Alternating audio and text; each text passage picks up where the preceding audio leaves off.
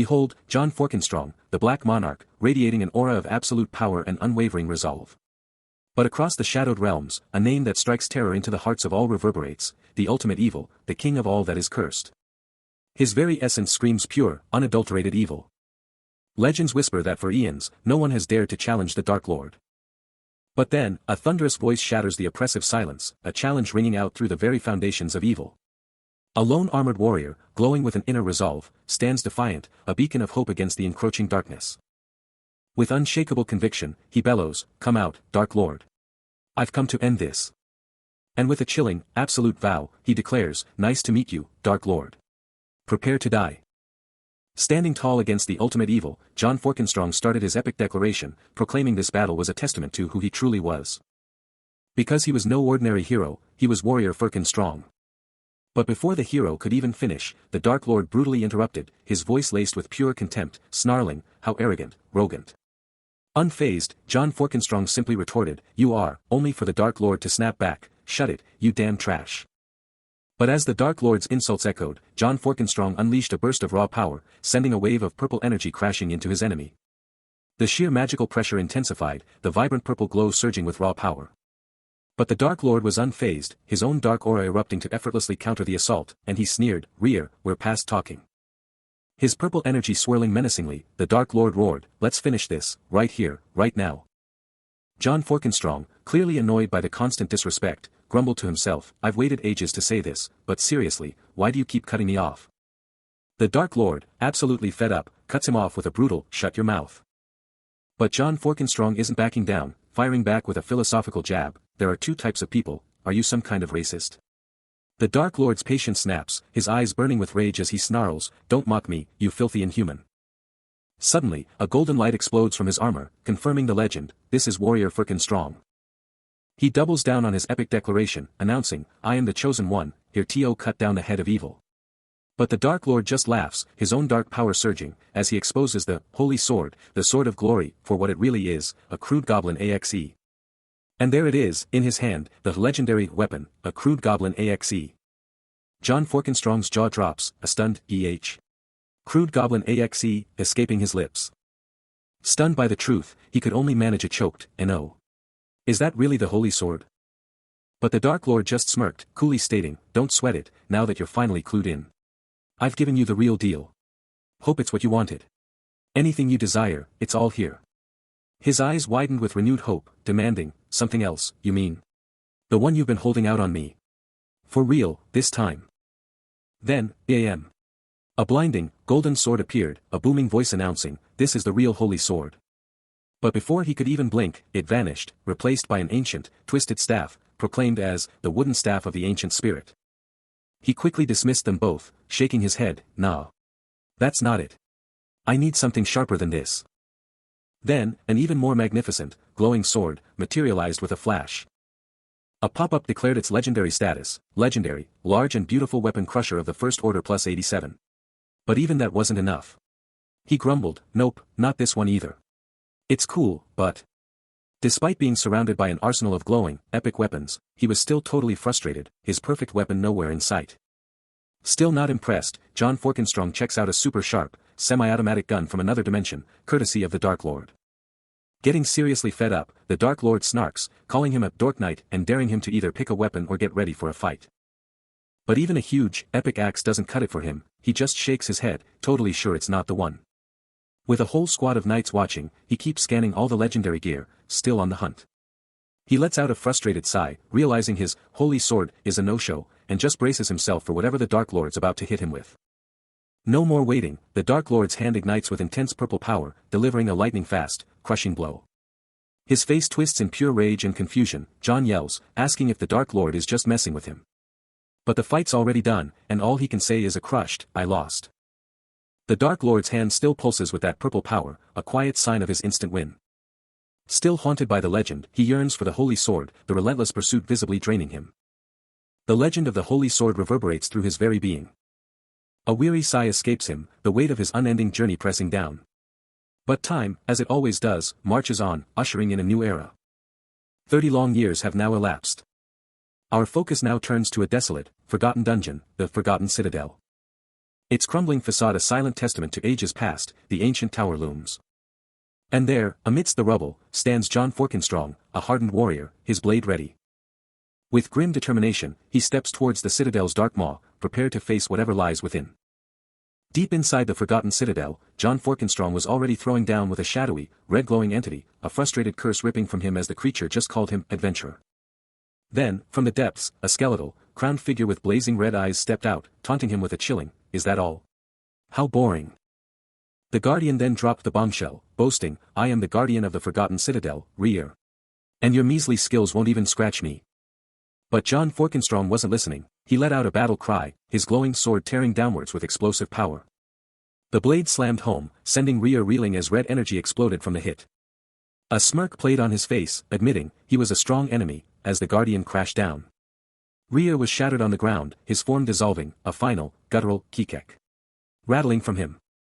John Forkenstrong stood triumphant, his glowing sword still humming, tossing out a sarcastic, "Thanks for the compliment," to the vanishing enemy. The guardian's last fragments exploded into blue light, leaving only a fading berg. As he was utterly erased. Deep within the forgotten depths, Johnson makes his presence known, a name whispered with quiet intensity. Just a normal adventurer, he claims, but his ambition burns brighter than any torch, chasing the legendary holy sword, a relic lost to time within these very walls. With his comrades, he'd endured an epic, grueling trek, all for this one prize, the holy sword, a legend of unparalleled might. Now, as monstrous enemies rise, he unleashes a devastating strike, a smirk playing on his lips as he dismisses even an S-rank threat as too much. After relentless pursuit, they'd finally breached the dungeon's gates, the legendary magic sword now within reach. But with every step deeper, the dungeon's true danger unfurled, a chilling realization that left him praying for his comrade's safety. A confident smirk plays on his lips, as he delivers the final blow, declaring victory over his latest adversary. But the victory is fleeting, his expression quickly turning contemplative, a deeper challenge weighing on his mind. Then, from the deepest shadows, a chilling presence manifests, eerie cackles echoing as they gasp in disbelief, "You were alive?" He drops a philosophical bomb about the different kinds of people in the world, then hits with a direct challenge, "Are you some kind of racist?"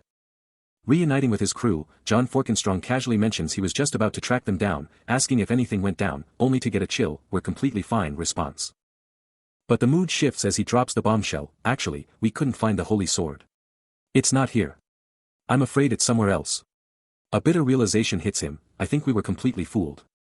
Suddenly, a new narrator's voice cuts in, pondering an ancient scroll, wishing the intel on the holy sword from the Guy's base guild had been solid. But even though it's ancient, there's a powerful, good feeling about it this time. The mysterious black-haired figure, now front and center, scoffs at the idea of a guild and then, with a knowing smirk, asks what else someone could want besides payback, before dropping the truth bomb. In the end, that's what people are. He keeps going, painting a picture of life as a tiny boat on a massive ocean, always pushing towards one goal, no matter the pain or the grind. This, he proclaims, is their epic journey, the pilgrim's quest for the holy sword, and honestly, there's no point getting hyped or down over a few measly coins. His eyes hold firm, a silent declaration of his iron will. The grand purpose of this brutal quest is finally laid bare, it's all for the legacy of the great warrior. Deep in the dungeon's chilling silence, John Forkenstrong's voice slices through the air, barking orders to his companion to open their pouch. Then, Vendal feels it, a profound shift in the very air, a question hanging heavy as an overwhelming surge of mana slams into them. The entire group, including the agile black-haired figure, stares down into a newly revealed chasm, a massive, dark abyss suddenly yawning open. The black-haired figure gasps, a sharp intake of breath, sensing something truly profound stirring in the abyss below. At the precipice, the four companions stare down into a colossal, dimly lit chamber, its ancient architecture screaming of forgotten power. John Forkenstrong's back is to the viewer, his posture coiled with raw anticipation. He declares the mana they feel is enough to chill even the gods, the entire place practically screaming that a battle is about to erupt. A heavy, resonant sound booms from the depths. From the overwhelming mana and the echoing sound, a monstrous entity with glowing red eyes and menacing horns finally reveals itself, its terrifying presence instantly filling the vast chamber with pure dread. The tension is unbearable. The mysterious knight shouts for preparation as the energy surges, while Vendal, utterly overwhelmed, can only utter a desperate prayer. Then, from the abyss, a terrifying, guttural voice booms, a single, chilling command, "Run away." And then, the nightmare takes form. A colossal, armored demon with blazing red eyes and terrifying horns emerges, its very presence a wave of pure, unadulterated malice. With a thunderous, earth-shaking step, the demon closes in, its voice a terrifying growl as it dismissively snarls, "Humans."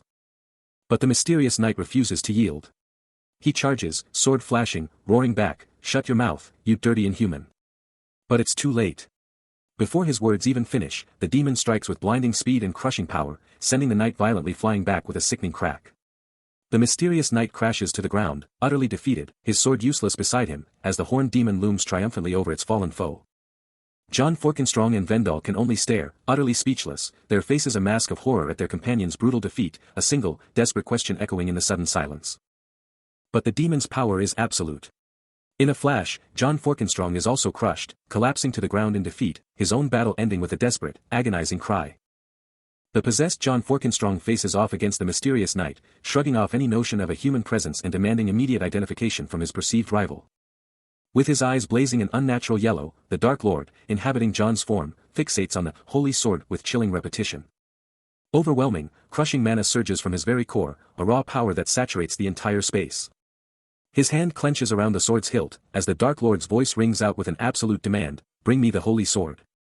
The remaining knights, the mysterious one, Vendal, and Arel Alfren, are frozen, a sharp SHNG cutting through the suffocating air. Arel Alfren's face contorts in pure dread, as she gasps the chilling truth, "Is that, the wraith of the holy sword?" The form of John Forkenstrong moves, but it's not him, it's a usurper, an entity that seized his body and now commands its strength without restraint. A primal roar tears from the Dark Lord's throat, its eyes blazing with pure, cursed energy as it declares itself, a cursed evil spirit. The sheer, crushing mana from the possessed John Forkenstrong is too much, and Arel Alfren screams the only logical command, "We have to run away immediately." The Dark Lord's chilling aura hung heavy, and the mysterious knight, ever vigilant, turned to Arel Alfren, demanding to know her thoughts. Her only reply. A stunned whisper of wraith, questioning its terrifying implications. But there was no time for questions. The mysterious knight exploded into action, bow in hand, a blur of motion. He drew the bowstring back with impossible force, a silent, deadly promise. No time for hesitation, only action. The string stretched to its absolute limit, a terrifying thwack echoing the impending strike. Then, a sudden KA. The arrow launched, a dark blur tearing through the air straight for the Dark Lord. Bam! The arrow found its mark, slamming into the Dark Lord and sending him flying. A defiant grin spread across the knight's face, as he declared, "Whatever. My arrows never miss." And he wasn't kidding. A barrage of arrows rained down, each one finding its mark on the Dark Lord. But the Dark Lord was far from defeated. His eyes blazed with pure rage as he summoned a monstrous hammer, ready to unleash absolute destruction. The black-armored knight unleashes a furious barrage. His voice cutting through the chaos, "Oh, did you forget? This arrow? It never misses." The Dark Lord, already battered, recoils as another deadly shaft screams past his ear. But there's no escape. Arrows slam into him, each impact a brutal reminder of the knight's precision. Clutching the colossal hammer, he locks eyes with the other knight. Only for another arrow to whip past, making him jerk back in shock. "Mage. Now. Unleash your magic." Quickly, he roars, his fury boiling over. "Stay back," the female knight shouts, trying to protect her ally amidst the storm of projectiles. But the Dark Lord ignores her, channeling raw, explosive power through his staff, a blinding green energy erupting around him. Just as the Dark Lord was about to unleash his power, the mysterious knight exploded into action, a blinding flash of green energy tearing through the air. He was a blur of motion, a green streak of pure power, closing the distance in an instant. Even a distant observer couldn't help but scream, as the knight's attack coalesced into a devastating, concentrated blow. Unstoppable, he pressed his assault, a chilling philosophy escaping his lips, "It's unfortunate, but my first rule is, we must abandon the unreasonable. Shouldn't those who can survive actually survive?" The Dark Lord never stood a chance. The knight's emerald-charged fist slammed into John Forkenstrong's face with a bone-shattering krak, eliciting a pained scream. The blow was so immense, it sent the Dark Lord's vessel flying, a ragdoll against the force of the strike. He crashed down onto the fractured earth, defeated and unmoving. Rarik, witnessing the incredible display, could only whisper, I'm sure what I've heard about talks, holy sword." The old knight's face was a mask of solemnity, a silent testament to the power he had just witnessed. Standing victorious over the defeated Dark Lord, the mysterious knight demands to know if he holds the legendary holy sword. A tense silence hangs heavy, as the Dark Lord struggles to utter a single, defiant word. But then, with a sickening thud, John Forkenstrong's body gives out, crashing to the ground with a final, heavy thud. Rarik, ever the watchful elder, kneels beside the defeated champion, his gaze fixed on the raw power that brought him down. The mysterious knight stares down at his vanquished opponent, a chilling truth settling in. This wasn't just another monster, this was something far more dangerous, far more alive. Rerik's mind races, recalling the sheer, nightmarish mana radiating from John Forkenstrong, and the impossible physical prowess that defied all human limits. Only one man could ever possess such terrifying power. A desperate voice screams out, "Warrior, Forkenstrong," before declaring, "I'm a fan." The distraught figure, face contorted in agony, barely manages to gasp, "Could I?" The mysterious knight firmly grips the struggling person's head, who can only manage a weak, The knight's hand presses against the person's cheek, delivering a chilling truth, the warrior is dead. Rerik, watching intently, cuts in with, "Wait a minute," then clarifies, 30 years ago. The mysterious knight still holds the fallen John Forkenstrong, repeating the cold, hard truth, the warrior died. A narration box reveals the warrior's heroic fall in battle was a lie, he was betrayed by those he swore to protect, prompting the distressed person to question John Forkenstrong, "You're the warrior, who did you look like then?" A voice desperately pleads, "Come back. The world has not yet forgotten you," then adds, "Right, the holy sword." The mysterious knight, towering over John Forkenstrong, fiercely demands, "Where is the holy sword? That will prove your—" Crash. The mysterious knight hits the ground hard, but even that can't silence him. John Forkenstrong tries to shut him down, but the knight isn't having it. He fires back, demanding to know why the truth-tellers stay quiet, doubling down on his claim that the warrior met his end in battle. No holding back, he keeps going, spilling the tea on how the warrior ditched his allies and pulled a sneaky survival move. But wait, there's more. He didn't just bail, he lost the holy sword. Seriously, what kind of warrior messes up that badly? John Forkenstrong's face is a stone mask, the knight's accusations hitting him hard. The knight's disgust is palpable, calling the whole thing straight up embarrassing. Forkenstrong, the 56-year-old warrior, had kept this betrayal under wraps for 3 decades. The battlefield is an absolute nightmare, a chaotic storm of steel and shadows as countless armored revenants just keep on coming. Only for one to get absolutely rocked by a brutal, bone-shattering impact. John Forkenstrong is holding the line, his grip like iron on his weapon, absolutely refusing to back down. The conflict is just exploding everywhere, a relentless tide of enemies crashing against the defenders. A revenant roars, screaming at its forces to bring absolute death upon their enemies. But John Forkenstrong, literally stepping on a fallen enemy, just scoffs, calling them scumbags and wondering if he's being too harsh. Nearby, Vendal sees his chance, shouting that he's about to unleash some devastating AoE magic on the entire horde. Mana gone. The revenants swarming. He was on his last leg, but the fight was far from over. But Rerik wasn't backing down, shouting for them to get ready, and John Forkenstrong himself, vowed to turn this nightmare into an epic legend. His back screamed in protest from the endless parries, but he stood his ground, a defiant warrior daring the entire horde to face him, reminding them he'd already taken enough hits for everyone. But Vendal, even on fumes, wasn't out of the fight. He unleashed a concentrated blast of blue energy, his gauntlet connecting with a revenant, obliterating it in a flash. Suddenly, a terrifying purple aura exploded around John Forkenstrong, his sword blazing with dark power, the very ground shattering as he wound up for something massive.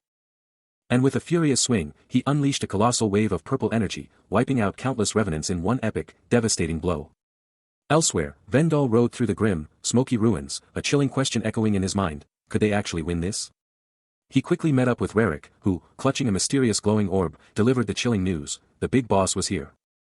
And there he was, an imposing figure commanding an endless army of the dead, revealing himself as none other than the King of the Dead. Out of the darkness, the Dark Lord's ultimate weapon, the King of the Dead's first knight, the legendary Wraith King, makes his chilling entrance. A bone-chilling greeting echoes, as he confronts his foe, who can only gasp, the Nameless One. Confusion flickers as the Wraith King tries to correct them, but a furious "shut it" silences him instantly. Then, a sharp ting, as a knight's helmet deflects a blow, blue energy sparking around the impact point. But a defiant young knight with white hair steps up, declaring, "I will not listen to the likes of a filthy fiend like you." He raises a glowing orb, its power radiating as he stands his ground.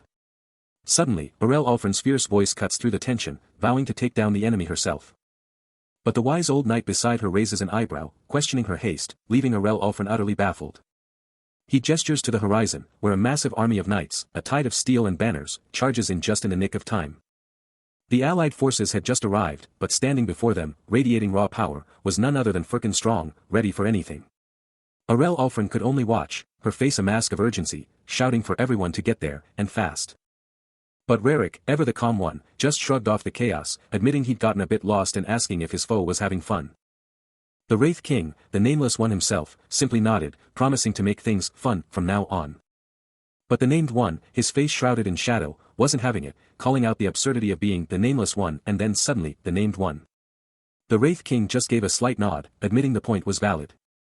Then, with a blinding flash, his armor ignited with power, and he roared for that Named One to bring everything they had.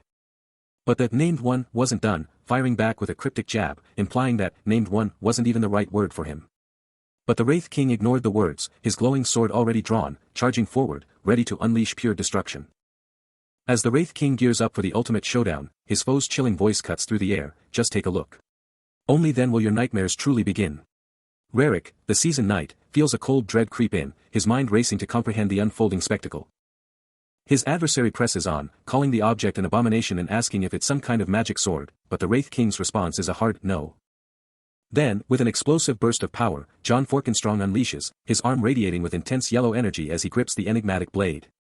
The shocking truth drops, it's a holy sword. The bombshell drops, a monumental declaration that reverberates far and wide, the phrase, holy sword, hitting with incredible weight. Meanwhile, back in his makeshift bed, Rarik bolts upright, his eyes practically bugging out as he gasps, it's the holy sword. His face a mask of pure shock and reverence, the old knight can only stammer out the name of the fabled weapon, his voice trembling with a blend of terror and amazement. Across the barren lands, the rumble of a cart is abruptly cut short as its passengers are struck by the same shocking event, one of them yelling out, what the hell is happening? The epicenter of all this chaos is finally unveiled in breathtaking detail, a magnificent, pulsating red sword, its intricate design humming with raw, immense power. When suddenly, one of the two passengers declares, we've arrived. They've reached it. The horrifying, cursed dreadful valley, a place you can enter, but never escape. The scruffy traveler grumbles, that's a long name for one place. But his hooded friend quickly shuts him down, hey, don't say that. This isn't just any valley, it's the rumored lair of the Wraiths. Countless adventurers tried to escape after entering, but none ever made it out. The scruffy man, catching the vibe, asks, Wraith King. His hooded friend turns, you don't know about the Wraith King. He's the king of the Wraiths, the first Wraith King, also known as the Named One. The scruffy man's eyes go wide as he remembers, he's a terrifying dude who curses the living and leads a whole army of Wraiths. He then adds, wait. I heard he died ages ago. Is he still alive? His companion, ever the pragmatist, counters, what does that have to do with this place? The scruffy man's jaw drops, no way you're telling me this place. He can't believe it. The legendary sword, the one from the rumors, it's actually here. This is wild. Brushing it off, he shoves the sword into someone's hands, casually asking what it even is, like it's just some random junk. The moment Rear touches the blade, it explodes with a blinding purple light, revealing the legendary magic sword of the Forgotten Citadel. He screams, absolutely blown away by the sheer, raw power surging through his veins. He claims the sword as his prize, vowing to get absolutely wasted on its power. He lets out a wild, cackling laugh, mocking anyone who dares to talk about being weak. Hopping onto a massive, horned monster, Rear shouts his departure for the battlefield, telling everyone to watch out because he's off to cause some chaos. The scruffy man just stares, letting out a heavy sigh as he thinks about that legendary sword, wondering if he could ever get that kind of power, that happy stage, for himself. Rear vanishes into the inky blackness of the cavern, his glowing purple sword the only thing left to mark his epic exit. But wait, the real holy sword. It's supposed to be right here. Suddenly, a skeletal figure bursts forth, its eyes blazing with an eerie blue, radiating a dark, swirling aura. With a guttural roar, it screams a death threat. The Wraith, clearly agitated, snaps about being swallowed whole and confesses to some serious anger issues. Then, with a chilling taunt, it declares no one's died yet, accusing its foe of being an anti-cult man who's pushing it too far. But just as suddenly, the skeletal figure is slammed to the ground by a group of dark, cloaked attackers. A cloaked figure steps forward, boldly claiming this as the land of the dead, as another barks orders, demanding the Wraith's identity and telling it to get out. The cloaked figures tighten their grip on the struggling Wraith, shouting for the holy sword, leaving the Wraith utterly bewildered. The Wraith thrashes wildly, screaming about the bullying and vowing it won't take this disrespect anymore. Meanwhile, a determined hand grips a sword hilt, pulling it from its scabbard, ready to strike. The skeletal Wraith, guardian of the dead, is getting absolutely pummeled. A cloaked assailant unleashes a powerful blue energy strike, and the Wraith is feeling the heat. Suddenly, more cloaked figures pile on, overwhelming the Wraith as one of them shouts for it to just get out of the way. But wait, the Wraith's glowing green eyes are bugging out. It's totally shocked that these guys can actually hurt it, a complete game changer for its kind. But John Forkenstrong isn't just watching this beatdown, he's pulling out his legendary sword, muttering a quick prayer before he jumps into the chaos.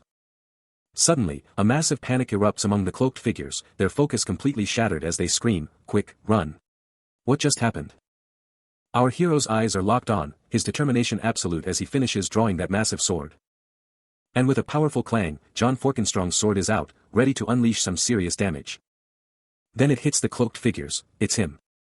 No hesitation, no fear, John Forkenstrong charges in, sword first, straight into the terrified group of attackers. He strides away from the desolate, rocky terrain, his armored form a beacon of defiance against the barren landscape. Suddenly, a cloaked figure confronts the skeletal wraith, their voice echoing with desperation, "O.H., King of the Dead. Please, relay justice upon us." The cloaked figure presses on, a chilling observation in their tone, that was quite remarkable to reveal your identity. The wraith's piercing blue eye flickers as the figure reveals more, "You don't remember me, do you?" Understandable. Eons have passed. A sinister promise hangs in the air as the cloaked figure declares, "In that case, allow me to jog your memory." Then, a powerful vision of his former self, the blonde knight, manifests, roaring, "Let's have fun like we did before, O.H. Wraith King, the named one." A jolt of memory sparks in the wraith's glowing eye, a single syllable escaping him, "Ah." A familiar voice cuts through the silence, challenging the Dark Lord, demanding to know if he remembers him. With a chilling, mocking chuckle, the Dark Lord fires back, declaring it impossible to forget the one who dared to stand against him. He names John Forkenstrong, the warrior who humiliated him and dared to stand in the way of his ultimate revenge. But then, the Dark Lord's tone shifts, feigning confusion, remarking on how little the warrior seems to have suffered despite the immense harm inflicted, almost as if he were just some senile old man who'd lost his marbles. John Forkenstrong immediately refutes the insult, declaring that he is no longer the same man, having grown exponentially stronger since the day he shamed an entire people. Now in a desolate, rocky expanse, the Dark Lord cuts to the chase, demanding to know the true reason for his presence here. The warrior's grip tightens, as he asks if the Dark Lord is finally here to take him down. John Forkenstrong stands before the legendary sword, declaring his arrival driven by the whispers of its power, a declaration the Dark Lord mirrors with an intrigued smirk.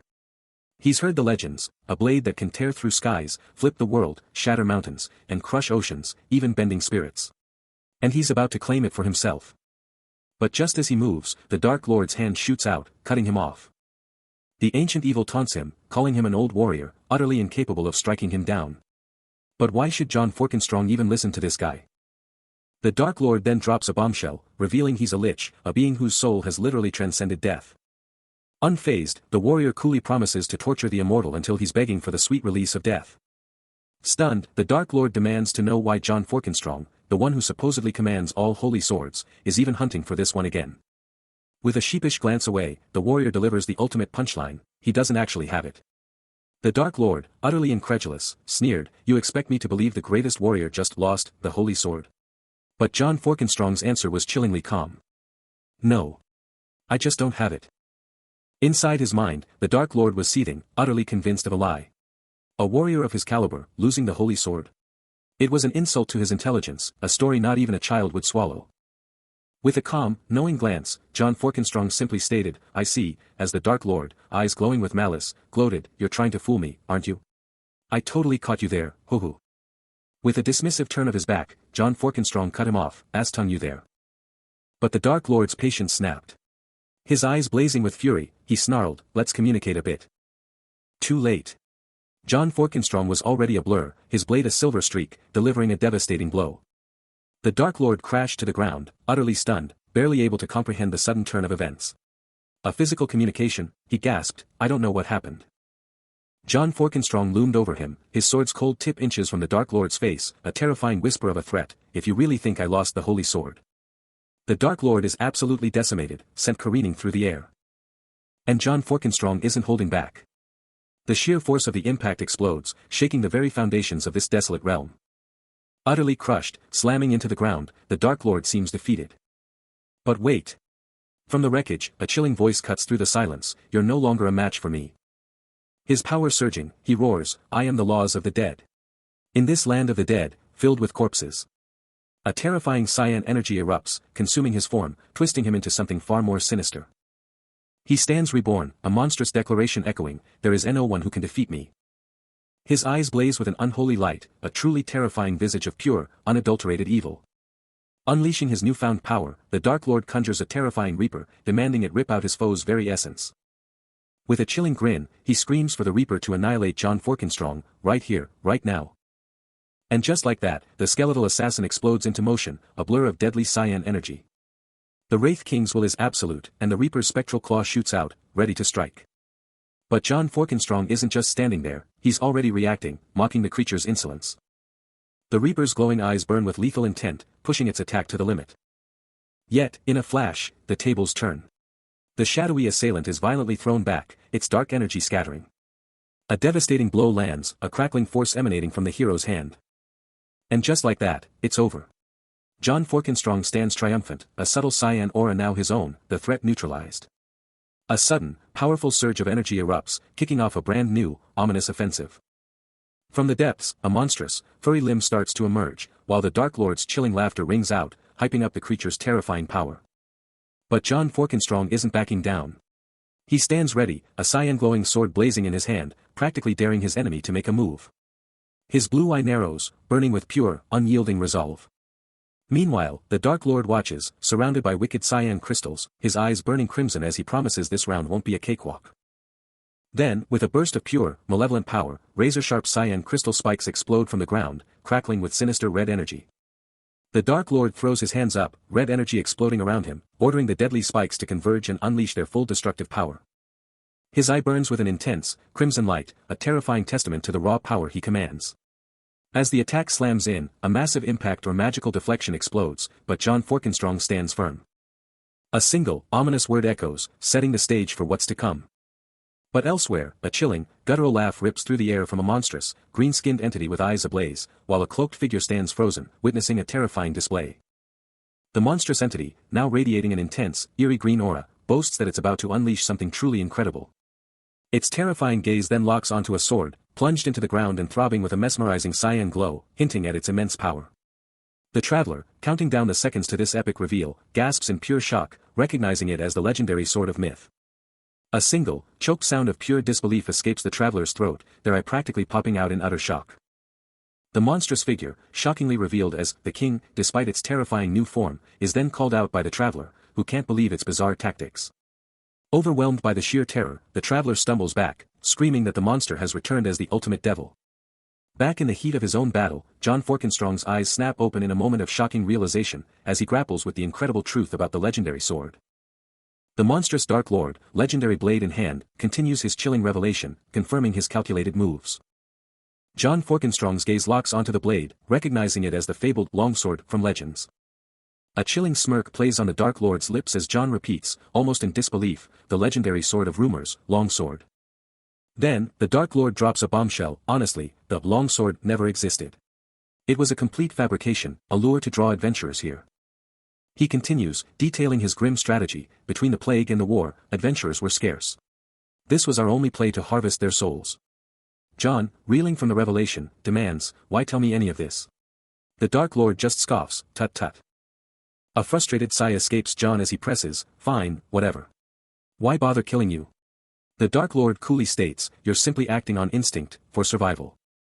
John Forkenstrong faces the towering demon, his thoughts a mystery. The Dark Lord's voice echoes with chilling confidence, I could end you whenever I choose. But that's not why I'm here. The Dark Lord cuts the conversation short, declaring that with the longsword's truth revealed, their business is done. He casually mentions he could obliterate John, but it would be pointless, as he'd just respawn anyway. A sharp clink sounds as John starts to retreat, only to halt, a desperate plea on his tongue, come back. The Dark Lord observes him, a smirk playing on his lips, mocking John for running like a typical hero, then gestures to the exit, telling him to hurry up and get out. A sudden, firm tap from the Dark Lord's hand stops John dead in his tracks, then he challenges, asking if John can truly resurrect the dead. He specifies, not just some mindless ghost, but a full-blown resurrection, his hand pulsing with a soft blue glow as he speaks. The Dark Lord's eyes narrow, challenging John's assumptions, demanding if he thinks he's some divine dragon who can just bring people back. He then clarifies, admitting true resurrection is beyond his grasp, but summoning a dead soul to inhabit a new body. That, he can do. He quickly adds, though that would just make them a lich. The Dark Lord then fixes his gaze on John, a silent dare in his expression, waiting for his reaction to this bombshell. After a moment of intense contemplation, the weight of his choice settles, and he finally looks up, a fierce resolve burning within him. A chilling smirk plays on the Dark Lord's lips, echoing the audacious demand back to him, make a lich for me. Behold the conqueror. A legendary figure, his very presence commands attention, his eyes burning with an unyielding resolve. Meanwhile, deep within a treacherous forest, heavy armored boots crush the leaves underfoot, signaling an ominous journey. An imposing armored figure, accompanied by a mysterious cloaked companion, pushes further into the dense, silent forest. But then, a sudden, chilling silence falls, and they freeze, a faint rustle in the trees betraying an unseen presence. The armored warrior's gaze sharpens, piercing the shadowy depths of the forest before them. Then, from the oppressive gloom, a menacing horde of rough-hewn figures, undeniably bandits, burst forth into the open. Are you bandits? He roars, his voice booming through the woods, get lost out of our way or... But before the words can even leave his lips, a deadly arrow streaks through the air, finding its mark deep in his chest. A guttural cry of pain rips from his throat as he crumples instantly, the unforgiving earth slamming into him with brutal force. But the armored figure, not even fazed, just sneers, his gauntlet erupting with a terrifying green glow. One bandit gets absolutely rocked, reeling back in pure shock, utterly baffled by the lightning-fast counterattack. The armored figure stands tall over a downed enemy, still blazing with that intense green power. The other bandits, finally snapping out of it, can't believe the corpse is still talking, let alone kicking butt. One bandit, clutching his blade, tries to hype up his crew, calling the armored guy just a remnant. Another bandit, seeing the armored guy's weird glow, thinks he's just a drunk and boasts about how easy it'll be to finish him off. But before they can even blink, the hooded figure is gone, a mere streak across the trees. One bandit, totally blindsided, can only stammer out a confused, "What are you?" as the hooded figure's insane speed hits him. The armored figure's green energy attack was absolutely relentless, incinerating one of the bandits in a flash. Another bandit let out a blood-curdling scream, absolutely terrified by the sheer power on display. A third bandit shrieked in pure agony, engulfed in the blazing aftermath. The green flames exploded, devouring everything in their devastating path. Completely overwhelmed, the remaining bandits bolted, scrambling into the dense forest. But as they fled, the armored figure's voice boomed, a terrifying declaration sealing their doom. But just as they thought they might escape, the hooded figure struck like lightning, tripping one of the fleeing bandits mid-stride. The bandit crumpled instantly, a bizarre green energy now pulsing from his body. The final two bandits vanished into the dense foliage, desperate to escape the relentless pursuit. The remaining bandits? Yeah, they were gone, absolutely terrified and scattering into the woods. The armored warrior turned to the cloaked enigma, demanding, "Seriously, were you about to blow up the whole place just for one bandit?" The hooded figure just shrugged, "Relax, it's still huge in there, just empty." Then, almost as an afterthought, he added, "Oh, and by the way, you're seriously good. You took an arrow to the head and just walked it off." The hooded figure slowly pulled back his cowl, revealing a chilling, ancient face, and dropped the bombshell, "I'm a lich." A blood-red sword, pulsing with dark energy, stood as a stark reminder of the sheer power unleashed. Meanwhile, one of the bandits was completely out cold, sprawled on the ground, his weapon useless beside him. "Hood back up," the lich sighed, "so, am I a bandit now? This constant identity hiding is such a pain. I can't just shout, 'I'm a lich,' from the rooftops, everyone would think I'm some monster or just another thug." Then, his voice growing serious, he revealed his true mission, "So, should I just announce there's a lich here? I love this church, but my eyes were opened. I just want to find a way to take down the Dark Lord, permanently." A low chuckle escaped him as he finished, "Heh heh. I'm not leaving the church. It's a pain, but I'm staying, and..." The mysterious hooded figure lays down the law, making it clear his partner better stay in peak condition until their deal is done. With his eyes flaring an unnatural cyan, he demands confirmation, and the armored warrior immediately asks if he's about to become a lich. Hovering over the fallen bandit, the lich drops the bombshell, he's turning him into a lich and bringing him back from the dead. His face now showing intricate tribal markings, he clarifies that it's no simple feat, creating a dead knight is way harder than just making a lich. He reveals that every life is doomed to oblivion, and to become a lich, you have to suffer through your entire life's pain just to find peace. It's a double-edged sword, a curse and a blessing, he declares, a total violation of natural law. But the armored warrior fires back, calling him out for breaking taboos just for his own selfish reasons. The armored warrior pushes back, demanding to know if he's really going to bring back his former best friend, now a cursed outcast. John Forkenstrong, stone-faced, brushes off the drama, declaring his only mission is the holy sword. The lich, however, finds his resolve hilariously trashy. The lich just shrugs off the whole moral debate, casually calling the fallen bandit a close friend they're just messing with, then drops the bomb, this guy was the guardian of the holy sword. And just like that, he confirms the guardian holds the key to the holy sword's location. The lich lays out his terms, help him, and he'll vanish from John Forkenstrong's life forever. But John isn't easily swayed, challenging the Lich with a direct question, what if I refuse? No more words are needed, a decisive handshake locks in their pact, a deal struck between the living and the undead. Just as they're about to move, the Lich drops another bombshell, a crucial detail John needs to hear. The Lich then drops some serious lore, explaining that the bandit's heart is already claimed by death, and even a fool's partial heart can be a deadly weapon. A frustrated sigh escapes him as he confesses his ignorance on the finer points, then quickly pivots, so, where to next? But he's got a plan, offering to lead John directly to their destination. And just like that, they're off. The unlikely duo sets out, traversing the barren lands together. Past a colossal, ancient tree, their figures shrink, fading into the horizon as their quest truly begins. Their path takes them into the heart of a mystical realm, the legendary Elves' Garden within the ancient tree forest. Upon arrival, the Lich's voice echoes, is this where we extract the essence of the forest? John's mind races, the grim truth hitting him, resurrection isn't free, it demands a sacrifice. The Lich's voice trails off, confirming John's grim realization, indeed, a sacrifice is needed. Pointing to a colossal tree, he reveals, this is the home of an ancient ally. But then, a colossal, shadowy bear bursts from the undergrowth, its eyes burning with an infernal glow. Its sheer size and menacing aura scream danger, a true beast of the forest. John, ever vigilant, braces himself for the inevitable confrontation. A thunderous growl rips through the air, the bear's fiery eyes locked onto its prey. He's on the move, sliding down a treacherous, moss-covered slope, his armor scraping against the earth. Hitting the bottom, he links up with the Lich, and they're both staring down a colossal, dark-furred beast. Bear, the Lich deadpans, then drops the bomb, it's not just a bear. This thing is a guardian of the forest. But John, always up for a fight, is hyped. New challenges are always fun. Let's hit it, now. But before he can even blink, the bear unleashes a deafening roar, its red eyes blazing, making him recoil with a shocked "ah." He ignores the warning, charging in, sword flashing, screaming, for His Majesty the Emperor, as his blade connects with a sickening thud.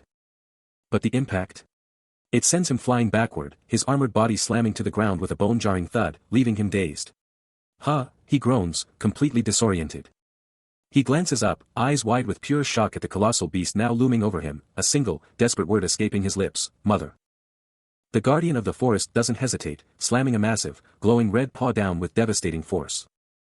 The hit sends John tumbling violently across the forest floor, his body rolling uncontrollably from the sheer, raw power of that strike. He stands before the colossal guardian, its red eyes burning with primal fury. "Do you understand, Wraith King?" the beast seems to demand, a silent ellipsis hanging in the air as he processes the challenge. Behind him, the other travelers are in a panic. One screams, "It's past. There's no hope. Don't depend on that guy's words." "Stand back, please," the orange-clad traveler insists, a metallic click echoing as he prepares for the inevitable. John Forkenstrong turns his back on the monster, dismissing the others. "There's no need for mercenaries," he mutters, walking away from the confrontation. The hooded figure, the Lich, stands amidst the terrified group, his back to them. With a swift, decisive motion, he draws a gleaming sword from beneath his cloak. The travelers exchange glances. "Mercenary," one asks, "I've only heard of rumors, but I can finally see his power."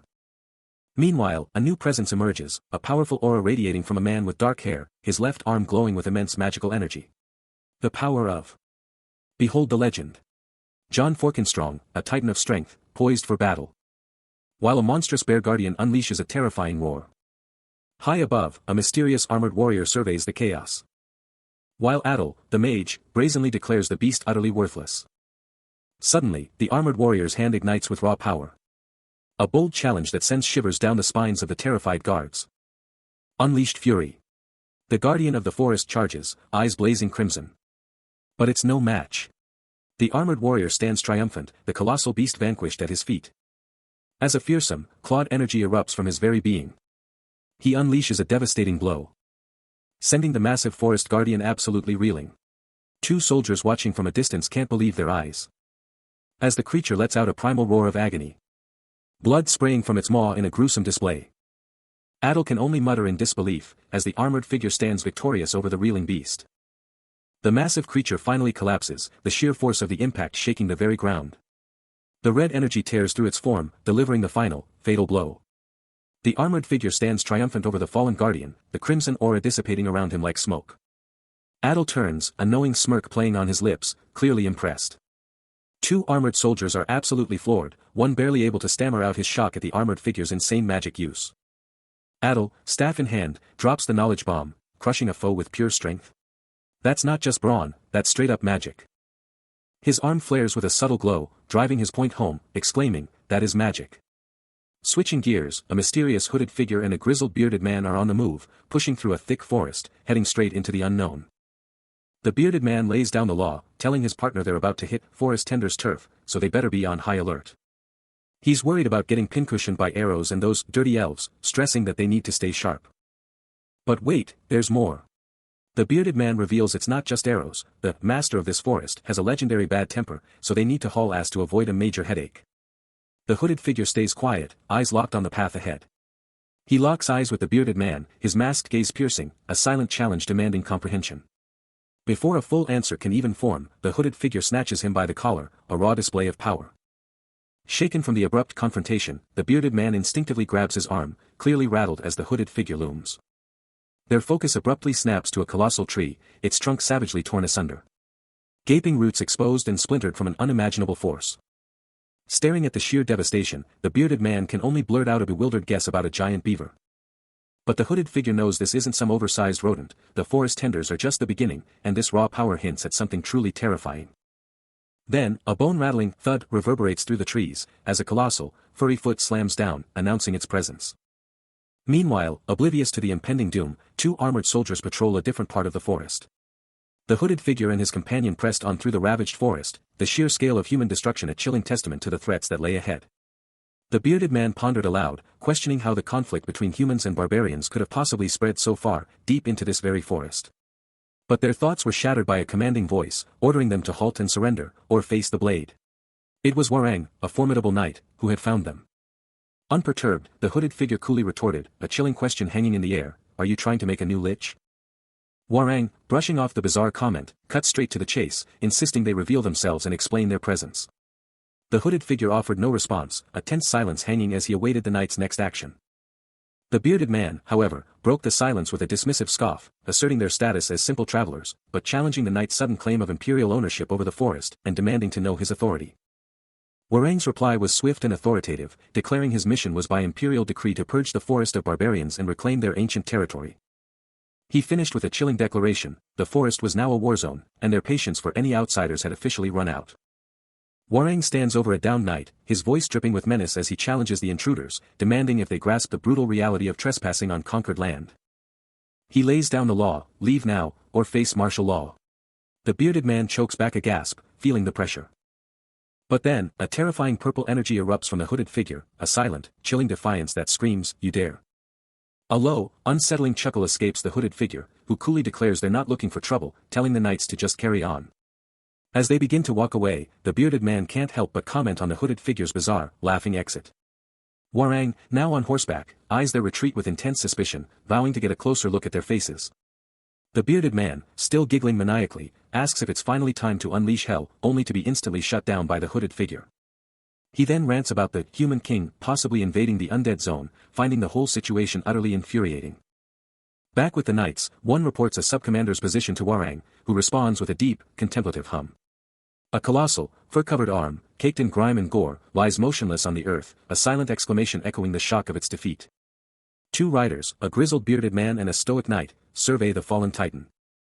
As the previously hooded figure, now unmasked with flowing gray hair, stands triumphant, proclaiming the mission's successful conclusion.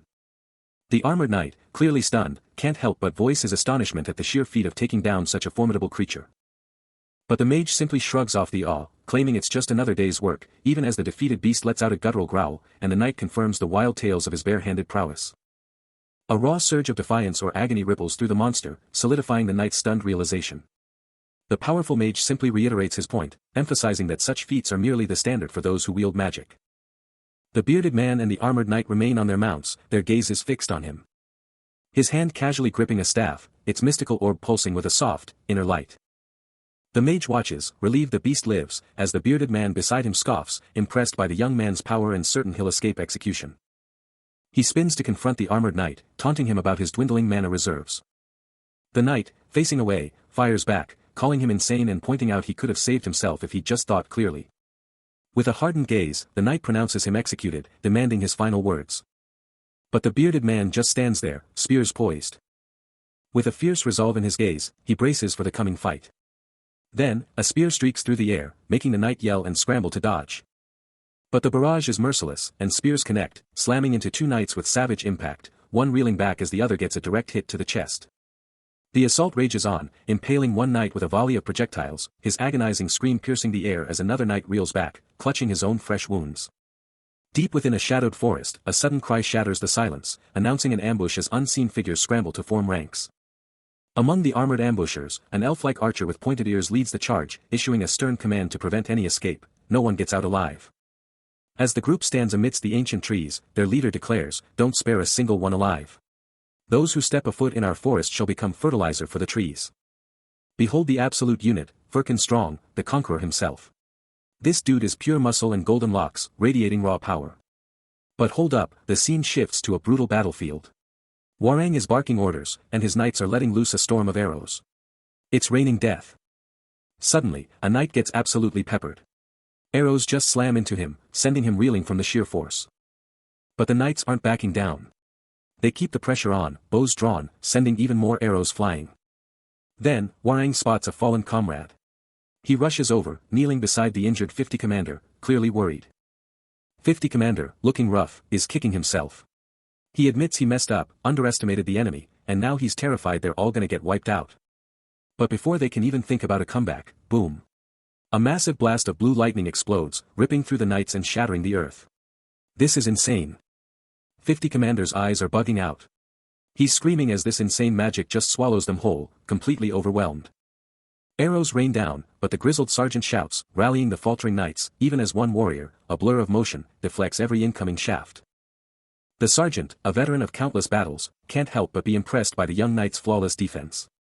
Like a seasoned pro, Hwoarang bats away another deadly volley with his shield. Still coaching from the sidelines, the sergeant yells at the other knights to step up their game, wondering if they're more interested in snacks than survival. He gestures towards the young warrior, showing everyone how it's done against the endless barrage. And just like that, Hwoarang keeps up his perfect block streak. The impact is clear, his gauntlet deflecting the arrow with a sharp crack. A proud grin spreads across the sergeant's face, as he praises Hwoarang's incredible skill, seeing a younger, more peaceful version of himself in the young warrior. But then, a new player enters the scene, a light-haired warrior, hands thrown up in a desperate act of surrender. But the mysterious hooded figure looms over him, utterly rejecting his plea, declaring that for a human, surrender simply isn't an option. John Forkenstrong and his armored comrades watch intently, one warrior muttering about the forest's guardian, as another delivers a chilling prophecy, only death awaits.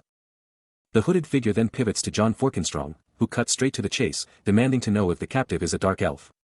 The hooded figure, intrigued, echoes the question, musing aloud what a dark elf could possibly be doing in this territory.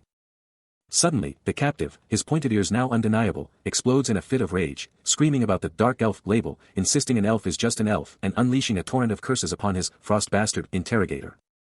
Just as things are about to boil over, the hooded figure snaps out a hand, shutting down the confrontation with a sharp command to stop. John Forkenstrong, recognizing the authority, concedes, agreeing to end the interrogation immediately. But John Forkenstrong isn't done, delivering a chilling warning to the captive. He's given them zero reason to spare him, leaving the elf utterly bewildered by the harsh declaration. Still bound, the captive seethes, his mind racing with fury. What kind of ancient, twisted mind would even think of securing him like this? Out of nowhere, John Forkenstrong drops from the sky, unleashing a devastating aerial kick. He sticks the landing, then coolly tells the captive to chill out, demanding he calmly listen and spill the intel. But the captive, absolutely fuming, shouts back, declaring he has nothing to say to these damned bastards. The mysterious hooded figure then chimes in, laying down the accusations, the captive's people invaded, killed innocents, and trashed the forest. Unbroken, the captive vows that even if they're ripped to shreds, their burning grudge will never be satisfied.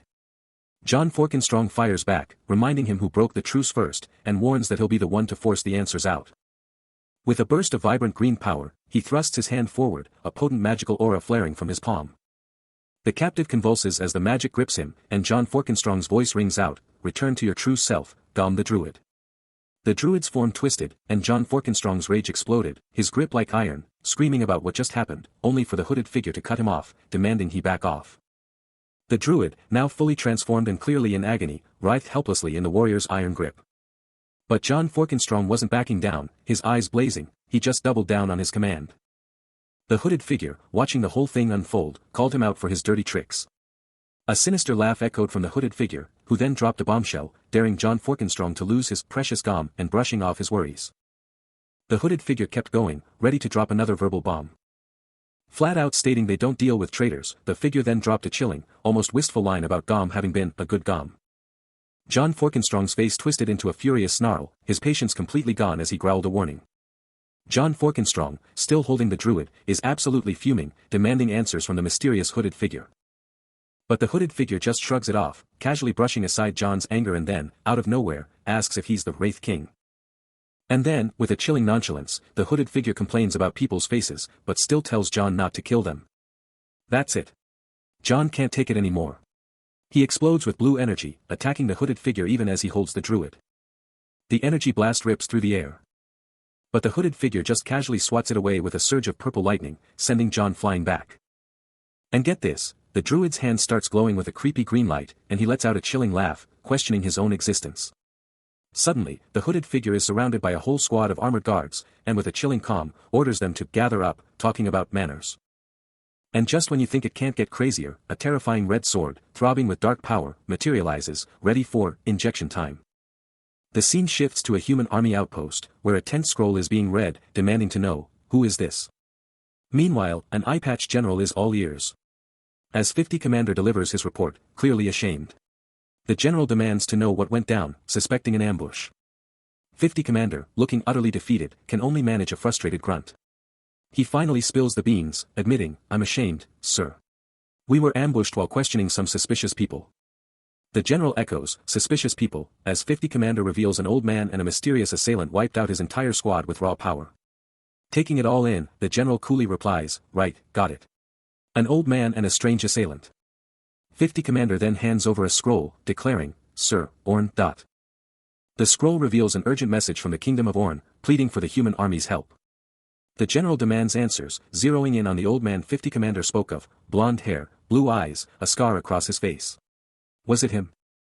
He describes the man as utterly repulsive, declaring he should be long dead. Not even elven magic could stitch him back from that kind of damage. Then, with a chilling conviction, the general declares that the true casualties should have been the elves. He pushes further, demanding to know the man's true importance, and why the royal order is so desperately hunting him down. 50 Commander's eyes narrow, delivering a chilling warning, knowing too much could cost the general his head. Some secrets are deadly. A low "ah" escapes the general's lips, a sardonic thanks for the grim advice. Then, with a sharp command, he barks, 50 Commander, and the soldier snaps to attention, "Yes, sir." With a decisive turn, the general strides away. His voice rings with authority as he commands, "Guide me." Deep in the heart of a mystical forest, ancient roots and gnarled branches twist together, creating an epic natural archway. And beyond that, you'll find the legendary shrine of the forest tenders, built around the massive tree of Udon, with a lone figure making their way to its hallowed halls. A soft, mystical chime rings out as a hand plunges into a pool of glowing green liquid, swirling its otherworldly surface. Standing before the majestic, antlered Great Elder, the hooded figure urgently asks, "Great Elder, can you see it?" The spring of Udon, a legendary wellspring, is rumored to expose all the hidden dangers lurking in the forest. With his piercing blue eyes locked onto the scrying pool, the Great Elder confirms, "Yes, I can see it." He mutters, his intense gaze never leaving the vision, "I was wondering if those forest holes were just a cookhouse." "No, Great Elder, not that one." The hooded figure, now intensely focused on the unfolding vision, commands, "Look closely." The frontline captain and warrior are caught in an ambush. A hand clenches, a silent, powerful reaction to the ambush revealed, as a deep, ominous hum vibrates through the air. The Great Elder, his luminous blue gaze piercing the darkness, unleashes a powerful declaration, calling out Forkenstrong as he finally emerges. An armored boot crunches through a pool of blood. Crunching on something unseen, as arrows stick out of fallen soldiers, bodies strewn across the forest floor. John Forkenstrong surveys the grim scene, a silent question hanging in the air, realizing the reinforcements he called never showed, and no one is left alive. The devastation stretches out, a chilling testament to the brutal battle that just went down. He brings a hand to his mouth, a look of deep concern etched on his face. His eyes narrow, a fierce determination hardening his gaze as he observes the disturbed earth. The air itself feels heavy with a malevolent presence, confirming his suspicions, it's dark magic. A fallen armored figure glows with an eerie purple light, identified as a dark polluter, a lich. This entity, powered by Serra magic, possesses a unique ability to absorb its surroundings, having decimated the entire unit and pushed even further into the territory. two figures, a soldier in chainmail and his cloaked ally, survey the devastation, the soldier shouting about the dark magic and wondering if the old man they just saw was some kind of dark mage. His companion immediately shuts that down, declaring the old man was a legendary hero, not some dark mage. But the masked Wraith King, their target, just smirks, thinking about how the most powerful pros always look the most worn out, and since this old man was a sword master, he's gotta be the ultimate, rotten pro. The soldier, finally putting it together, gasps, the old man was a warrior legend. The Wraith King, a chilling red glow emanating from one eye behind his mask, realizes he spilled too much, offering a quick, cold apology. But before they can even blink, he's a flash of motion, his sword already drawn and blurring. The blade flashes, a brutal impact against the chainmail soldier, and blood explodes into the air. Then, a chilling whisper, some things are just better off as secrets. With the soldier down, the Wraith King simply turns and walks off, a silent nod to their relentless chase. The enigmatic Wraith King stands his ground, a voice cutting through the silence, demanding to know if he comprehends the situation. A new challenger, a long-haired man with a sneer, steps forward, declaring that he's back, and he absolutely loathes weaklings like the Wraith King. The Wraith King strides deeper into the forest, his departure confirming the long-haired man's suspicions. The intel was right, he's working with the Wraith King. Watching the Wraith King disappear, he can't help but think of the warrior and lich, a legendary figure from his own history. Suddenly, a fiery crimson symbol ignites. And then, a powerful purple magical circle erupts, pulsing with raw arcane power. Inside, a bearded man is caught in a glowing cage, roaring, "This is insane. Just kill me already. They've built a prison just for this fight." Staring down the Wraith King, the caged man screams, "Did you not hear me, Wraith King? This is as good a place as any to throw down." But the elder, watching it all unfold, casually wonders about a silencing spell, joking about his fading memory. Then, with a dismissive scoff at the Wraith King's softness, he declares that sparing these lives is no different than ending them, though a flicker of justice still burns in the warrior's soul. Clutching a glowing orb, the Wraith King challenges his father's cryptic remarks, but the elder, feigning forgetfulness, simply laughs it off, claiming concern for his daughter's youth. His face hardening with resolve, the elder drops the pretense, unveiling his real scheme, using the prisoners as pawns to seize the legendary essence of the forest. As his words echo, an ancient, moss-shrouded tree face manifests, the very symbol of the essence, a treasure he calls the veiled heart of all mysteries. This immense power, guarded in absolute secrecy since ancient times, was deliberately hidden from them during their war against the Dark Lord Rogant, he suspects. He boasts that his flawless strategy means no threats are even needed to claim the essence, a chilling declaration that makes the Wraith King wonder if this is truly the man he once knew. A vibrant green aura erupts around the elder, and the Wraith King's eyes widen in realization. The essence was his father's ultimate prize all along. The great elder, seeing the Wraith King's brutal grip on his captive, sharply rebukes him, asserting that this is an adult conversation. He whips around, demanding, "Then let me go," only for the elder to retort, "Why are you even here?" With his captive still writhing, the Wraith King tries to play it cool, claiming he was just touching a fallen boulder, a ridiculous excuse that even another captive shouts in disbelief, as the first captive lets out a pained, "Gria." The great elder scoffs, "Rubbish, young fella." He makes it clear, no one is leaving until the magic is undone and his negotiations are finished. But the Wraith King isn't backing down, retorting, "You're gravely mistaken." He challenges the elder, "Do you really think the forest spirits will just hand over their essence? The essence of the ancient forest, the very heart, the last remaining treasure, is something beyond mortal comprehension, a power no outsider could ever dare to imagine." But the great elder just shrugs it off, "Whatever, I don't care much about that." He doubles down, "You guys can't leave until the negotiations are over." A palpable tension crackles between them, purple energy swirling as the two titans face off. Until the Wraith King's voice cuts through the air with a terrifying ultimatum, "Because if not, I've no choice but to blow this entire forest up and steal the essence away." The Wraith King isn't backing down, hitting the great elder with a chilling question, "Do you even get it?" He then drops a bombshell, asking if the elder is trying to make a new lich, all while Darnum watches, realizing this armored dude is none other than frickin' strong. Darnum then pivots to Gom, checking if he's okay, and Gom just lets out this massive sigh, admitting he's definitely not. He then rants about how the great elder is a total hooligan and looks like a beggar. But Darnum just brushes it off, reminding Gom it's been ages since they last saw each other, and that the elder is probably just bluffing anyway. Gom, still freaking out, can't believe this frickin' strong is the same guy from 50 years ago, muttering his disbelief.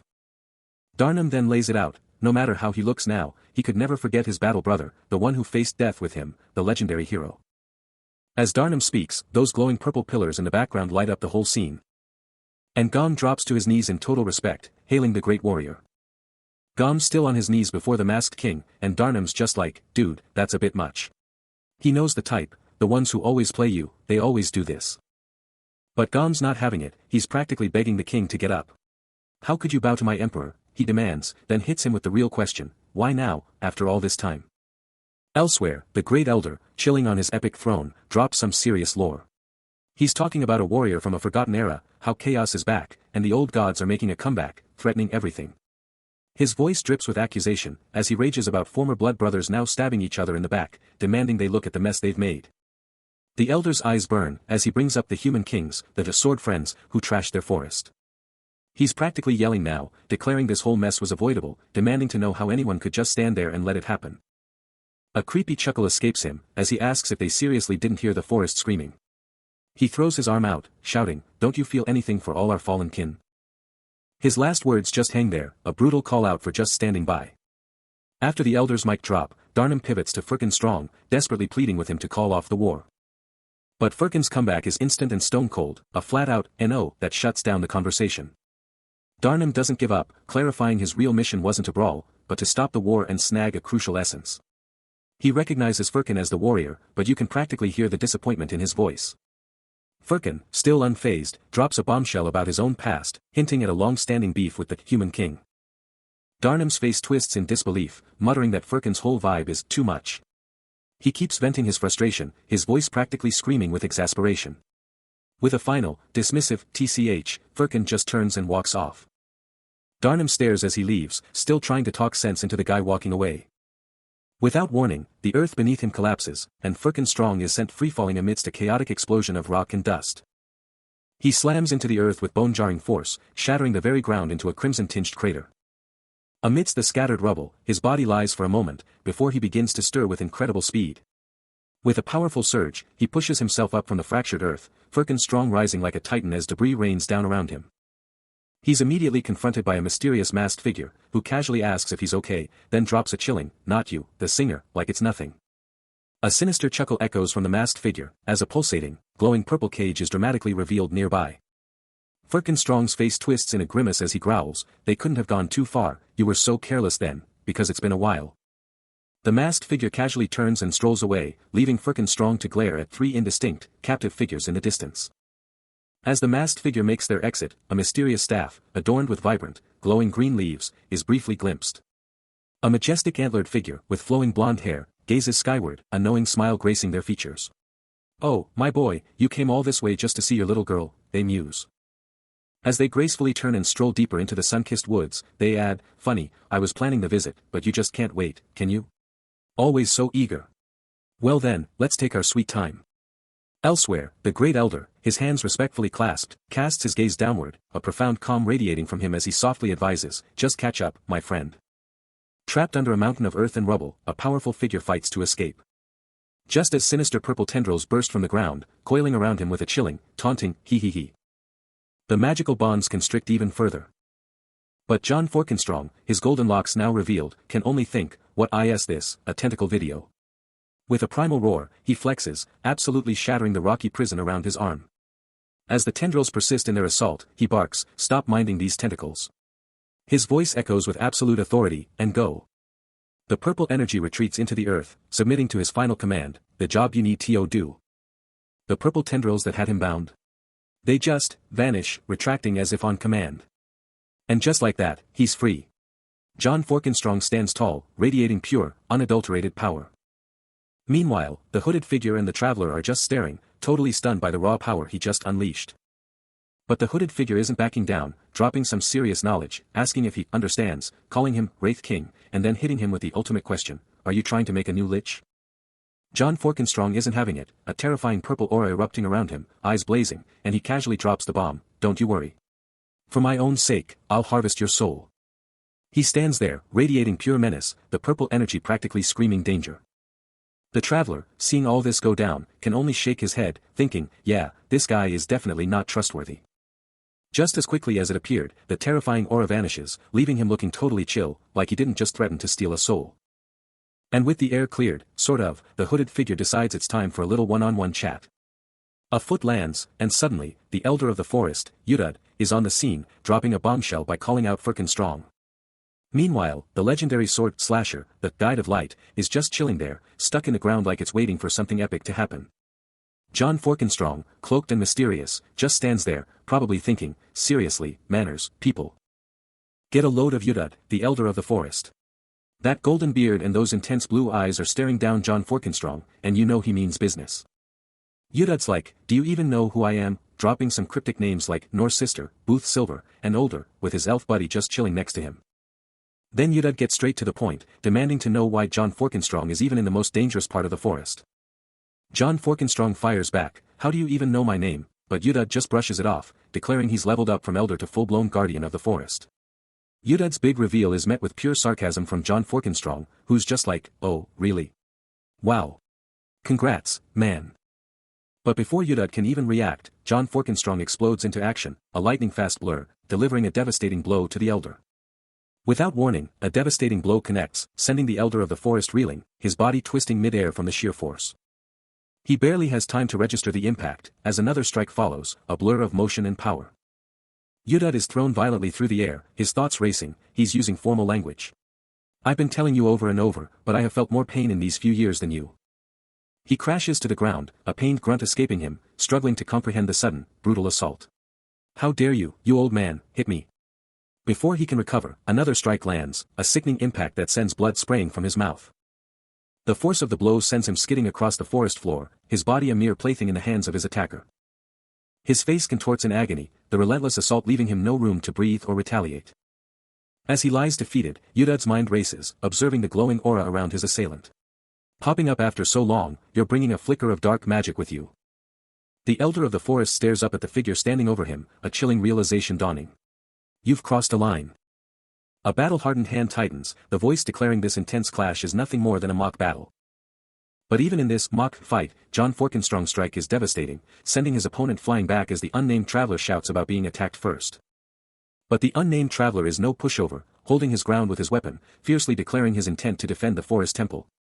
But John Forkenstrong is relentless, his mace a blur of motion, striking with devastating precision. Another crushing blow lands, sending the unnamed traveler reeling, yet he still manages to comment that John Forkenstrong is exactly the same. He adds, his skill is still off the charts. John Forkenstrong fires back, calling him out for being just as stubborn as ever. The unnamed traveler's hand, showing signs of the struggle, appears again as he doubles down, insisting he's not some ancient powerhouse. John Forkenstrong finally snaps, grabbing him by the collar and demanding he cut to the chase, as the unnamed traveler reveals his true goal, to clear the torrents from the forest. Sweat drips as he demands to know about the essence of the forest. Then he lunges, axe swinging, declaring his claim. But a lightning-fast counter sends him flying, a furious roar tearing from his throat as he curses the gray-eyed bastard. He rants about the ancient, generational bond his people share with this forest, a history he's lived through. So, he just wants to borrow its power, just for a bit. The ancient tree glows with raw power, but his words are just the incoherent babbling of an old man. Then, with an explosive burst, John Forkenstrong unleashes a blinding blue aura, his foe screaming, Forkenstrong, how did you end up like this? But he's down, defeated, clutching a glowing green orb, lamenting the fight and suggesting they just share the good stuff. John Forkenstrong, with unwavering resolve, demands a fair and peaceful outcome for everyone. John Forkenstrong's jaw clenches, a silent challenge etched onto his face. But the unnamed traveler isn't backing down, lunging with a furious roar. As razor-sharp green tendrils explode from his weapon, ready to shred his foe. But John Forkenstrong stands completely unfazed, the attack shattering into harmless red fragments around him. A dismissive thought escaping his lips as he casually looks down. The traveler hits the ground hard, sending dust flying. Now, the unnamed traveler lies broken amidst the foliage, his face a mask of agony and despair. A quiet, defeated admission of hopelessness escapes his lips. Before his eyes ignite with a furious blue glow, and he unleashes a desperate, echoing scream. In response to the traveler's desperate question, John Forkenstrong starts to charge up, a powerful, glowing blue-green energy erupting around him, his entire being pulsing with raw might. With an unshakable declaration, he states he won't just hand it over, no matter who's asking. The unnamed traveler, his face a mask of anguish, can only manage to utter that he's trying to hold on to hope. But John Forkenstrong's power isn't just surging, it's absolutely exploding, a maelstrom of crackling energy. The traveler is absolutely floored, reeling back in pure disbelief, shouting about the sheer madness unfolding. Then, with a deafening boom, the unnamed traveler is instantly blasted backward, his body flung through the air like a ragdoll. John Forkenstrong's hand stays locked in place, still blazing with a dangerous, warning energy, the power refusing to back down. The traveler lets out a guttural scream of pure shock or pain, his eyes now blazing with an intense blue glow as he's utterly crushed. Way back, this dude was the absolute core, the main event, just chilling and surveying a bleak, empty world. Then, with a subtle thud, a foot hits the ground, signaling a fresh start or a new path.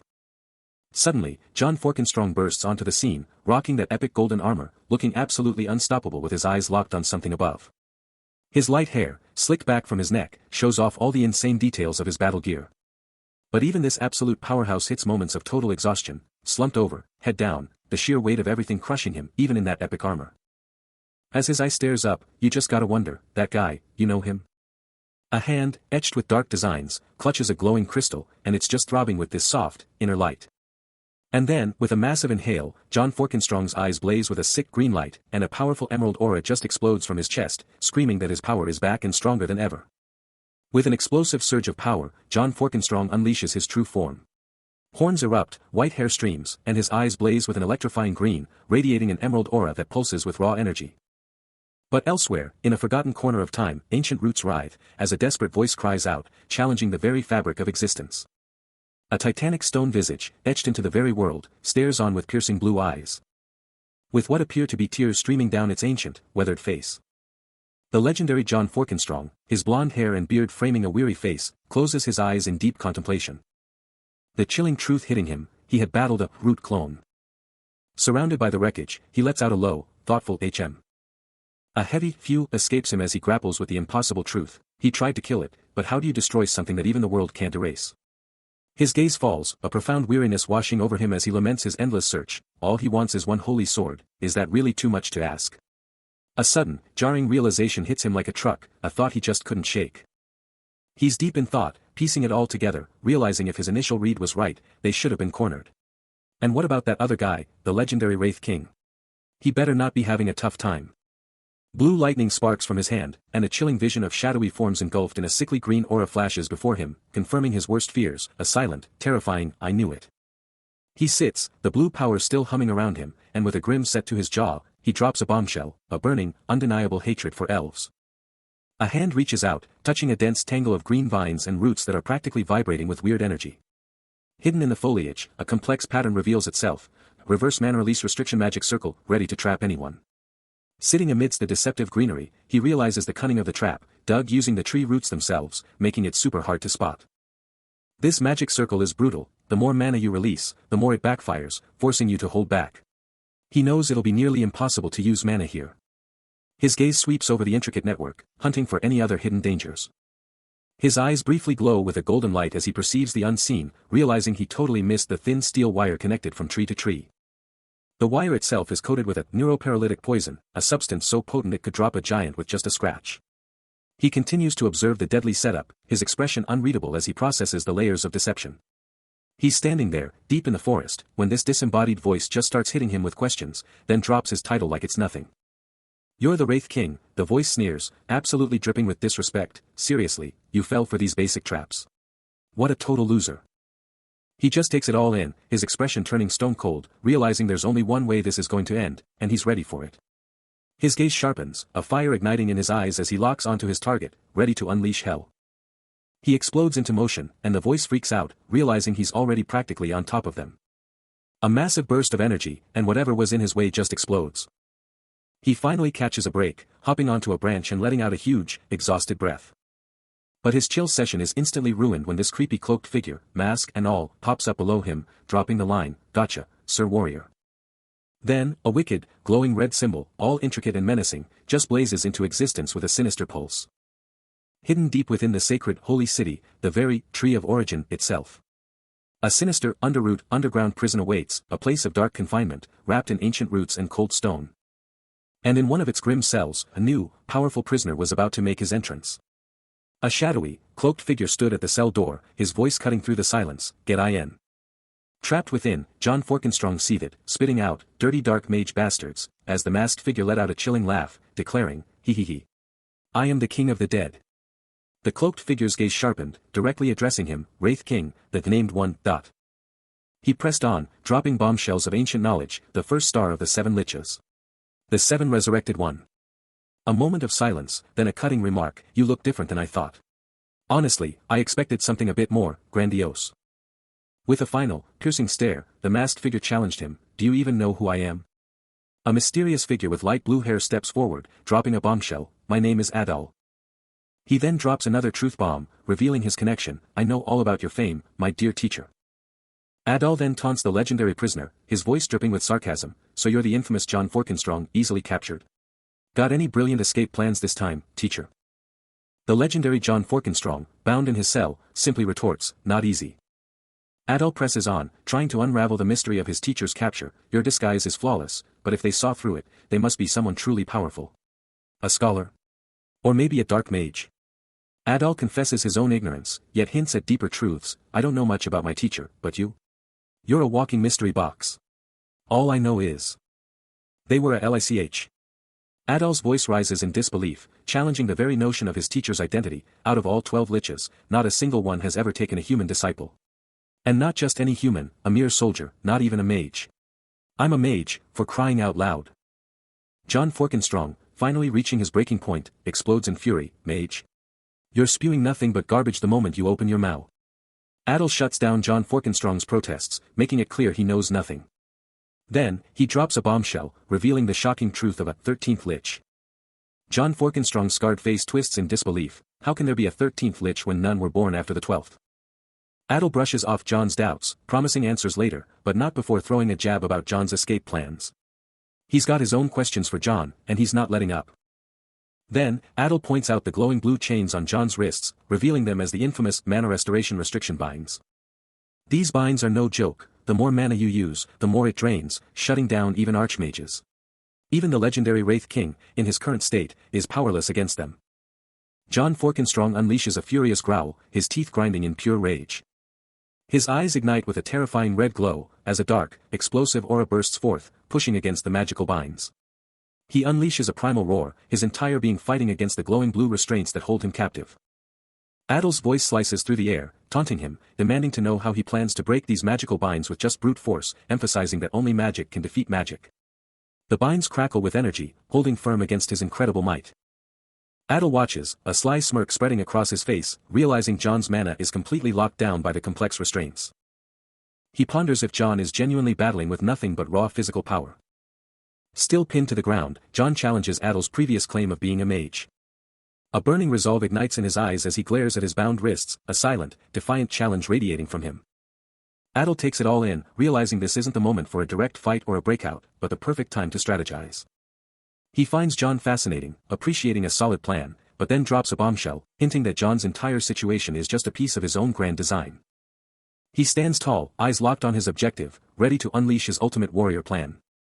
Meanwhile, the masked prisoner observes, fully aware that this warrior's move is about to blow everything wide open, bringing the fight right to them. Adol, ever the strategist, coolly tells the other prisoner to save his energy, revealing this entire chaotic scene is just another piece of his master plan. Then, with a thunderous crash, John Forkenstrong's hand explodes through the prison bars. A frantic voice screams, declaring a full-blown attack. The entire prison explodes into pandemonium as a blaring alert screams for armed guards to lock and load. Adol just hums, unfazed by the chaos, while the masked prisoner grumbles about the devil's handiwork. Armored guards reel in shock, demanding to know how these human bastards even got this far. With a bone-jarring crack, John Forkenstrong's fist obliterates the bars, roaring that it's not bastards, but just one guy making all this noise. Boom! The castle walls are absolutely obliterated in a cataclysmic explosion, all thanks to one ridiculously powerful old man. As the walls come crashing down, he just stands there, cool as a cucumber, watching his handiwork. And get this, he just casually asks for the manager. Like he's returning a faulty product. Crumble. Crack. More of the fortress just gives up the ghost. He then drops some serious wisdom, muttering about how walls and armies are just fantasy when you're this strong. But inside, two elven-looking guards are totally freaking out, whispering nervously as their home gets trashed. He tries to play it cool, telling them not to be nervous, but then immediately calls them out for not opening the door when he asked. Finally, a whole squad of guards steps up, yelling, "Halt!" But he just brushes them off, saying they're all the same, always hiding. One of the elven guards just stares, his face a mask of grim determination. An elite elf warrior squares off against John Forkenstrong in a ravaged forest, demanding answers and trying to figure out if he's with the Wraith King or not, desperately wanting to clear the air. But before John can even get a word in, the elf warrior goes for the kill, a lightning-fast attack with a gleaming blade. That elf warrior's stare is absolutely piercing, a silent dare in their eyes. John Forkenstrong, barely dodging that attack, is like, what in the world is going on here? He tries to calm things down, insisting they should at least have a polite chat first. But the elf warrior isn't having any of it, blasting him for teaming up with the Wraith King and invading their land, flat out refusing to talk. John Forkenstrong, clearly knowing this warrior from way back, calls out their past self and still pushes for a talk. Putting a hand on the warrior's shoulder, he doubles down, let's just talk. Then, he drops the bombshell, spilling the beans about needing the forest's essence and the Wraith King being in on it too. The elf warrior, absolutely fuming, completely shuts down John Forkenstrong's explanation. Grabbing him by the shoulder and shouting that everyone has something more important than their own lives. John Forkenstrong, totally fed up, calls out the elf's self-righteousness when the warrior asks if anything could be more important than the forest tenders' lives. Which only makes the elf even angrier, leading him to scream for the intruder to be killed immediately. Suddenly, a staff, crackling with icy blue energy, comes crashing down with insane force. Catching John Forkenstrong off guard as the elf warrior unleashes a devastating attack. The warrior puts his full weight into the powerful, blurring strike. Connecting with John Forkenstrong and sending him flying to the ground. But in a shocking reversal, John Forkenstrong is suddenly standing, holding the very staff that just struck him, leaving the elf warrior absolutely bewildered and demanding to know what kind of trickery this is. The disarmed elf warrior, still reeling from the swift defeat, tries to play it cool, apologizing for the interruption. But John Forkenstrong isn't having it, making it clear he's got his own agenda here. The elf, utterly bewildered, snaps back. John Forkenstrong just smirks, brushing off the accusation, revealing he's actually here for a high-stakes meeting with Sir Warrior. He then casually gestures towards a formidable squad of armored knights, implying a deeper game is afoot.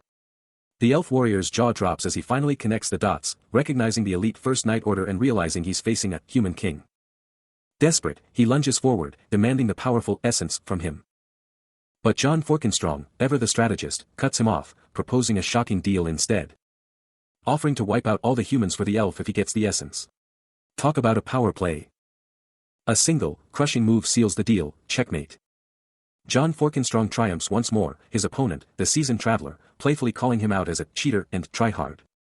The traveler laments his perpetual losses against the Overminder, questioning if his friend gained some secret enlightenment during the brutal war. Dismissing the notion of enlightenment as a mere mirage, John Forkenstrong muses on the endless war, feeling its end drawing near. He drops a bombshell. The king's next night order is already deployed for a specific mission, making the traveler wonder if the news has already leaked. Regardless of the specifics, the traveler realizes a major play is underway. John Forkenstrong confirms the ultimate directive, Their Highness Absolute will to finally end this war. The traveler challenges him, asking why they're just leisurely enjoying themselves and why the army wasn't deployed immediately. John Forkenstrong lets out a knowing chuckle, reminding the traveler exactly who those people are, the legendary First Knight Order. The traveler, of course, knows. The First Knight Order, unleashed by the king's command, charges forward. John Forkenstrong, with the masked prisoner and the elf warrior right behind him, plunges into a shadowy, cavernous abyss. He takes in the absolute chaos unfolding. Soldiers wielding magic weapons are already clashing in a brutal fight, outnumbering them by thousands. He just calmly acknowledges the madness. Elsewhere, Adel watches the unfolding drama. These foes are shrouded in mystery, yet they flaunt their pure white armor. He scoffs, demanding to know who John is even talking to, then declares they can only pray and accept their destiny now that the First Knight Order has dropped in. Back in the thick of it, John Forkenstrong absolutely explodes into the enemy lines, his charge detonating through them with raw, unbridled power. He keeps up the relentless assault. The sheer magnitude of this battle is insane, like watching a wildfire consume everything. Adel, his eyes now blazing with an electric blue glow, unleashes a primal, furious roar. From the heart of the chaos, a colossal monster, its form pulsating with a vile green aura, unleashes a terrifying, earth-shattering roar. Unfazed by the monstrous new threat, John Forkenstrong keeps pushing forward, unleashing another devastating, sweeping attack. A massive bear creature gets absolutely rocked, its entire body tingling from an invisible impact, letting out a shocked growl. But John Forkenstrong isn't holding back. He's launching himself into the chaos, weapon ready, while unseen foes are already yelling to open fire and bring him down. He's still diving, a blur of motion, his attack about to land. Boom! A devastating attack explodes, showering the battlefield in light and blood. The ground shakes from the impact, sending debris and blood everywhere with a massive crash. But the battle isn't just happening on the ground. High above, an elf warrior and his buddy are watching the carnage, and they do not look happy.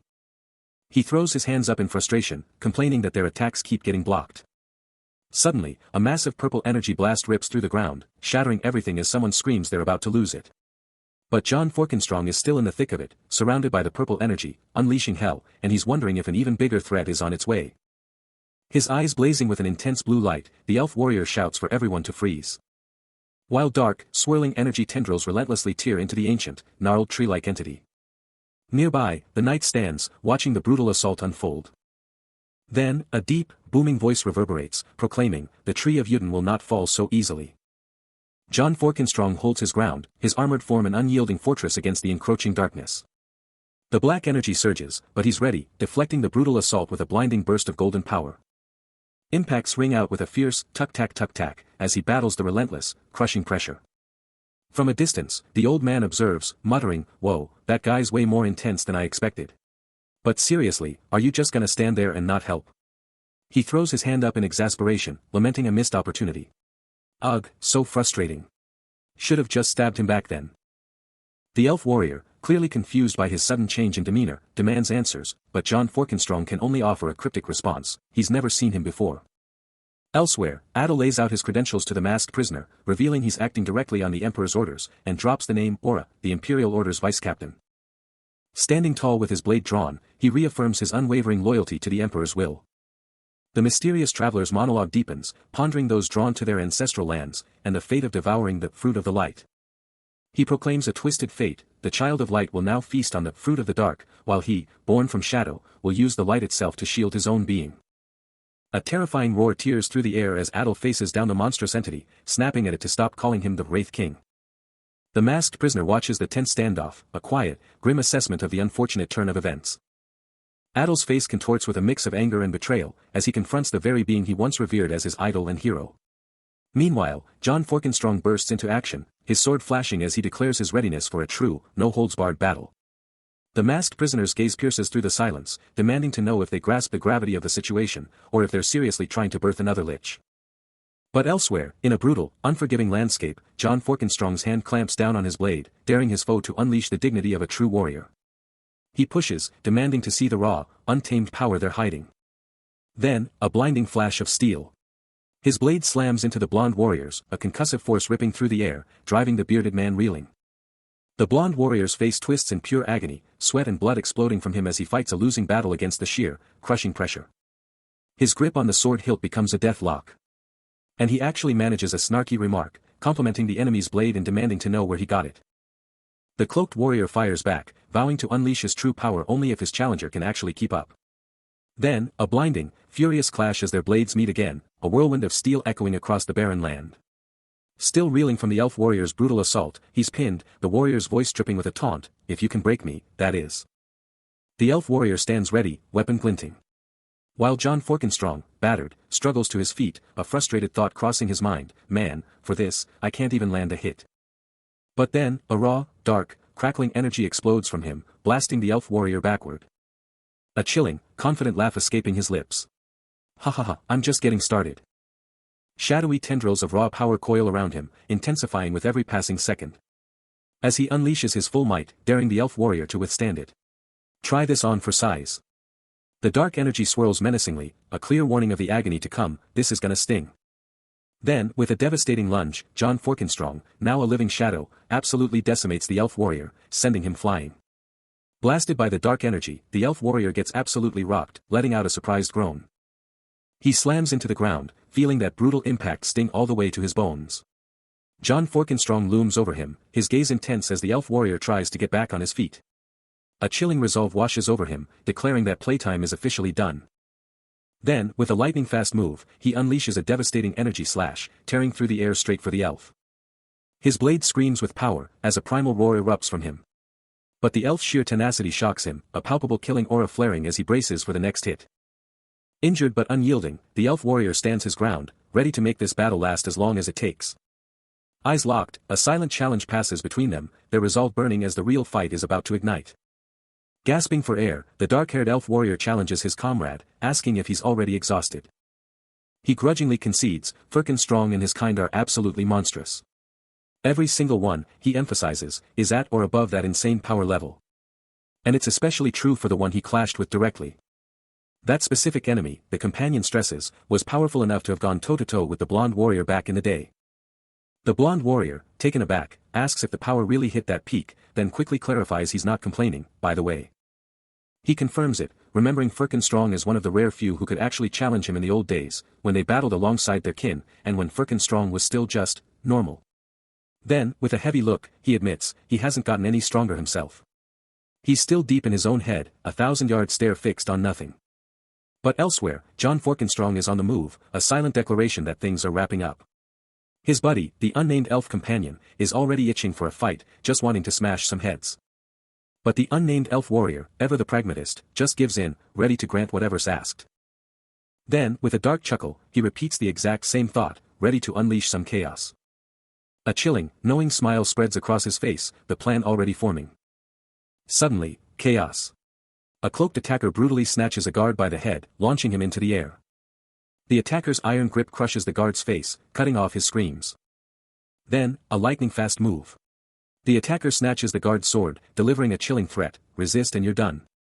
Seated at a desk, the man with greenish-blonde hair confronts the masked figure, demanding to know if he understands, calling him the Wraith King.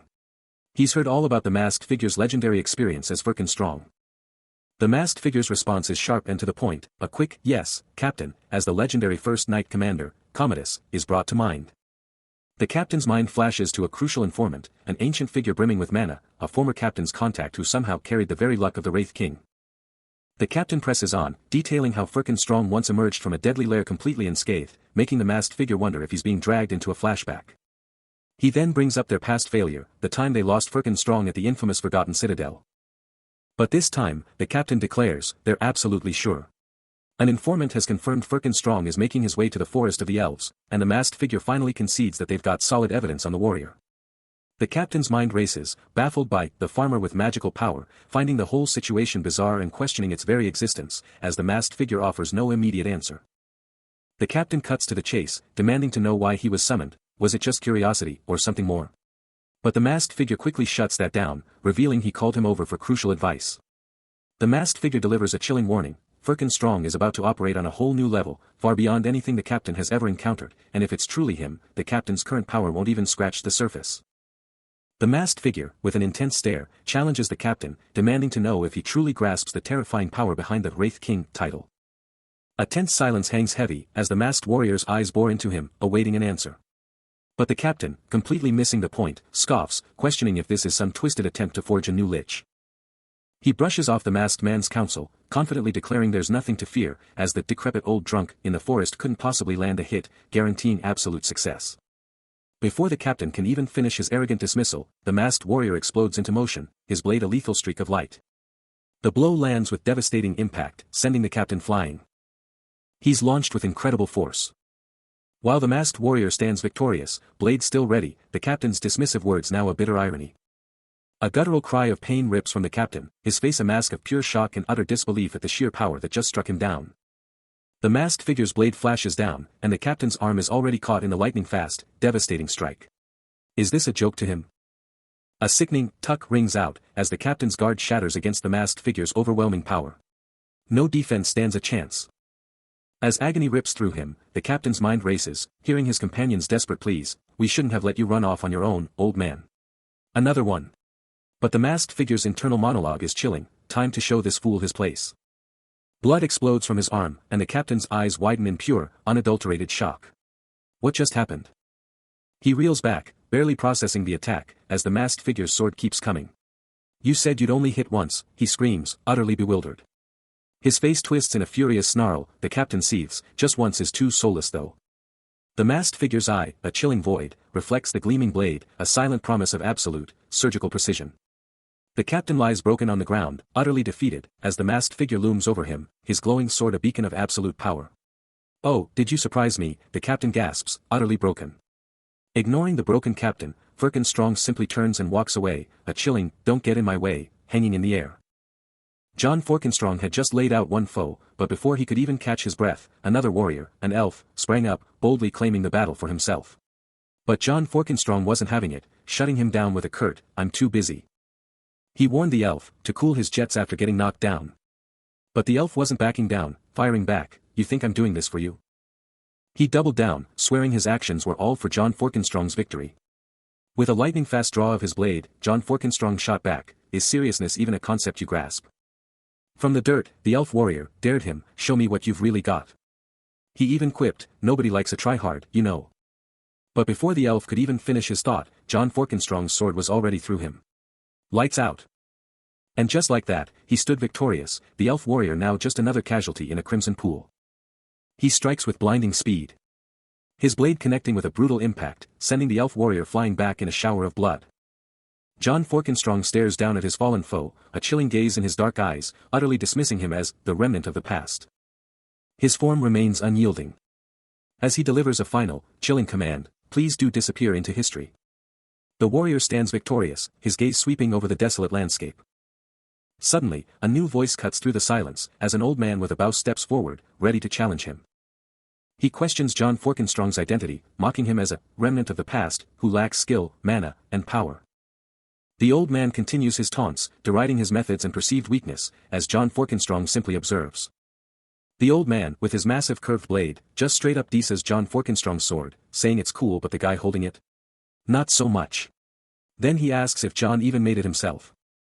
He lifts his sword, totally oblivious that most blades at the Forgotten Citadel are made from Magic Society steel, spawning tons of fake magic swords.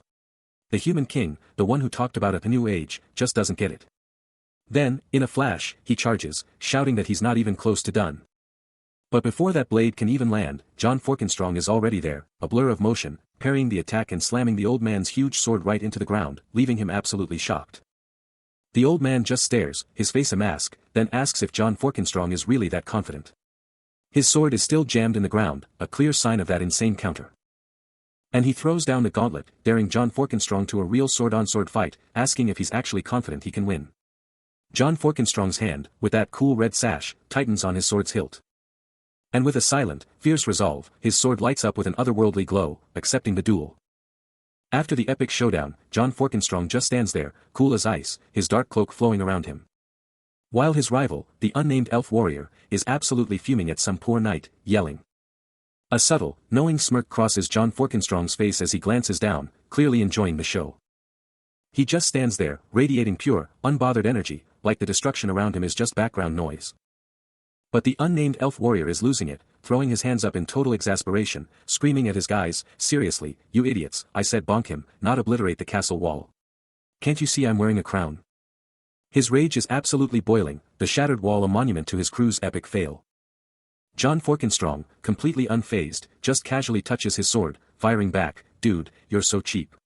It got busted by fists, just rebuild it. Then he just casually wonders aloud, a clear challenge in his voice. With one last, bored sigh, he just turns and walks off, ugh, whatever. He finds the elf warrior's attempt to disengage from their confrontation utterly vexing. As the elf warrior, surrounded by a faint purple aura, declares, they are withdrawing. His companion, already in motion, questions, why they are running away without finishing it. The elf warrior reflects on the sheer power displayed, acknowledging that he has never witnessed a duel capable of destroying a wall, not even from their captain, perhaps even stronger than that. John Forkenstrong, however, finds the compliment hollow, asserting that no one leaves without his permission. The elf warrior, now conjuring a glowing purple orb, reveals they had prepared a mass recall spell in advance, and that escaping will be difficult for him now. Before the spell can fully manifest, John Forkenstrong closes the distance, a blur of yellow energy, launching a swift, interrupting attack. He presses his assault, challenging the elf warrior to reveal any other tricks, convinced there is nothing left to delay him. A powerful, sweeping strike of yellow energy erupts, engulfing the area. He deflects a barrage of glowing yellow projectiles with his dual swords, the impact sparking around him, proving just how dangerous this fight is. With a determined expression, John Forkenstrong continues to parry the onslaught, acknowledging the sheer force behind the attack, but he's not backing down. The sharp, glowing projectiles fly with incredible speed, a relentless assault that could tear through anything. Having repelled the attack, he looks down at his defeated opponent, a taunt escaping his lips, poor you, sad old guy. Now clad in menacing horned armor, John Forkenstrong stands over the prone elf warrior, declaring that a single defeat is not enough, just once is too soulless. The defeated elf warrior lies still, as John Forkenstrong promises to meet him again, I'll see you again next time. Elsewhere, a monstrous bear-like creature roars, its form wreathed in glowing blue energy, a terrifying sight. With a final, questioning growl, the creature begins to dissipate into shimmering blue particles, vanishing into thin air. Two orc-like figures stare at the empty space, confused by the sudden disappearance, wondering if their efforts were successful, HMAA. They disappeared. Did we get them? A crimson symbol, pulsing with dark energy, hangs in the air, a stark reminder of the recent clash. As John Forkenstrong stands victorious over his fallen opponent, the desolate landscape bearing witness to his power. Meanwhile, the unnamed elf warrior, his helmet gleaming, struggles to comprehend his defeat, muttering, "This is unexpected, Vice Captain Orn. To think you will fail." His companion, the unnamed elf, observes the damage, noting, "It looked like piercing him was impossible, even with your power. It's because he's a human, he's far." The warrior, still reeling, concedes, "But still, I put some scratches on him. And I cut him pretty deep." He continues his internal monologue, reflecting on the futility of his efforts. "No, even if I could blank them all. Anyway, as the imperfect defense. The first knight whose name has been forgotten, is a fool." With their discussion concluded, the two elves turn and begin their journey back. We will immediately return to our base. The barren, cracked earth stretches into the distance, a silent testament to the raw power unleashed upon it. While elsewhere, the unnamed traveler scratches his head, pondering the strange events unfolding around him. Phew. It's not divine powers, right? Underhanded tricky bastards. After the epic showdown, the elf companion steps up to John Forkenstrong, checking in on him, calling him Forkenstrong. He quickly reassures the human that the promise is locked in. But then, the elf gets serious, demanding to know the real reason he needs the essence of the forest. Deep within a secret, forgotten basement, a mysterious glowing object sits on a pedestal, and a voice drops a bombshell. "You're seriously going to create a lich?" Lewis, the seasoned traveler, confronts Forkenstrong directly, declaring, "You're the only one who could even get away with this, Forkenstrong." The tension is palpable, the very air freezing at the thought of a lich. Firkin quickly corrects him, "I'm not trying to create a lich. It's just." He confesses, "It's always the same story. Once I get curious about something, I can't stop until I've dug into every single detail." With a resigned sigh, he just says, "Yes." And the root of all this madness, he understands, is the Holy Sword itself. He clarifies that despite its grand title, it's still just a magic sword at its core. His eyes suddenly flare with a faint yellow glow, and he presses, "Magic swords devour the wielder's mind and body. You feel it too, don't you? The Holy Sword is consuming you." Lewis nods grimly, "Exactly. That's why I tried to seal it away in my dimension pouch. But even then, it's a constant battle, the encroachment just keeps getting worse. I'm not sure even you can handle it." The Holy Sword's corruption was relentless, Lewis cautioned, as Firkin stared down the glowing artifact. Lewis elaborated that a mind too fractured, too easily shattered, could birth a Wraith King, and Firkin would just detonate. The Holy Sword's raw, surging mana, pumped directly into his veins, was overwhelming him, his eyes flaring with an unholy green glow as he choked out a question about the bizarre feeling. His mind might be safe, but his body would transform into a dark lich, Firkin declared, clutching the glowing blade. Still, he theorized that mastering the sword's secrets could unlock the dark lich's weakness, finding the whispers it offered so nice. Liches are mana-infused puppets, every fiber of their being controlled by magic, rendering them impervious to death. Firkin's plan, harness this power for the Holy Sword, granting instant regeneration. Lewis, stunned by Firkin's terrifying insights, demanded to know how he'd uncovered such secrets, only for Firkin to nonchalantly shrug it off, stating he'd merely dismantled the Wraith King. Lewis reeled, a cold dread gripping him as the horrifying truth sank in, muttering about their past goals, while Firkin, utterly detached, simply stated, "Scalpel." The pieces clicked for Lewis, Firkin's insistence on preserving the Wraith King's life, and Firkin's chilling justification, he couldn't pass up an immortal specimen. Lewis, deep in contemplation, pondered their grim future, questioning how long they could maintain this unsettling dynamic. Forkenstrong, with his hand radiating an eerie purple glow, drops a bombshell, revealing he's been hiding his real face from everyone this whole time. A smug grin spreading across his face as he just keeps on explaining his wild secrets. And get this, he actually finds it super awkward to show his true self. But hold up, the Holy Sword itself is now radiating a dark, menacing energy, pulsing with a deep red glow, its ancient carvings practically screaming with raw, contained power. And just when you thought it couldn't get crazier, a thought bubble pops up, revealing his latest masterpiece, the Tree of Jaheen, his absolute first created body. Then, out of nowhere, a bearded elf, rocking a crown of leaves, who must be Jaheen, bursts into a booming, infectious laugh, his eyes practically sparkling with pure amusement. That hearty ho-ho-ho just keeps on echoing, filling the whole place with pure joy. Now, as the trio strolls through a mystical forest, Jaheen casually asks Lewis if he was on a quest to revive Vendal, and Lewis, cool as ever, just hits him with a yup. Then Jaheen drops another bomb, asking if Lewis brought Forkenstrong into a lich, and Lewis, without missing a beat, gives another yup, sending Jaheen into another fit of uproarious laughter. With Lewis sprawled on the slab, Jaheen, the bearded elf, surveys the scene, a deep, unsettling chuckle rumbling from his chest. But the unnamed elf warrior isn't having it, his face a mask of fury as he lashes out, demanding to know how Jihin could possibly ignore their sacred pact, regardless of his power. Jihin, however, cuts through the noise with a chilling revelation, accusing Lewis not just of taking down a lich, but of trying to raise a new one using their sacred forest treasures. This, he declares, is absolutely forbidden. The unnamed elf warrior gasps in disbelief, but Jihin silences him with a stern reminder, a deal is a deal, and they will honor their word. Then, the unnamed elf warrior pivots to Lewis, demanding answers. Why now, after 3 decades, is he suddenly trying to revive Vendal? Lewis, from his prone position, fires back, challenging them on why they'd want to break Vendal's eternal slumber and unleash a never-ending curse, especially if they were supposedly best buddies. Jihin, however, cuts off any sentimentality, declaring that personal feelings don't matter now. He demands silence and the treasure, ready to move forward with his plan. The unnamed elf warrior, still suspicious, tries to sweeten the deal as a clean trade, but he's not budging without knowing Jihin's real motives.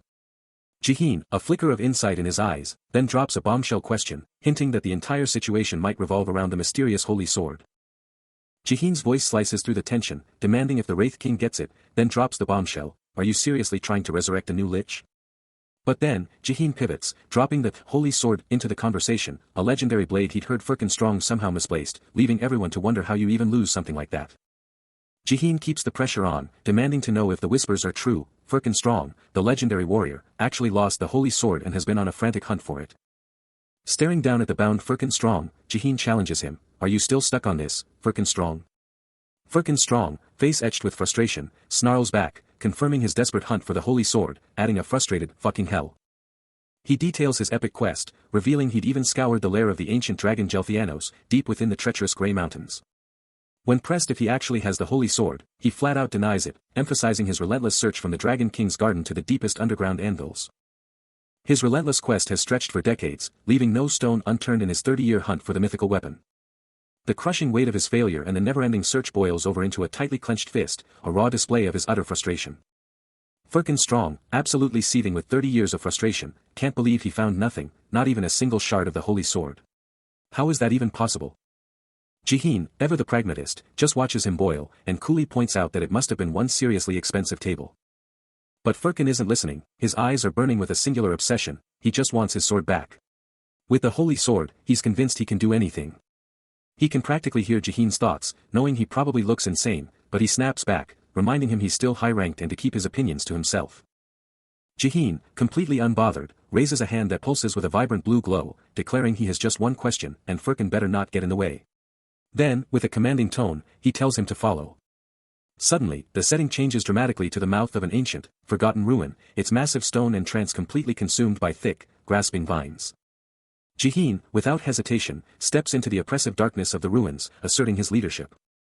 His form disappearing into the gloom as his footsteps echo. The distinct clank of his boots against the ancient stone marking his path. Jihin observes as Firkenstrong, hands ablaze with raw purple power, stands before a prison cell, confidently proclaiming his master plan is unfolding flawlessly. Then, he sharply turns to the elf, demanding, do you understand? Jihin, with an unreadable gaze, coolly declares that the Wraith King is now free from his old contract. The elf warrior and his crew are baffled, asking why Firkenstrong would free someone he shouldn't be connected to, but he just brushes them off, saying there's no need for a manual release. Jihin stares at the cell door, utterly focused, while Firkenstrong boldly claims the prisoner will just walk out on their own. The elf warrior, completely stunned, demands to know how the binds were broken, and Firkenstrong just casually answers that he'd left them inside. Jihin, scrutinizing the cell, mutters to himself, calling this escape magic utterly absurd. Then, Firkenstrong unleashes a torrent of dark purple energy, swirling around him with incredible, raw power. His hand blazing with intense light as he confidently declares, I think I can. The Wraith King, Firkenstrong, unleashes his power, his form wreathed in a dark, menacing aura as his eyes blaze with an unholy purple glow. But before he can fully unleash his might, Jihin steps forward, daring to question the Wraith King's motives, only for Firkenstrong to brush him off with a chillingly nonchalant remark. Then, with a deafening crack, the purple energy explodes, tearing apart an invisible barrier and sending shards of power flying. He conjures multiple glowing purple magical circles, promising a nice gift to his stunned onlookers, the raw power practically vibrating in the air. The unnamed elf warrior can only stare, a grim realization dawning on him, as he grasps the terrifying scale of Firkenstrong's latest scheme. Unfazed by their reactions, Firkenstrong coolly commands them to just watch over it. He boasts that this level of magic is a once-in-a-lifetime event, a spectacle they're lucky to even glimpse. The Wraith King stands, a conduit of pure, surging purple energy, his entire being radiating an almost unbearable magical might. Elsewhere, an unnamed traveler ponders the sheer power of this magic, musing that in the wild, such immense energy would likely be concealed within the very heart of a tree. Firkin lays down the law, stating his moves are all about safeguarding the essence from any unworthy hands, even claiming he's the generous one in the room. Absolutely stunned by the display, the elf warrior confesses he's never witnessed anything like it before. A voice booms, revealing this incredible power is the very essence of an ancient, 10,000-year-old elven tree. Firkin, now casually perched on the tree's massive roots, speculates that the essence is likely hidden deep inside. The elf warrior starts to agree. But his voice cuts out, leaving only a bewildered question mark hanging in the air. At the edge of a massive pit, filled with countless figures locked in combat, John Firkin issues a command, urging them to proceed, then questions their trust in him. Far from the pit, a robed figure, adorned with a crown and holding a staff, performs a solemn ritual before a colossal tree, beseeching a higher power to embrace the poor young lambs. His hand extends, seemingly channeling authority. Back at the pit, a companion knight voices his frustration, lamenting the ease with which others let the dead fight their battles, and questioning if the fallen will truly rise again. A gasp escapes the observers as a myth begins to take form within the pit, the dead stirring. The knights gathered around the chasm cry out in shock and awe, some hailing it as a miracle, believing their god has finally answered their desperate prayers.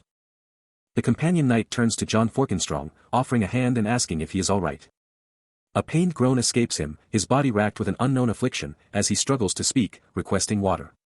Blood splatters from his mouth, a sword hilt visible near his face, indicating a sudden, violent turn of events.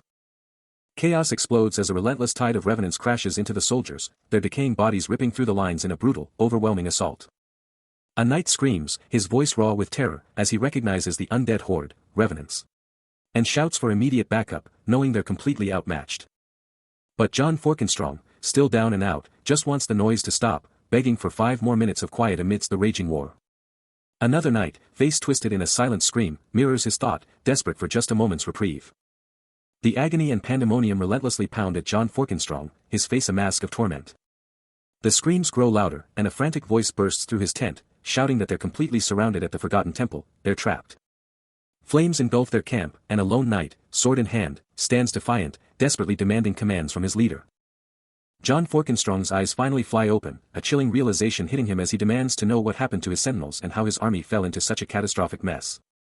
He stares out at the inferno, his army in ruins, and one chilling question rips through his mind. Is this army truly doomed? The burning ground sears his bare feet, a brutal reminder of the chaos, and he can only rage at the hellish speed of this enemy. Suddenly, a dark cloak engulfs him, and a fierce blue aura explodes from his very being. His hand instinctively grips a sword hilt, a silent, furious declaration forming, there's a suspect walking around here. The blue-green energy surges around his cloaked form, a chilling promise hanging in the air. All will be well. The power recedes, and he stares at his hand, a grim resolve hardening his features, I guess I'll have to step in myself. No one else can. And somehow, he's completely unharmed. A subtle yellow glow flickers around him as he grapples with the crushing weight of his title. The Western Frontline's commander bears a burden that is anything but light. A primal scream rips from the masked figure, his right eye absolutely exploding with a malevolent yellow light. While a dark purple aura absolutely erupts around him, pulsating with raw, terrifying power. Nearby, Jaheen, the blonde elf, watches the insane display, quipping to his dark-haired companion, dude, are you getting old? What a bummer. My power just keeps going up. The companion fires back, no, I mean, your face is getting younger. Good thing I'm not a woman, right? Then, the masked figure casually reveals a severed head, its face locked in a deathly grimace, dropping a bombshell, hee. I didn't create a head, but it's the enemy army's head. I just chopped off the enemy commander's head and teleported it right here. He then challenges the elves, seriously, you don't even recognize the enemy commander's face. A closer inspection of the severed head reveals a shocking detail, it had a magic-imbued prosthetic eye where its right one should be. Jaheen, now holding a glowing orb, ponders aloud, only a top-tier soldier would have a prosthetic eye that rare. Yeah, a super rare, magic-infused prosthetic eye. The dark-haired elf gasps in pure awe, whoa, is that even possible? The masked figure just chuckles, hee, it's just a little combo of 3 high-level magic types and some dark magic. With a chilling, absolute declaration, the Wraith King asserts his terrifying dominion, anywhere there's death and bodies, it's mine. John Firkin, the Wraith King, is dropping some serious truth bombs about the cycle of death. He's talking about how one corpse just leads to another, creating an unstoppable disaster for humanity.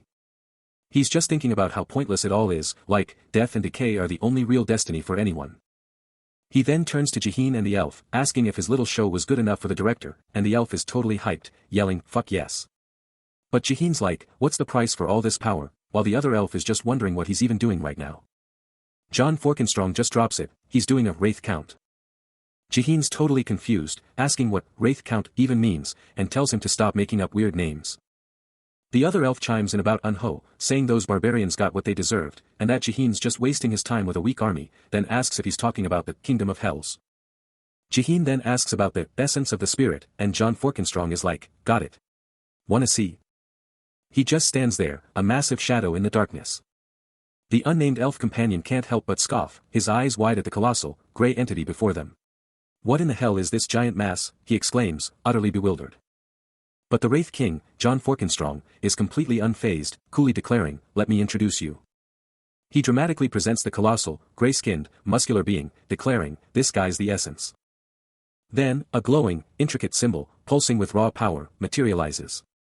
Jiheen and his companion share a tense, worried glance, a quiet ahem hanging in the air as they try to comprehend the sheer implications. The Wraith King, picking up on their anxiety, calmly tells them to chill out, promising to spill the beans on the forest's essence and dropping a cryptic hint about an old legend from the Kingdom of Hells. Jiheen and his companion are on edge, listening intently, as the Wraith King drops a bombshell. John died in the Holy War, his soul ripped apart and scattered. From that tragedy, his body became the Wraith King, and Jiheen, the elf, was forged into the Forest Guardian, both bound to protect this very essence. But the unnamed elf companion has had enough, his patience wearing thin, snapping at the Wraith King to cut the history lesson and get to the point. I don't care about Forkenstrong, he exclaims, just get to the point, dude. The Wraith King lets out a frustrated, fool. Acknowledging the history's weight, but ultimately giving in to his companion's demand to speed things up. He's making it clear, nobody, not even the elves, could have held down the fort for this long, it took insane power and pure grit. But the unnamed elf companion is totally over it, his patience hitting zero as he cuts in, like, seriously, what's the big deal with all this ancient history? John Forkenstrong just brushes it off, pushing on with his explanation, the Guardian protects from the outside, but the Wraith King? He's the inside man. Still not buying it, the unnamed elf companion just deadpans, so what's next? Before he can even blink, a massive, green energy blast just detonates, slamming into him with raw power. He's launched backward, his armor barely containing the shockwave. The unnamed elf companion just stands there, green energy still crackling around his hand, the undeniable source of that brutal hit. Shaking off the hit, he finally drops his real name, Forkenstrong.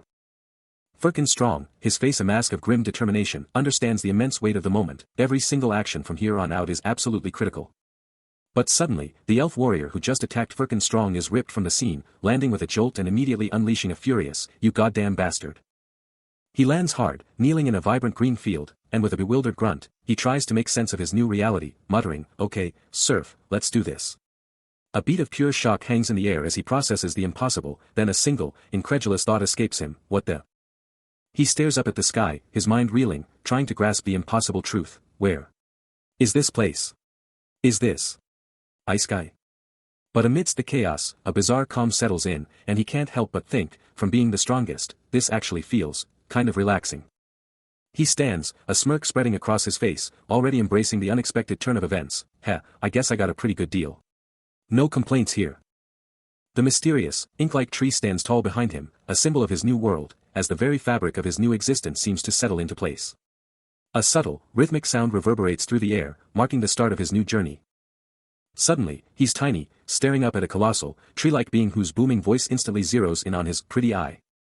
The giant points, and it clicks for him, he shouts, "Whoa, I get it. You're the legendary tree giant Yuten." He presses on, trying to grasp his new reality, and this whole place. Is this an alternate dimension you made?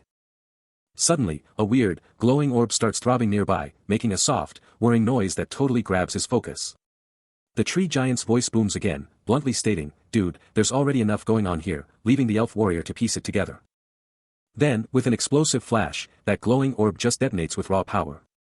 The energy hits him, and his eye starts to blaze, a shocking electric blue light igniting within his gaze. A massive power surge slams into him, making him scream and clutch his head in agony. But that blue glow in his eye isn't fading, as he calmly processes the insane power now coursing through him.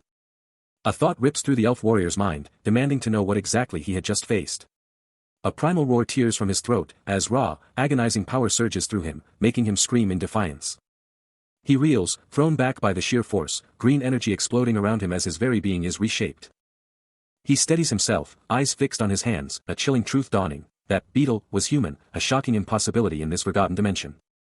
Just as he grapples with this revelation, a colossal, pale figure materializes behind him, its sheer power palpable, and a calm voice cuts through the air, hinting at a massive misunderstanding.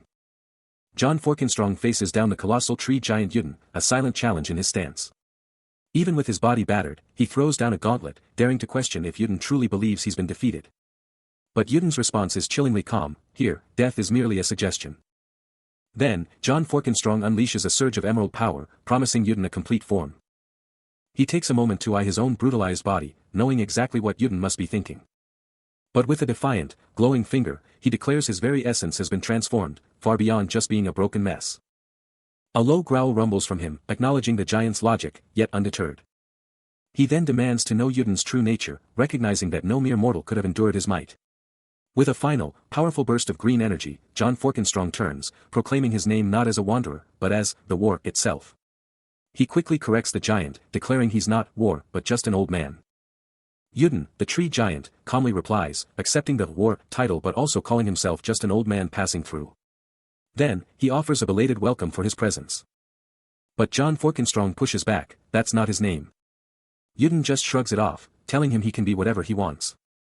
A spark of realization hits John Forkenstrong as he figures out the giant's true identity, one of the creator's very first humans. Yuden confirms it, adding that his people even call him a god. The tree giant, Yuden, waits patiently, his massive, ancient form a living testament to his claims. John Forkenstrong looks deep in thought, muttering that he would have geared up better if he knew he was meeting a god. Yuden, the ancient tree giant, drops a bombshell, revealing that mortals have called him a god. But he's no god, just an ancient being revered for ages, so John doesn't need to bow down. John Forkenstrong, processing this, asks if they can just chill and talk comfortably. Just wanting the giant to spill the beans on what he knows. But Yuden shuts him down, saying he cannot, leaving John to wonder why. The tree giant confesses he has no clue what John Forkenstrong is even asking for, baffled at how he'd know. John Forkenstrong racks his brain, trying to remember a specific concept, muttering, it's like, that thing, what was it? Yuden then has an epiphany, wait, the essence is the forest's essence. He elaborates, life essence, right? A massive power, isn't it? He finally states, so, the forest's essence is a tremendous power. Yeah, let's just go with that. Still deep in thought, tree giant Yuden drops a bombshell, declaring he doesn't actually have power in the traditional sense, insisting he's a being without it. His colossal, ancient form pulses with an almost imperceptible energy. As he clarifies that John Forkenstrong was just messing with his palm to interact with something else, totally missing the point of his true essence. Then, the giant drops a mind-bending paradox, repeating his lack of conventional power, but then he hits us with the kicker, his power is also infinite. He reveals he can become anything, his form morphing like a vortex of purple energy, and literally exist anywhere. This boundless essence lets him destroy and recreate anything, a power level that's just insane. But here's the catch, despite all that insane power, he's just a manifestation of skill, and this mind-blowing power is totally locked down to his current location. So, the idea of just handing this power over to someone else, he finally declares, is absolutely impossible. He even throws shade at typical fantasy stories, saying, usually places like this give you a silver axe and whatnot. The colossal giant, acknowledging his long absence, offers a cryptic exchange, asking if there's anything he can provide, and John Forkenstrong, ever the opportunist, immediately presses for a tangible gift. Yuden's voice booms, declaring his power has limits. Then, a mystical roe deer materializes, emitting a soft cry, and Yuden dramatically offers it up. But just as quickly, the deer bolts, leaving John Forkenstrong stunned as it vanishes into the trees. John Forkenstrong, utterly bewildered, questions the giant about the bizarre offering, who calmly states it's the last of his power he can bestow upon a mere human. Yuden then reveals the truth, that the deer was the living essence of the entire forest. John Forkenstrong's face contorts in pure frustration, the realization hitting him hard, that this entire situation is a dead end, an unsolvable puzzle. Observing his despair, Yuden, with an air of finality, declares, if there's nothing left to discuss, it's time for him to go home. The ancient giant then sighs, musing that he's just a tired old man, done with all the drama. Yuden, the colossal tree giant, drops a bombshell, the power John Forkenstrong craves isn't some transferable energy, it's something far more profound, something he might not even truly desire. He lays it out: the essence of the forest isn't some power-up you just get, it's a pure manifestation of will, and John Forkenstrong's whole approach is dead wrong. Then, as if on cue, a delicate roe deer materializes, a living symbol of the essence he's been talking about. Yuden doubles down, emphasizing that this deer is just a manifestation of will, a raw, untamed expression of the forest's very soul. A dawning, crushing realization hits John Forkenstrong like a truck, his face contorting as he finally gets it: this was Yuden's game, Yuden's will, all along. The giant's stare is ice-cold as he brushes off the warrior, telling him to just go back to where he came from. Still reeling, John Forkenstrong pushes back, demanding to know if this essence of the forest is truly just Yuden's personal manifestation. Yuden doesn't flinch, confirming that from his vantage point, this deer is the forest's essence, and then throws John Forkenstrong's own words back at him: you said it was a manifestation of will, right? John Forkenstrong's face tightens, the bitter truth finally sinking in, as he grudgingly accepts the deer as a manifestation of pure will. Yuden, the ancient tree giant, sizes up John Forkenstrong, calling him an interesting human. He's seen countless beings, but there's something different about this one. John Forkenstrong isn't just seeking power, he's the first to actually want Yuden himself. Then, with a twinkle in his ancient eye, Yuden casually brushes it off, saying, yeah. No big deal, just an old man chilling. But don't let that fool you. A powerful declaration follows, as Yuden states, I shall come. And bam. A fiery red symbol explodes, showing his absolute, undeniable power. Yuden stands tall, his ancient profile radiating immense power. John Forkenstrong stares at the glowing deer, and it hits him: this essence of the forest isn't just some power-up, it's the actual soul of a god. He can't help but wonder why a god's soul looks so tiny, but then again, he's just a human standing there, right? Meanwhile, Yuden, arms crossed, drops one last thought, musing on the sheer weirdness of becoming an undying being, becoming someone with a body that just won't die. That's just wild. Yuden lets out a low, knowing chuckle, while John Forkenstrong just stands there, taking it all in. Then, his eyes fall upon the colossal, antlered essence of the forest, and a single thought echoes: just how long will this epic fight drag on? Elsewhere, high above a sprawling forest, Jihin scans the horizon, but his companion immediately shuts down his observation about the missing warrior. No, the warrior's just gearing up for a fight, which is wild, because he never actually fights in his own gear. Jihin closes his eyes, thinking about the never-ending war they've been stuck in for years, and honestly, it just feels so futile. He hopes this time won't be a repeat of the last, and his companion just laughs, remembering the warrior who was once their best, but got totally rejected. But even after being rejected, that warrior still came through and saved them, so Jihin has to ask, is it really all over now? His brother reminds him they're only just starting to deal with the fallout from back then, and if those soldiers move out by March, they're totally screwed against the invasion. But Jihin isn't backing down, vowing they won't just sit there, especially with the elves promising backup if they can get their own army ready by March. He quickly shuts down the idea, asserting there's no need for such extreme action. But the other elf is resolute, declaring their intent to abandon the forest entirely. Jihin is stunned, recalling that their entire purpose in guarding this place was to protect the very essence of the forest itself. In the end, it was always about the forest. His companion fires back, reminding him of the devastating losses: countless soldiers and trees, in just 3 years, a mistake they absolutely cannot repeat. The chilling truth hits them: when the forest's essence weakened, their defenses crumbled, leaving Jihin to question what hope they even have left. If this truly is the Great Elder's will. Jihin's voice rings out, commanding that all elves be assembled immediately, for this is a decision of paramount importance.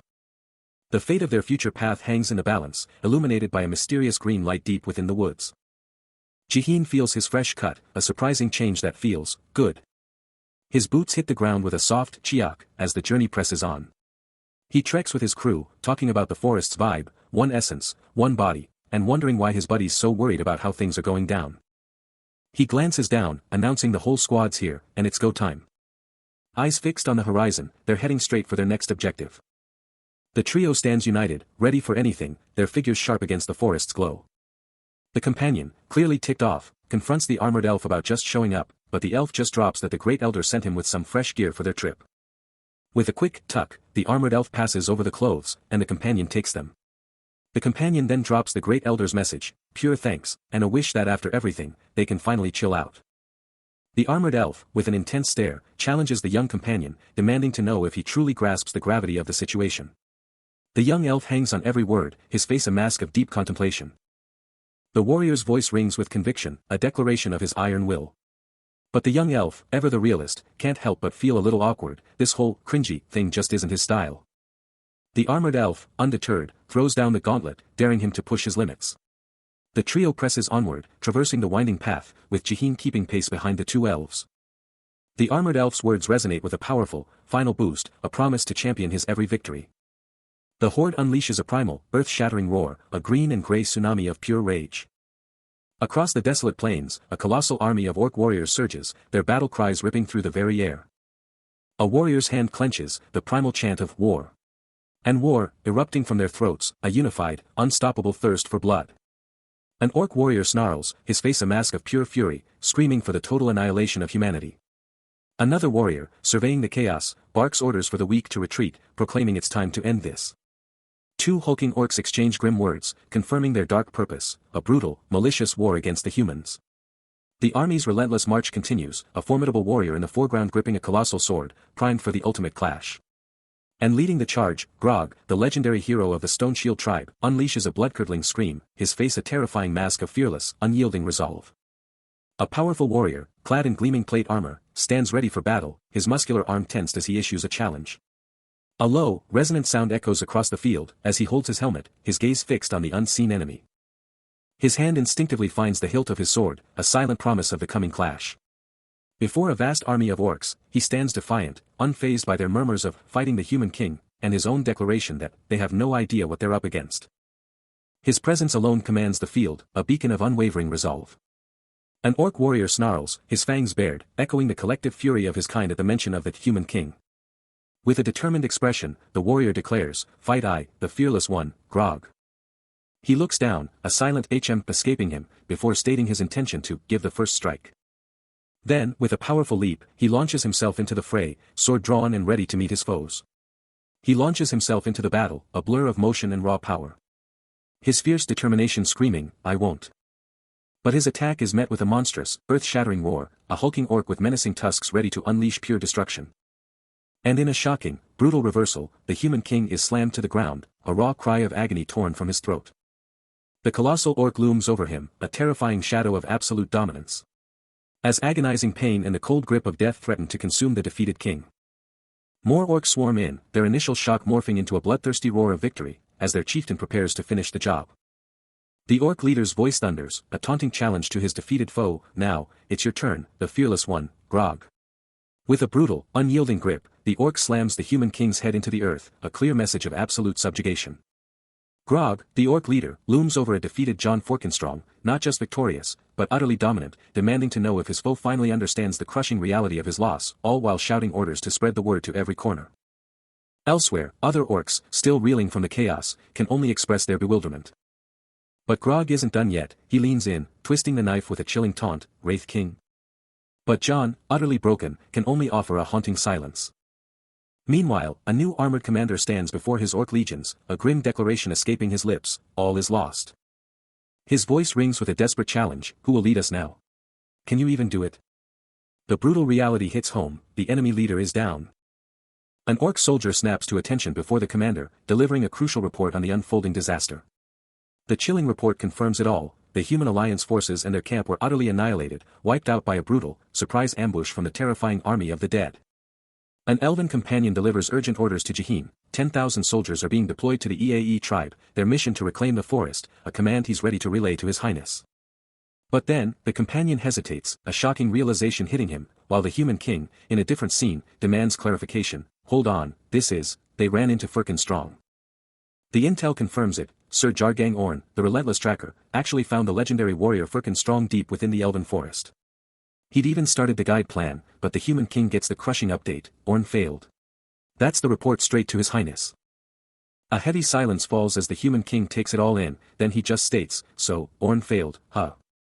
Back with the elves, the companion announces his plan to hit up the touching fairy forest and rally the elves, checking if his highness is cool with the move. The human king, his hand gripping his gauntlet, vows with a fierce glint in his eye, "I'm finally gonna see your face again, Firkenstrong." A colossal winged beast rips through the sky, its mighty wings tearing the air with a deafening roar, "Grapper Paraparap." And there, riding it, is Grog, the orc leader, his voice erupting in a savage roar for payback, RRGH. For Grog. Revenge for the fearless one, Grog. A chilling voice challenges the Wraith King, demanding to know if he truly understands, then hits him with a shocking question, is he trying to create a new lich? The voice presses on, a stark reminder that the pouch is still in his possession. Meanwhile, a fearsome beast snarls a dire warning, don't disappoint it again. Firkin Strong, a force to be reckoned with, dominates the scene, standing over a colossal, vanquished monster. This is the legend of Firkin Strong. Across the lands, Grog demands to know about the pouch, then casually reveals he just handed it off to a friend. Deep in the forest, the mighty tree giant Yuden roars with laughter, playfully scolding his elf ally for just giving away his invaluable pocket dimension pouch. The elf companion quickly corrects him, emphasizing the pouch's value and clarifying he actually left it with M, because losing that too would be a disaster. A fierce armored woman demands answers about the pouch, shouting what could possibly be inside that the emperor himself is hunting for. She then hints that it's not much, just. Before a colossal, shadowy statue, Firkin Strong drops a bombshell, linking the Dark Lord to the enigmatic pouch. A sudden jolt of realization hits him, as he echoes the ominous title, Dark Lord. But one name, one chilling name, flashes through his thoughts, Arel. He spins to his companion, demanding answers, only to learn that the entire world believes he's already taken down the Dark Lord. A sly grin plays on his lips, as Firkin dismisses politics but sees the raw power in controlling the narrative, truth be damned. But the tables turn, as Firkin probes his companion, wondering why he's still digging for information while they're together. The elf finally spills the beans, confessing his epic quest to find his long-lost teacher, believing Firkin is the key to unlocking his whereabouts, and admitting he led them here for that very reason. The moment of truth arrives, as he's about to drop the name of his legendary teacher. The name hangs in the air, a silent, powerful reveal reflected in his intense gaze.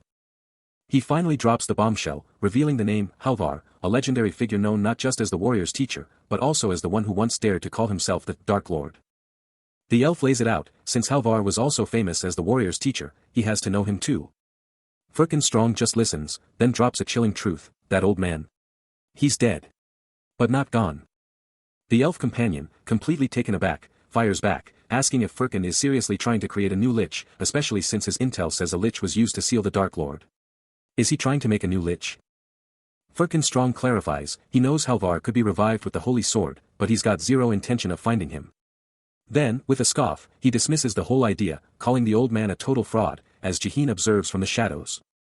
Firkin Strong boldly states that he's the only human who dares to call Halvar a fraud. He sharply cuts the elf off, shut up. We're focusing on reviving Arel, just like we planned. But the elf companion, completely unfazed, insists that finding Halvar, that old man, is an essential part of his quest. Firkin Strong, a sly grin spreading across his face, teases, getting shy around me, are we? Then adds a chilling promise, that's exactly why I won't leave you alone. Jaheen is hyped, detailing how they just snagged the forest's essence, barely making it out of that brutal, draining trek. His companion just hums, totally zoned out, then snaps back to ask, wait, what's next again? Next to the stone giant Yuden, Jaheen lays it out, the essence of immortality is the ultimate soul sacrifice. The absolute key to forging the dead man's physical form. Yuden's stone eyes seem to absorb every word, the weight of the sacrifice palpable. But to seal the deal, they still need one thing, a heart. Then, a raw, untamed energy starts to erupt. And Firkin Strong's hand, now blazing with a wicked red glow, snatches forward. He seizes the heart of the forest, a colossal, crystalline powerhouse rumored to gush infinite mana. And his transformed, skeletal face twists in ecstasy as he feels that insane power explode through him. With this, his ultimate endgame is within reach. Transformed and terrifying, Firkin Strong's skeletal frame pulsed with raw power amidst the ruins, his eyes burning crimson as a chilling declaration ripped through the air, even the great Dark Lord's revival was now within reach. Then, a monstrous, echoing cackle ripped through the silence, a chilling herald of the chaos to come. But far from the chaos, Jaheen, the unnamed elf companion, and tree giant Yuden were already discussing the old legends, the ones that whispered of reviving the great Dark Lord, a concept Jaheen quickly shut down as totally pointless. Back in the day, a sleepy village, hiding secrets in its ancient streets. At its heart, a rustic inn, a beacon in the night. Inside, the air was thick with chatter and the clinking of mugs, a massive, bearded man at the center of it all. But then, a hooded enigma, John Forkenstrong, appeared, a silent shadow in the bustling room, instantly drawing all eyes. The burly local swaggered over, a tankard thrust forward, declaring, "This is the strongest strawberry milk we've got." A vibrant, almost neon-pink concoction, promising untold power or perhaps just a sugar rush. Yet, John Forkenstrong remained utterly unmoving, his hooded face a mask of inscrutable silence. The big man's jovial facade cracked, his voice dropping, "Wait a minute. You're not from around here. What's your deal, stranger?" A nervous laugh escaped him, attempting to lighten the sudden tension, "Kiki. Relax, we're not bad guys, really dash." The villagers' words echo, but from the depths of the shadows, a single, piercing yellow eye ignites, a silent, chilling answer. Oblivious to the impending doom, the dark-haired villager pushes, "Huh. Are you deaf?" As his bearded friend chimes in, "Hee, don't worry. We know signs here as well." Then, from the depths of his hood, John Forkenstrong's voice cuts through the air, dripping with contempt, "HAA.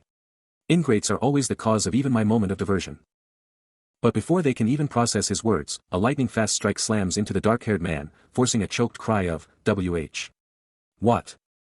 A hooded hand streaks across the space, a blur of pure, unadulterated power. The man is sent flying, crashing to the ground, as another villager lets out a blood-curdling shriek, "KYAAH." The bearded villager's face twists into a mask of sheer terror, his voice a raw, desperate cry, "Run." Then, the hooded figure's disguise shatters, revealing a grotesque, blood-soaked monster with savage claws, glowing red eyes, and terrifying fangs. The chilling truth slams into the terrified villagers, it's a vampire. Pure, unadulterated power explodes forth. A crimson wave of destruction ripping through everything in its path. A blood-curdling shriek rips through the silence, the villager's life snuffed out in a single, brutal blow. Terror etched onto his bloodied face, his eyes wide with the horror of his final moments. Just a bloody mess, the villager's body is utterly destroyed, a chilling display of John Forkenstrong's monstrous strength. John Forkenstrong, a terrifying beast, looms over the corpse, his crimson gaze piercing the darkness, a chilling welcome escaping his lips. A dark, twisted satisfaction flickers in his eyes, but even a monster like him feels a pang of regret for a lost hunting ground. Suddenly, a colossal, monstrous silhouette steps out of the gloom, its fiery eyes locking with John Forkenstrong's as it rumbles, "You were missed, brother." The monstrous newcomer wastes no time, ordering John Forkenstrong to collect the remains, a gruesome feast planned for their ravenous kin. With the villager still dangling helplessly, John Forkenstrong's brother presses his savage attack, the victim's screams of "Ryak" tearing through the air. The villager's pleas of "Stop, save me please," are met with a chilling question from the monster, "Do you understand, Wraith King?" His glowing eyes fixated on his prey, the brother's razor-sharp claws extend, poised for the kill, as the villager can only whimper, "Save." The villager's face twists into a mask of sheer horror, his last, pathetic gasp for "Me." Hanging in the air. After the brutal display, the two monstrous brothers stand together, their imposing figures dominating the grim surroundings. With a cold, calculating gaze, John Forkenstrong states the villager's mana was too weak to be of any use. He adds with disdain, the villager was either too stupid, or piss-weak. The monstrous brother scoffs, "What in the hell can a normal human kill a vampire?" Letting out a booming, maniacal laugh, the monstrous brother launches himself into the air, soaring away. John Forkenstrong's brother, a terrifying monster, snatches a victim's hand, his voice a blood-curdling threat, "I shall drink your blood." But John Forkenstrong is already holding the unnamed elf companion, who groans in distress. Then, with a raw cry, the monstrous brother blasts off into the sky, his huge wings tearing through the air. The powerful beat of his wings thunders. And he shrinks into a speck on the horizon, leaving John Forkenstrong to gasp out a single, shocked word. Even from a distance, the brother's voice booms back, full of contempt, "Didn't you realize? This small." He rockets towards a distant, fiery inferno, his mind racing with a desperate thought, "This shall be. I have to return right away. I can't let it go to waste." John Forkenstrong jabs a finger at the vanishing form, a lone word hanging in the air. As his brother fades into a tiny dot against the fiery sky, John Forkenstrong remarks, "That is a wonderful bird." He stares after the retreating monster, a baffled question ripping from his throat, "Huh. What did you just throw now?" The monstrous brother's glowing yellow eyes burn with an intense, fleeting glare. Before he rockets further into the sky, a frustrated, almost desperate question hanging in the air, "Why do you have to do this far?" John Forkenstrong finally drops his gaze, a heavy question weighing on him. "So, what's the plan when the sun goes back down?" They trek through the desolate ruins, death clinging to their every shadow, but the elf companion points out, "Still, you know vampires don't just gather in herds, right?" He explains, vampires usually hide among humans to hunt, but it's super rare for them to group up like this. John Forkenstrong's hands ball into fists, a grim realization dawning. They only gather like this when they're protecting their religious leaders' centers. His brother, a dark silhouette against the ominous sky, is a grim omen, because this kind of gathering only means one thing, the master of the vampires has finally gathered them all. He looms over the terrified villagers, pressing them about an old colleague, but they can only confirm a fleeting past connection. The pressure mounts, as he demands answers about the vampire gathering, but the villagers, clearly terrified, can only speculate about hidden motives. A villager tries to express gratitude, but the warrior cuts them off, clearly uninterested in their thanks. Running out of patience, he demands one specific answer, and the villagers visibly recoil. Their terror is rooted in something beyond human, a powerful entity they call a god, and the imposing figure of Yuden is brought to mind.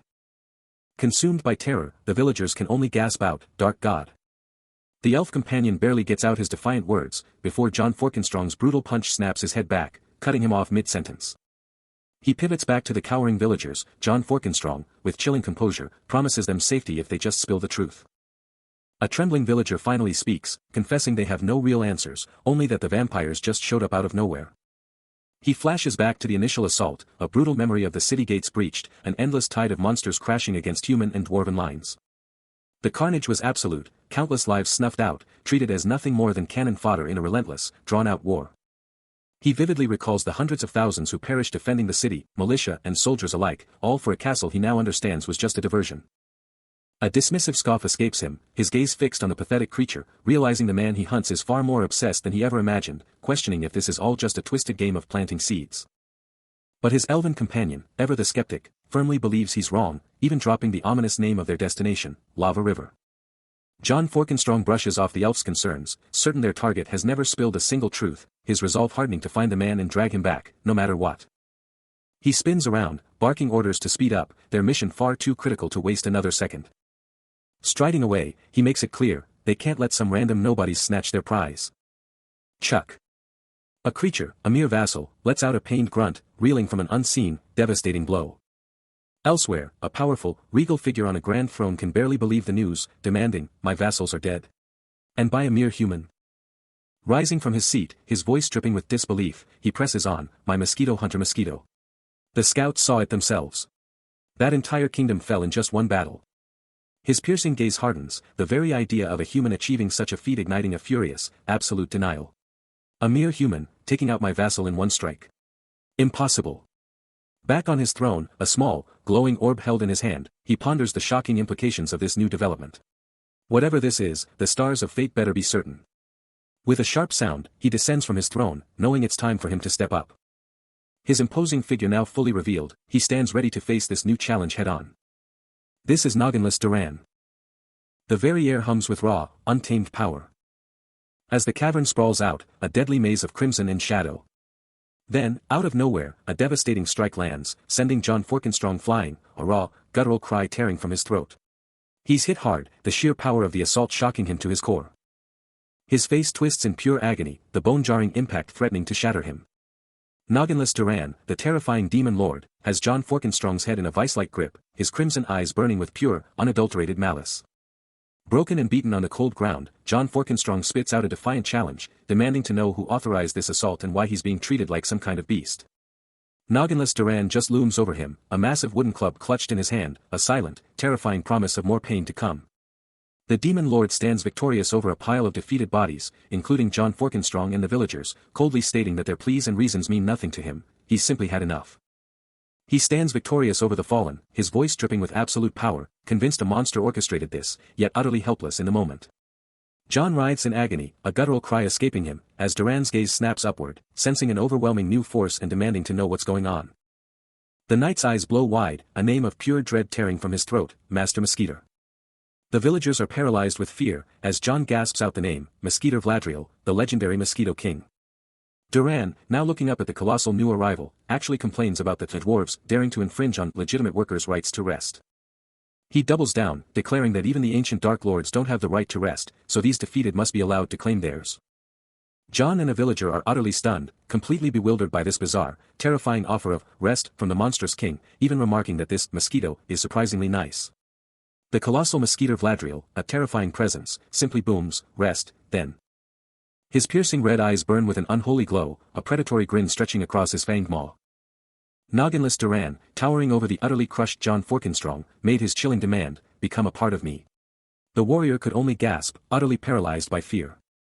John Forkenstrong, barely conscious, tried to fight back the encroaching darkness, but Duran simply scoffed, declaring he had no need for a body anyway. But the Mosquito King, Mosquito Vladriel, was having none of it, his eyes burning with fury as he watched the bloodbath. He roared at his useless underlings, then turned his gaze to the fallen, asking if any of them truly craved an end to their suffering. With a sinister grin, he promised to grant their deepest desires, his glowing red eyes piercing through their very souls. He surveyed the pathetic huddle of villagers and the hulking form of John Forkenstrong's brother, a sneer on his face as he dismissed them as too old and too noisy for his grand plans. Then, with a chilling finality, he declared that their time was up, that they should all be dead by now. John Forkenstrong's brother let out a pained grunt, and Mosquito Vladriel, sensing an opportunity, pressed them, asking what their next move would be in their desperate, final moments. But then, a faint, ethereal light pulsed from the brother's hand, catching the Mosquito King completely off guard. He narrowed his eyes, wondering if it was mana absorption, shocked that anyone, even a dwarf, could handle such raw power. A rare look of surprise flashed across his face, and he quickly pivoted, making a tempting offer: let him absorb that mana, and he'd let the brother live, leaving the ultimate decision hanging in the balance. John Forkenstrong's brother, still gripping the fallen hero, unleashes a furious tirade, questioning his understanding and branding him a worthless slave. But just as he's about to finish his menacing speech, an unforeseen power surge hits him, making him yelp in shock. The sheer force shatters his hold, and John Forkenstrong crashes to the ground with a dull thud. Staring at his downed sibling, he snarls about his inability to devour him, then suddenly freezes, sensing an intruder. Suddenly, an orange-haired figure bursts onto the scene, boldly announcing their plan to heal the wounded warrior. Dropping to John Forkenstrong's side, the audacious Kruka is instantly branded a traitor, yet he coolly insists he's just passing through. Kruka extends a life-saving drink to the barely conscious John Forkenstrong, but the hero can only muster a weak, desperate refusal. Witnessing this defiance, John Forkenstrong's brother explodes in a furious red aura, his eyes blazing with pure, unadulterated rage. He fixes a deadly glare on Kruka, roaring about his blatant disobedience and demanding to know why he left the lab. Clutching the fallen John Forkenstrong, the enraged brother fixes Kruka with a terrifying stare, demanding to know if he comprehends the situation, then sneers, "Wraith King?" With a voice laced with pure venom, he delivers a chilling warning: "I let you off with a warning, you traitor," before declaring Kruka forbidden from ever showing his face here again. Elsewhere, the formidable Noginless Duran pontificates on the fragile nature of mortals, admitting that these little humans aren't exactly powerhouses. But, he asserts, for true completion, they are of the earth, and if you can just understand that, even a tiny nugget of them becomes a feast of power for him to devour. Back in the chamber, the brother's maniacal laughter rips through the air, his heavy foot slamming down with a resounding thump. Kruka, still reeling on the floor, glares up with a look of utter betrayal, spitting out that the brother's talk of kindness is nothing but a load of my ass. Then, a violent burst of crimson energy crackles. As the brother stands over a swirling, ominous magic circle, demanding to know, where are these guys at? His voice booms through a colossal, shadowy cavern, a direct challenge to Master Mosquito Vladriel. He's absolutely basking in this insane power, a force so overwhelming it's got mountain beasts shaking in their boots. Soon, everyone, beasts and humans alike, is gonna get a harsh lesson. His eyes narrow, utterly baffled that anyone would dare mess with their tribe. Oh, they're gonna pay, alright. And it's gonna be soon. Cloak whipping in the wind, John Forkenstrong's brother charges forward on a monstrous steed, a wicked purple aura practically exploding around him. The very ground screams with raw magic, a power surge so epic it's like the universe itself just hit a level up, unlocking brand new skills. Up ahead, a monstrous, spiky fortress pulsates with that same terrifying purple glow, practically begging for someone to show up. A primal roar rips through the air from the fortress, the purple energy going absolutely wild. That energy explodes into a swirling, reality-bending vortex.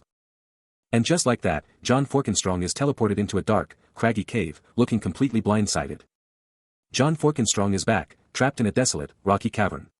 He's not holding back, declaring that breaking through a barrier means nothing if you're just weak, and he's ready to offer a power-up to anyone who dares to follow him. His elf companion watches as he suddenly questions himself, a look of genuine surprise flashing across his features. He steps out into a massive, shattered wasteland, letting out a sharp gasp as the sheer devastation of the ruined structures hits him hard. Then, out of nowhere, a familiar voice shatters the quiet, and Kruka pops up, casually mentioning he missed one.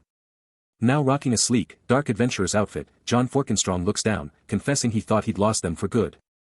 Kruka, clearly relieved, confirms his survival, then drops a bombshell: it would have been a total waste for such a valuable asset to die. John Forkenstrong challenges the idea that solo hunting is the ultimate leveling strategy, saying it's obvious, but Kruka fires back, arguing that surviving those risks demands genius-level skill, or you're just dead meat. Kruka sprints across the barren landscape, admitting that John Forkenstrong's argument actually holds up. John Forkenstrong declares that in the end, luck trumps effort, and Kruka totally agrees, dropping the harsh truth that without luck, all your hard work just makes you a glorified cannon fodder. A colossal, armored beast, resembling a boar, looms large in a barren, rocky wasteland. Perched on the beast, a commanding voice challenges, "No surrender, huh? And how can I trust a word you say?" John Forkenstrong, at the head of his armored legion, roars back, "Wrong. I'm a soldier of the kingdom of Firkin Strong. Then, his eyes lock onto two mysterious individuals, a long-haired wizard and a bald, muscular giant, demanding answers. Who are you guys? Are you with us? The long-haired wizard, unfazed, retorts with a smirk, based on your gear, you look like bandits. Me? I'm a wizard. A playful jab follows, so, you're a filthy demon, right? Huh, but I'm not filthy. Next to him, the bald, hulking figure, dubbed a monster, just watches the drama unfold. Monster. No more talk. John Forkenstrong barks the order, kill them all. As the armored horde charges, the bald man lets out a chilling laugh, ready for the fight, but the wizard coolly reminds them, oh ho ho, come on. Force isn't the only answer. He declares there's no easier, faster way to get things done. As a soldier, scanning the barren land, nervously asks, am I seeing things, or is this real? Then, a voice from the crowd pipes up, asking if he's the legendary, named one, they remember, totally confused by his presence. He spins around, and a soldier blurts out, Rarik. John Forkenstrong, looking seriously ticked off, snaps back that he's not Rarik, then lays into them about ditching their search and rescue mission. But across the battlefield, a colossal, monstrous figure, John Forkenstrong's brother, absolutely dwarfs the approaching army, letting out a booming, taunting laugh as he dares them, try it. Can you even get past my foot, you tiny ants? His eyes blaze with pure malice, a chilling, booming laugh tearing through the air. The very earth groans under his colossal, armored foot, a clear sign of his overwhelming might. A booming, almost mocking laugh rips through the air. As an elderly man with a long, golden beard throws his head back, clearly enjoying himself. He stands triumphantly over a bald, armored figure on the ground, making it clear that fair treatment has been given, but entry into the game demands a price. The armored figure, pinned by another warrior, is the subject of a bewildered question from his captor, who demands to know the identity of this master advisor. The master advisor feigns surprise, while the captive warrior, still restrained, demands clarification on these fees. The master advisor, with a smug expression, doubles down on his demand for payment. He then casually informs his subordinate that the young man is merely a new player, now lost to Looper, which makes the subordinate question if he's even a warrior. The captive warrior, his face a mask of pure rage, unleashes a furious insult, calling the master advisor a piece of dwarf. Someone just straight up calls Looper a lunatic, no hesitation. The intense bearded guy keeps going, telling Looper to forget his rudeness if he's a real warrior, then drops the bomb, Re-Sick is his new advisor. Looper's jaw drops, asking if he's retired, then immediately gets defensive about his age. The bearded man just brushes off Looper's question, bragging that his life's way easier now with his new advisor.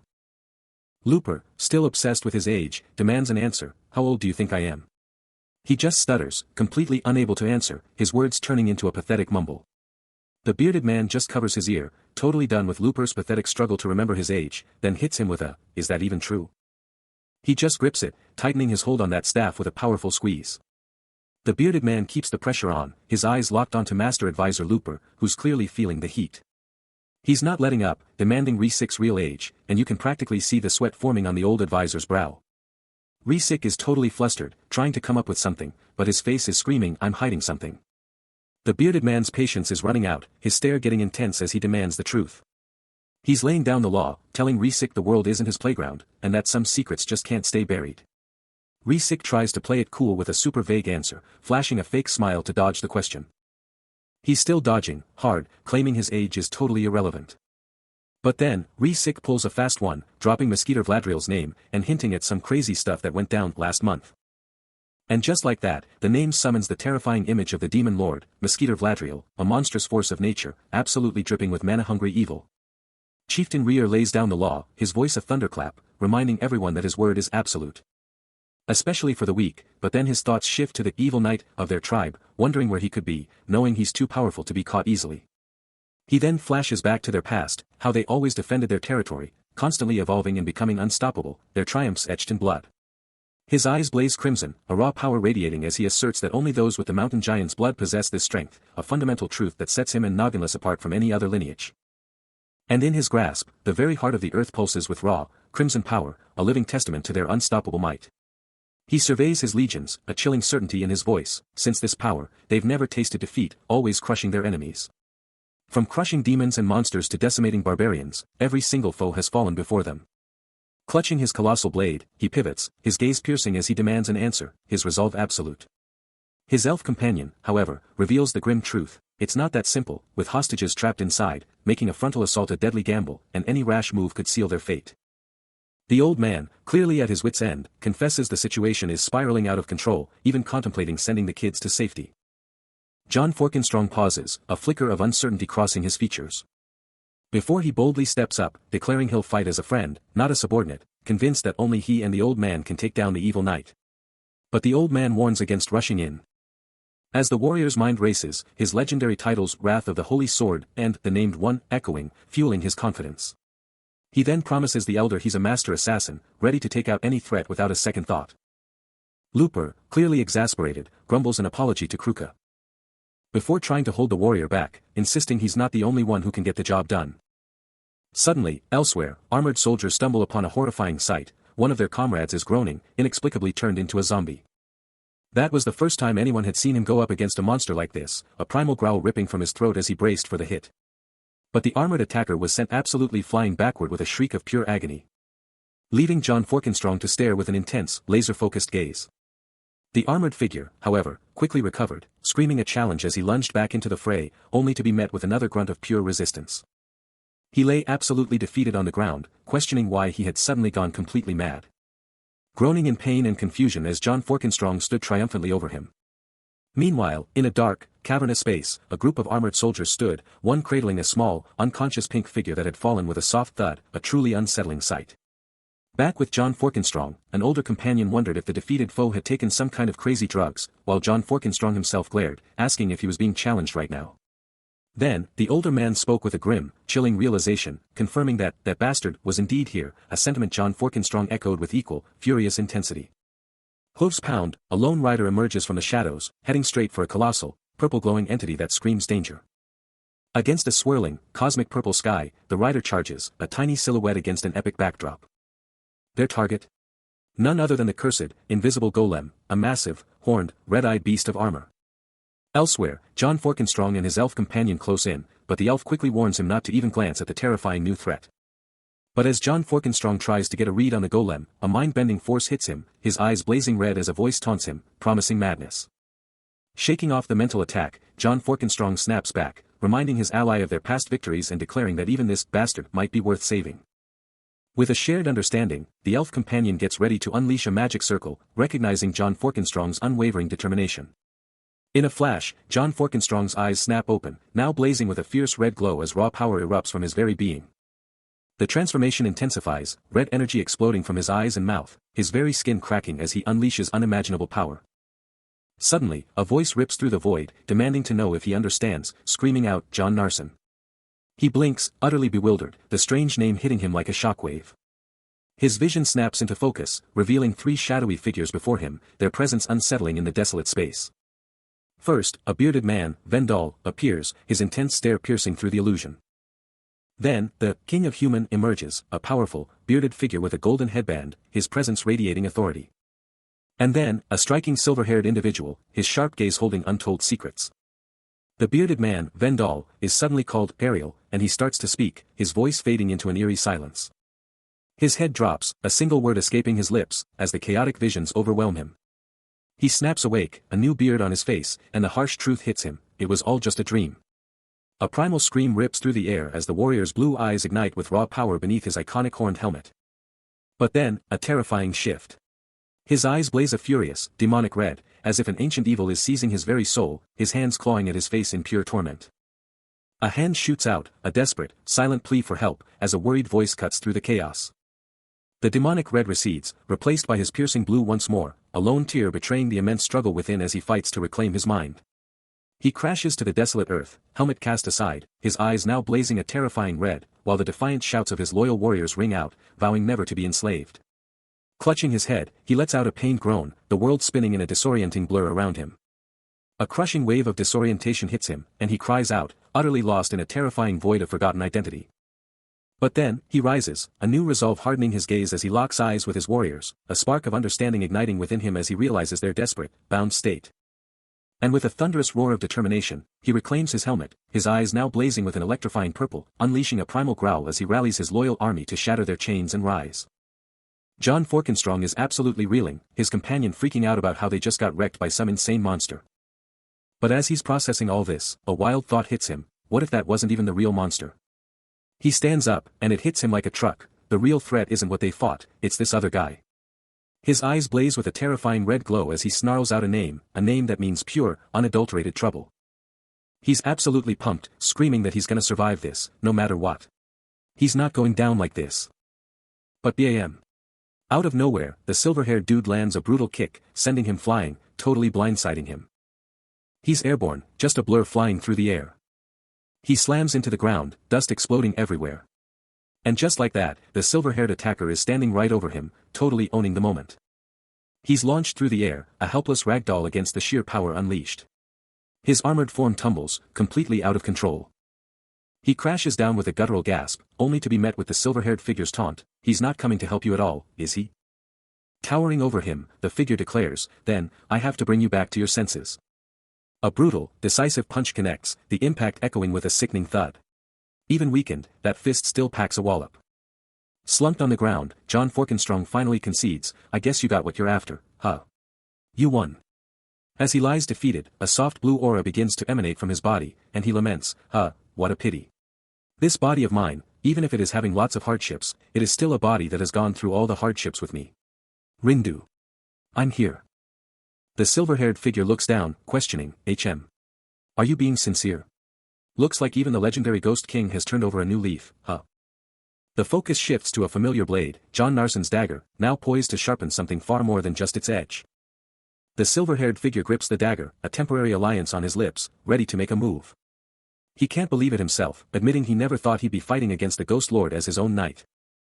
His hand flares with blue power, revealing the Ghost Lord's dark magic is top tier, even for wizards. But here's the kicker, regular magic just bounces off him, making him almost unstoppable. He lays out the only way to break the Ghost Lord's grip, take out the sorcerer, because there's no other way to stop it. Then, with a sickening thud, John Forkenstrong hits the ground, the truth hitting him hard. He stays down, eyes locked on the ground, utterly defeated. The answer? It's all about delivering the ultimate shock, probably with that wicked glowing red sword. Suddenly, a monstrous creature bursts forth, letting out a terrifying roar. But before it can even touch him, John Forkenstrong, in his shining golden armor, strikes back with a devastating hit, making the monster scream. His golden gauntlet smashes into it, shutting it up for good. He stands tall, sword blazing, proclaiming his absolute will to win. And with one last shout, he charges into the fray, hungry for more. Once the monster is down, he stands victorious, while the silver-haired ally watches on. He lets out a tired sigh, thinking about the break he just had, annoyed he's still stuck fighting weak undead. Still complaining about the easy fight, he turns to his silver-haired friend, asking what's up. But then a weird feeling hits him, like he's forgotten something huge, a vital piece of a dream that just vanished. In the thick of a brutal fight, a desperate cry rings out, "No time for games, finish him." But John Forkenstrong, mid-combat with his elf ally, counters, "I don't even think this thing can be killed." His thoughts then drift to another, observing, "Still, those eyes are sharp, but that intense stare. Not exactly kingly material." Elsewhere, Master Advisor Looper ponders, "If his face wasn't identical, I'd swear he was a completely different person now, and far more potent." Looper's query cuts through the air, "You truly believe that?" John Forkenstrong, now a king, commands his throne in silent contemplation. When the silver-haired figure challenges, "John Narson?" John replies, his eyes still piercing, "That intense stare. Not exactly kingly material. You're not the only one who feels alone, don't leave now." Looper, consumed by remorse, cries out, "I was the fool. If only you'd heeded my warning that you should never have been born." Transformed, his eyes burning crimson within dark, spiky armor, John Forkenstrong proclaims, "Wraith King." Facing the monstrous king, Master Advisor Looper unleashes a torrent of accusations, declaring him the one responsible for his lost power and the forfeiture of Vendal's deed. Gazing up at the silent, towering form, Looper presses on, vehemently denying any responsibility for the unfolding chaos. With a face contorted in despair and resignation, the advisor dramatically proclaims that everything traces back to him, then questions his very being, asking if he's already dead. He delves into his past, confessing his lack of power in his younger days. Looper then bitterly laments, wishing Ariel was there, so humanity would never have uncovered his secret. Delivering a crushing, final verdict, he declares that, in the end, all roads lead back to him. As the king's monstrous face twists into a silent, furious snarl, Looper points a condemning finger, shouting, "It's because you." He then issues a stark warning to the king, claiming he's being deceived, then lets out a deep sigh, adding that he's still fighting the good fight. Looper vows to find a way to fix everything, but confesses he can't replace him, then a chilling realization hits him, he's going back to the Holy Sword. Looper's voice booms, declaring John nothing more than a weapon for the Holy Sword, a mere tool to clear the name of the hero who lost it. He presses on, revealing John's true purpose, to subdue the fallen Dark Lord. But wait, there's more, he's also a curse. Looper doubles down, insisting his every move has always been for the Holy Sword, for everyone. Because it's his destiny. As the one true owner of the Holy Sword. John's face twists into a furious sneer, scoffing at Looper's words and accusing him of clinging to his own twisted behavior. Unfazed, Looper unleashes a chilling command, "Take this hit, old warrior." As a brilliant, ethereal blue sword descends from above, its light piercing the darkness. Looper, now enveloped in a vibrant blue aura, grasps the glowing blade, poised for a devastating strike.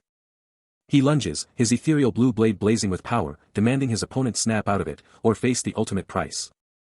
A torrent of cerulean energy explodes from the blade, swallowing everything in its path. The attack lands with devastating impact, and a chilling command rings out, "Die." John is down, defeated, as Looper looms over him, sneering at his stupid-looking face and vowing that all who defy him will fall. With a foot planted near his head, the advisor coldly ponders the fate of those who don't just die, hinting at something far more sinister. But from the dust, a golden light explodes, and John, against all odds, pushes himself back up. The golden aura erupts, expanding with blinding speed, shattering the blue energy with raw, untamed power. Looper's smug grin vanishes, replaced by pure shock as he finally grasps the terrifying power he's unleashed. Suddenly, a blinding yellow light explodes, and a hand slams down, unleashing a massive magical surge, showering everything in sparkling energy. One of the companions, engulfed in the chaos, screams, "Everyone, run!" John Forkenstrong, the Wraith King himself, confronts his kneeling ally, demanding, "What are you doing?" As the fortress, a place of no entry and no exit, pulses with raw power. But John Forkenstrong can only unleash a primal, GRAGGGG, as the power consumes him. His ally, completely freaked out, can only manage a desperate, Eric. The yellow light goes supernova, swallowing both John and his companion in its raw, overwhelming power. Consumed by the light, John can only manage a strained, hoo-hoo. The magical energy just keeps exploding, blurring reality itself. John Forkenstrong's gaze sharpens, a raw intensity burning in his eyes. He pivots slightly, cutting off any further discussion with a sharp, "Anyways." Then, a beat later, he confirms, "You're back." His elf companion glares, a mix of annoyance and worry on their face, demanding to know if he just got roasted to his face, then curses, "Shit. I know it." John flinches, clutching his face in agony, a raw groan tearing from his throat. He grits his teeth, confirming the agony, "Hurts like shits." Suddenly, a powerful steed unleashes a thunderous, straining neigh. John Forkenstrong wastes no time, vaulting onto the powerful beast, ready to ride. He casts one last look over his shoulder before galloping away, vanishing into the horizon. John Forkenstrong, a figure of immense power, stands alone on a desolate platform, his gaze fixed on something unseen below. He then confronts Rarik, demanding, "How dare you even come back to your master after my blow?" Rarik, ever the stoic, simply admits it stung a little. A grim look crosses his face as he recalls the fight, noting its similarity to his past clash with Vendal, but quickly brushes it off as no big deal, given Vendal's involvement. He expresses frustration over his uncontrollable mana, but Rarik, ever the loyal aide, promises to handle it, boasting of his own expertise. His attention shifts to the distant landscape, where a massive assembly of figures can be seen in the distance. From the shadows, a menacing, red-eyed warrior emerges, declaring that the warrior's return was inevitable, a necessary evil. Clutching a pulsating purple orb, John Forkenstrong declares, "No one of lesser stature could ever hope to stop me," before mockingly asking if his gift was enjoyed. Rarik, his face etched with worry, questions John's happiness at this reunion, and laments the tragic irony of his presence, hinting at a lost chance for true liberation. With a grim, determined expression, John Forkenstrong silently vows that his foe would have found more peace if they had only stayed lost in their dream. He listens, but Rarik isn't holding back, demanding to know if he's seriously trying to create a new lich. But elsewhere, the red-eyed warrior is already on edge, muttering about Take's brother, and issuing a chilling warning, "Don't you dare become the Wraith King." And just like that, the Wraith King, John Forkenstrong, explodes into motion, a blinding purple streak tearing across the battlefield. His hand ignites with raw, untamed power, the purple mana practically screaming with energy. He unleashes a devastating, sweeping attack, engulfed in a blinding, dynamic purple aura. John Forkenstrong, absolutely radiating with a furious purple aura, just unleashes a devastating blast of energy, tearing through the ranks of armored soldiers. One of them cries out, his body glowing an eerie green as the impact sends him absolutely reeling, the mental control he was under momentarily faltering. From a distance, the red-eyed warrior feels the disruption, his own mental grip on his forces slipping. A frustrated, "Where did it go? "I can't feel it," escapes him as he struggles to regain control. He quickly adapts, however, barking orders to his ranged units, "For shooters, shoot." He's not giving up. But John Forkenstrong is absolutely relentless, his purple energy tearing into another armored figure, recognizing him as a master who keeps breaking free from mental control. This guy is unstoppable. With a focused strike, he utters, "Take." He's not holding back. The purple energy absolutely consumes the target, leaving a trail of pure destruction in its wake. John Forkenstrong's gaze sharpens, his intent absolutely clear as he declares, "I should handle you first." He's coming for the red-eyed warrior. The red-eyed warrior, now bald and cloaked, observes the chaos, his voice calm despite the setback as he commands, "Okay, reload with the next one." He's got a plan B. The red-eyed warrior, cloaked and bald, locks onto something below, a low hum escaping him as he recognizes a powerful presence. His eyes flaring with power, a surge of energy radiates from him as he takes in the scene. Down below, a monstrous, dark-furred beast looms over the landscape, its immense weight making the very earth crackle and groan. Perched on his steed, the warrior stares down, a bizarre notion blooming in his thoughts, a flower garden. He grapples with the bizarre feeling, confused why his heart finds such inexplicable peace before this terrifying behemoth. This mountain-sized monster, defying all logic, somehow makes him feel like he's in a peaceful flower garden, but he can't shake the question of what it truly is. He'd expected a terror on par with the Wraith King, but this creature feels different. Could it actually be good? The dark silhouette of the monster dominates the view below, a chilling sight that somehow fails to disturb the warrior's newfound calm. A close-up reveals its snarling, fanged face and piercing red eyes, a terrifying visage that somehow still can't shake the warrior's strange sense of tranquility. Suddenly, a devastating blow lands, unleashing a torrent of purple energy and a pained shriek. The dark cloak of the target is consumed by the surging purple power, as desperate gasps echo. An armored warrior looms over the defeated, glowing form, utterly shocked by the bizarre magic unfolding. John Forkenstrong, his gaze sharp, interrogates the fallen entity, demanding to know if it's even human, as its pained gasps persist. He surveys the creature's skeletal transformation, recognizing the sheer speed of its defeat, a chilling realization dawning upon him. But elsewhere, the red-eyed warrior, blazing with a crimson aura, scoffs at the magic used on the skeletal horde, proclaiming it utterly worthless against his might. His gauntlet fist tightens, crackling with dark purple energy, as he declares his absolute supremacy, dismissing all others as insignificant pests. His red eyes burning, horns gleaming, he stands victorious, boasting that his gaze can pierce any veil, reach any corner. A sinister chuckle escapes the red-eyed warrior, as he towers over a broken armored foe, who cries out in agony, the dark purple energy still swirling around them. He'd already laid down the law, and the red-eyed warrior delivers on his promise, slamming a supercharged, yellow-hot fist forward. The brutal hit lands, and John Forkenstrong's armored form gets absolutely rocked, exploding backward in a storm of rubble. He slams into the earth, leaving a massive, smoking crater in his wake. But he's not done yet, as the warrior unleashes a volley of explosive, red-hot energy spheres, blasting everything in their path. Rarick, watching the absolute mayhem, can only shout, "Help, seriously, don't get caught in that blast." The red-eyed warrior, meanwhile, is absolutely loving this, a cocky laugh escaping him. "Hoo-hoo, yeah, I know that feeling." The pure satisfaction of a three-frame finishing move. John Forkenstrong, still recovering from getting absolutely clobbered, stares in disbelief as a huge purple explosion detonates. What is that? Is the monster's core blowing up? But the red-eyed warrior just brushes it off, a single, dismissive word escaping him, "Ridiculous." As the purple energy washes over him, he just smirks, "Even this won't even scratch me." A primal roar tears from the armored figure as raw purple energy explodes around him. While the red-eyed warrior stands absolutely unfazed, towering over a pulsating purple core on the ground. John Forkenstrong's armored hand flares with an ominous purple, his voice cutting through the air as he challenges, "What are you planning, Wraith King?" The red-eyed warrior barely spares him a glance, his voice dripping with disdain as he retorts, "None of your concern, human. I'm merely about to." He finishes, a menacing purple aura erupting around his masked figure, "Borrow your head for a moment." John Forkenstrong explodes into action, his entire being ablaze with a golden aura as he charges. Delivering a devastating blow, he absolutely rocks the red-eyed warrior, the impact echoing through the chamber. The warrior stumbles back, visibly shaken, a furious, "How dare you," escaping his lips. Staggering, the warrior clutches his head, muttering about, "My memory," as John coolly asks if he's in his right mind. Completely dazed, the warrior can only manage a drawn-out, "So." A subtle, ting, sound emphasizing his bewilderment. Suddenly, a sinister, "Hoo-hoo-hoo," erupts from him, a truly unsettling laugh filling the air. John seizes the warrior by the collar, holding him captive, while the elf companion observes, "Huh? Look at him. This kid is losing without even rolling the dice." Master Advisor Looper, watching the entire spectacle, challenges the elf's reaction. What, are you looking on in disbelief or something? The red-eyed warrior's eerie laughter persists, proclaiming, "Hoo hoo hoo.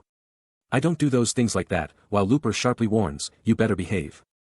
He's caught in an ethereal realm, a glowing form engulfed by raw crimson power, and he knows this isn't just some regular dream. Yet, the familiar torrent of information keeps pouring in, a relentless stream he's totally used to, and now he's decided, he's gotta check it out himself, with this body. And as his resolve hardens, a single, blazing crimson eye snaps open, igniting with an insane, otherworldly glow from the absolute void. His face twists in a silent, explosive exclamation, as a sudden, mind-blowing understanding hits him like a truck. He's standing, fully corporeal now, and a quiet, almost shocked, surprise escapes him as he realizes, he actually pulled it off. Now cloaked, he stands with his back to the room, surrounded by towering bookshelves, a soft window light bathing his figure. Trapped in a shadowy chamber, surrounded by ancient tomes, the warrior questions his surroundings, remembering a past consumed by endless study. A nascent blue energy sparks from his hand, yet he dismisses it, believing himself still a mere novice. A grimace of pain twists his features as the power within him surges. Engulfed in brilliant blue light, he strains, searching for the source of this overwhelming power. The warrior's struggle intensifies, a name whispered through gritted teeth as the transformation takes hold. The blue energy explodes outwards, a scorching wave of power unleashed. Now a beacon of pure blue energy, his eyes blazing, an inner voice demands if his human body can withstand this incredible might. Raw, untamed blue power still courses through his very being. Transformed, the warrior now stands in a mystical forest, the blue light converging on a majestic, glowing tree, his power fully realized. The blue energy pulsed, a voice screaming at him to seize control of the raw power now surging through his very core. The sheer force of it exploded from his body, a blinding, crackling nova of pure power. The intensity was absolutely insane, a shocking, overwhelming surge that made him doubt everything. He fought to grasp the voice's cryptic message, a faint whisper lost in the roaring power, pushing him to understand. The energy swirled into his hand, and he questioned everything. How much did he really know about this insane power? Then, a thought hit him like a lightning bolt, a sudden, shocking realization of his own limits against this colossal power. The voice returned, commanding him to protect the energy, then, a cryptic formula blasted into his mind, P=VI. With a jolt of understanding, the blue energy went supernova, exploding upwards in a blinding column of pure power. He stood amidst the fading glow, the voice dropping one last, epic tip, next time, just use watts. The blue energy explodes, engulfing him in a blinding, impossible light. Is this the birth of an electric knight? How could anyone, let alone someone so young, unleash this kind of power? A cloaked figure gasps from the shadows, utterly stunned by the sheer power. Closer to the action, a gray-haired mage stares in awe, questioning if this insane power is truly his. He's blown away, unable to fathom mastering advanced magic before even turning 10. Whispering, a wizard. The mage looks up, calling out, Master Halvar. Close by, Rarik asks Master Advisor Looper if this is the power Halvar was after. But Looper just scoffs, totally convinced Halvar got played, and all his effort was for nothing. Oblivious to the elder's doubts, the gray-haired mage, still buzzing from the power, shouts triumphantly, Did you see it? I'm stronger than anyone now. Kneeling before an unseen power, an ancient elf with a flowing white beard unleashes a bold declaration, he can now absolutely crush even a mere figurehead summoned by the lightning god. He quickly clarifies it's just an artificial construct, but the real flex is his new self-protection. Meanwhile, a younger elf with light blue hair and gray skin, looking on, demands freedom from a prison, citing a broken promise. The elder elf pauses, a beat of silence hanging heavy. Before the younger elf, still on his knees, challenges his lack of reaction, totally unimpressed by the power-up and dropping the bombshell that the King of Human was the original contractor. The light blue-haired elf stares down, setting the record straight, declaring the scroll clearly named the King of the Elemental as the contractor, and that real power means beating him. The younger elf is visibly shocked by this bombshell, but the elder swiftly cuts him off, brushing aside his awe at the lightning and demanding his full attention. Rising to his feet and turning away, the elder elf commands him to ditch all thoughts of the king of the forest or the elemental, and just listen up. He strides off, throwing a glance back to emphasize that the distinction is totally irrelevant, doubling down on his lightning-defeating claim. The light blue-haired elf stares down, deep in thought, processing the elder's cryptic words. A mysterious hooded figure watches, utterly baffled by the impossible news. A human, a mere human, somehow defeated the king of the elemental. And that old fool is still out there. Elsewhere, the elder Rarik is grilled by his elf companion, demanding to know why the king would lie, and what the heck, king of the forest even means. Rarik, ever calm, just says he's home. Back with the hooded figure, the impossible feat still gnaws at him, this whole thing just screams, too suspicious. His mind races to the once mighty entity, now utterly annihilated, reduced to mere dust. Staring intently at a glowing, ornate gate, he knows he has to push deeper. A chilling smirk spreads across his face as he promises to expose every single secret that old fool is keeping. The one they call the Ghost King holds his silence, his face a mask of dark intent. Meanwhile, Rarik stands tall, a deep, contemplative look etched onto his features. The Ghost King's eyes bore into the glowing gate, his voice dripping with challenge as he wonders if that old fool still clings to the pathetic title of King of the Dead. John Forkenstrong, the absolute legend, is deep in thought, realizing time isn't just a resource, it's a relentless current you can only ride. Humph. Shit, he grumbles, clearly not thrilled with the situation. His resolve hardens, the brutal truth of his world laid bare, it's kill or be killed, no in-between. But then, a chilling, unseen voice cuts through his thoughts, a direct threat, I'm watching you. The message flashes, bold and undeniable, keep my eyes on you. Kicking up a massive cloud of dust and debris. He's thrown to the ground, a shocked gasp escaping him as he stares up. Taking in the aftermath, a new, unsettling reality settling in. Knocked flat by an invisible force, John Forkenstrong is immediately confronted by a mysterious hooded figure, who wastes no time grilling him about his helmet and his aerial antics. A chilling chuckle escapes the figure, who then drops a bombshell. He was right, and something mind-blowing is actually real, leaving John utterly stunned. With a booming laugh, the hooded figure drops ancient lore, a forgotten race is alive, and some powerful lich is a total fool for clinging to his pride instead of embracing true lichdom. John, finally sitting up, can only manage a confused grunt, desperate for someone to explain this insane situation. He demands to know what this guy did, his head spinning from the chaos, then resolves to finally stand up. The hooded figure just points, a single, cryptic command, it's in there. The enigmatic figure stands, a silent, imposing presence in his flowing dark cloak. He delivers one last, loaded message, the thing that you want. The forge is absolutely blazing, sparks flying as a powerful rhythm fills the air. And with every earth-shattering blow, John Forkenstrong is absolutely pounding a red-hot artifact on the anvil. Sparks explode from the glowing, crystalline core. Now absolutely crackling with a powerful red aura, the artifact is held tight by tongs, its energy pulsing with an ominous, raw power. John Forkenstrong stares at the intense glow, wondering if this is really the orb of the heart of the giant, while a swirling vortex of pure crimson energy churns beneath it. The hammering just keeps going, every single hit cranking up the artifact's fiery radiance to 11. He's watching this whole thing, he gets the idea of the orb of the heart of the giant, but this new creation is seriously throwing him off, making him question if they're forging a new orb, or maybe something far more sinister, like a lich.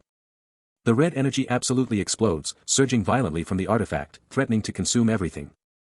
He lets out a frustrated groan, clutching his head, as the horrifying truth dawns on him, this new creation is not what he expected. A man's tortured scream rips through the air, a chilling sound from deep within a stone chamber. Elsewhere, a gloved hand clutches a small, pulsating artifact, while a voice warns of its catastrophic instability, predicting an explosion and endless, exhausting nights. At the heart of the forge, an orange-haired artisan is pushed to continue the grueling process, their goal, to forge a new orb of the heart of the giant. But she's worried, questioning if they can even survive the blast of a potential explosion, before turning to Heck, the bearded man, to ask about their dwindling supply of materials. Her mind races, haunted by the countless lives lost in the lava mines, knowing they're all risking everything to finish this impossible task. In another dark corner, two exhausted figures, one bearded, one masked, accept their fate of a long, drawn-out mission, knowing home is a distant dream. Back in the heat of the forge, the artisan groans in frustration, desperate for just one day of rest, yearning for home. But then, her eyes narrow, and she snarls, demanding to know who just spoke. Dismissing the unseen presence as a mere mosquito, she confronts them, demanding to know how long they've been lurking. The orange-haired artisan, still fuming from the intense forging, immediately confronts the massive, horned figure, laying down the law, you're not supposed to be here. Staring up at the absolute unit, he demands, do you even get it, Wraith King? Frustration boiling over, the artisan rages about the messed up situation, screaming that this place eats lives for the orb of the heart of the giant. Don't you know that? But his focus is laser-sharp, the dwarf's safety is all that matters. The Wraith King just smirks, totally unfazed, while the artisan throws his own words back at him, you promised a better home. A sharp thwack as the artisan's hand balls into a furious fist. He doubles down on the broken promise, vowing, I'm never giving up again. Staring up, he spits out, despicable. The Wraith King cuts him off with a raised hand, dropping the bombshell that outsiders like him don't get employment insurance, then just calls him an outsider to his face. A sharp cry echoes, Master Mauchatur, as the artisan is found helpless on the dungeon floor, a menacing figure looming above. Meanwhile, a chillingly calm, pale-skinned figure with sharp, yellow eyes and pointed ears, a subtle smirk on his face, merely responds, A monstrous, dark steed nearby unleashes a ferocious, energetic. The pale figure, now unfurling a colossal, bat-like wing, coolly remarks, but isn't this a bit excessive? He's already amassed enough mana to tear open the gate. Horns now prominent, he demands, but why is it alone? Was Naganseek injured? His gaze sharpens as he declares, unless it's the absolute suppression unit, only a handful could ever hope to defeat him. We're not dealing with mere mortals, are we? With a surge of dark energy, he barks, we need to brace ourselves, those guys are here. Double the security for both entrances, main and secret. Keek. We'll annihilate them all. His glowing yellow eyes burn with sinister intent as he adds, with the Dark Lord's resurrection imminent. A formidable, glowing red sword manifests, its very essence a chilling promise, anyone who dares to interfere will pay the ultimate price. A heavy gate clanks open, revealing a dark passage beyond. Stepping into the dimly lit dungeon chamber, John Forkenstrong and Rarik's armored footsteps echo, signaling their arrival. From the shadows, a monstrous creature with glowing red eyes and sharp fangs snarls, instantly recognizing the human invaders. Already engaged in combat, the warrior curses the vicious bastards as he unleashes a devastating strike. Standing over a defeated monster, he dismisses it as a piece of trash bastard with utter contempt, Rarik watching on. John Forkenstrong's gaze hardens, his blue eyes burning with grim determination. As they continue through the torchlit corridor, Rarik reminds him that these creatures are the reason they're here, stressing their urgent mission to find the Ghost King. The path ahead stretches into an ominous darkness, pulling them deeper into the terrifying domain of the Ghost King. He's totally over it, but Rarik is hyping him up, saying he's the only one who can handle this insane power. Controlling a dragon? Rarik says that's a talent all on its own, and he's pushing John to unleash those skills. But John's like, nah, I'll just do what I always do, attack and destroy everything. Then he drops a bombshell, Hearthstone. Rarik dives into the heart of the earth, revealing it's packed with insane magic power, then asks John if he's even grasping how huge this is. John's like, so, what's the plan? And Rarik drops the bomb, they're the only ones who can use this magic, meaning if they don't step up, it's game over for everyone else. Rarik cuts a deal, he'll snag the Hearthstone for John if he just cooperates, and John's just mulling it over with a deep hum. John lays down the law, demanding someone vanish from his sight, and he wants their soul too. The shadowy Ghost King fires back, revealing he can't just snap his fingers and make it happen. John, looking totally pleased, agrees to make the Ghost King's dream come true, but there's a catch, he has to show up as Duran. He stands before Rarik and Looper, absorbing Rarik's intense declaration about their make-or-break strategy. With a steely gaze, John Forkenstrong locks in a deal, confirming he'll snatch the soul and let the Wraith King walk, a calculated power play. His orders cut through the air, play dumb, fall in line, and breach that gate. He pivots, heading for the glowing blue portal, announcing his direct charge to the prison to rally their forces. At the threshold of the ethereal gate, he ponders their next move, a low chuckle escaping him as he weighs caution against immediate action. Elsewhere, the red-eyed warrior stumbles back in utter disbelief, his crimson eyes blazing with confusion as he demands answers for a sudden, unexpected move. John Forkenstrong has breached the portal, now confronting a horde of monstrous foes, poised to carve a path for his forces. The red-eyed warrior's shock morphs into pure terror as the betrayal dawns on him, cursing the damned king's enemy and frantically wondering if Master Mosketer has already made his move. Before he can even process the thought, a glowing green weapon erupts through his skull, a swift, brutal end to his existence as the Ghost King's treachery is sealed. His armored hand extends, a silent command or maybe just pure shock. He glances down, a chilling realization dawning as he mutters, oh, that looks familiar. Rarik, completely blindsided, stares up as John questions, you okay? But before Rarik can even respond, a devastating, unseen force absolutely smashes into him, his armor shattering on impact. The Ghost King's shadowy figure materializes, a sinister laugh echoing as he savors the destruction he's unleashed. He then unleashes a devastating dark energy blast, slamming into the elf companion who barely manages to shout a desperate warning to, keep up your guard. The elf companion collapses, wounded and bewildered, his mind screaming at the sheer audacity of the betrayal, questioning if such a thing could even exist. The Ghost King, crackling with dark energy, growls in annoyance, I thought I had eliminated him completely, then dismisses it with a cold, oh, screw it. With a chilling finality, he declares, let's just do whatever. Two armored guards stand sentinel before a massive, arched doorway, their torches barely piercing the oppressive gloom of the ancient stone. Then, a chilling gasp cuts through the silence, as an unseen presence closes in from the shadows. It's Zayluk, emerging from the gloom, his presence commanding the very air, a figure of power against the encroaching shadows. His eyes, blazing with an infernal golden glow, lock onto the unseen foe, a silent, furious declaration of war against the son of a bitch assassin. The assassin, foolishly thinking they had the element of surprise, launches their strike, only to be utterly blindsided by a devastating counter that sends them flying. Before the fool can even register what hit them, Zayluk unleashes a thunderous, bone-shattering strike. The sheer force of the impact rips through the very earth, sending a violent explosion of stone and dust everywhere. The assassin crumples, defeated, their blood painting the stone, a brutal, undeniable display of Zayluk's absolute dominance. Standing tall over the vanquished enemy, Zayluk surveys the carnage, the assassination attempt utterly crushed, mission accomplished. He steps through the ancient archway, his heavy boot echoing the declaration that he is coming in. With a determined gaze, he addresses unseen allies, asking if they are ready. A surge of power erupts around him, the word overload glowing crimson as he activates a potent skill. 30 minutes earlier, a masked figure with intensely glowing eyes stands in a desolate chamber. A malevolent green aura swirls around him as he commands unseen forces, a sinister red orb clutched in his hand. He challenges the Wraith King, expressing disbelief that his target could still be standing after whatever transpired. Meanwhile, in a different location during that same past moment, Zayluk reassures his companions, glad they are by his side. Back in the present, he scans the surroundings, sensing hidden enemies and remarking on their clumsy attempts to conceal themselves, confident he will find them. He demands, his voice cutting through the oppressive silence, "Do you understand? Wraith King?" The masked figure offers no reply, only the unwavering, eerie glow of his yellow-green eyes. Zayluk presses, his tone sharp with accusation, "Are you trying to make a new lich?" The question hangs heavy in the air, he repeats, "Do you understand? Wraith King?" Still, the necromancer remains motionless, his glowing gaze fixed and unblinking. Zayluk's voice hardens, demanding an answer, "Are you trying to make a new lich?" A final time, the challenge rings out, he insists, "Do you understand? Wraith King?" The silence from the masked figure is absolute, a chilling refusal to engage.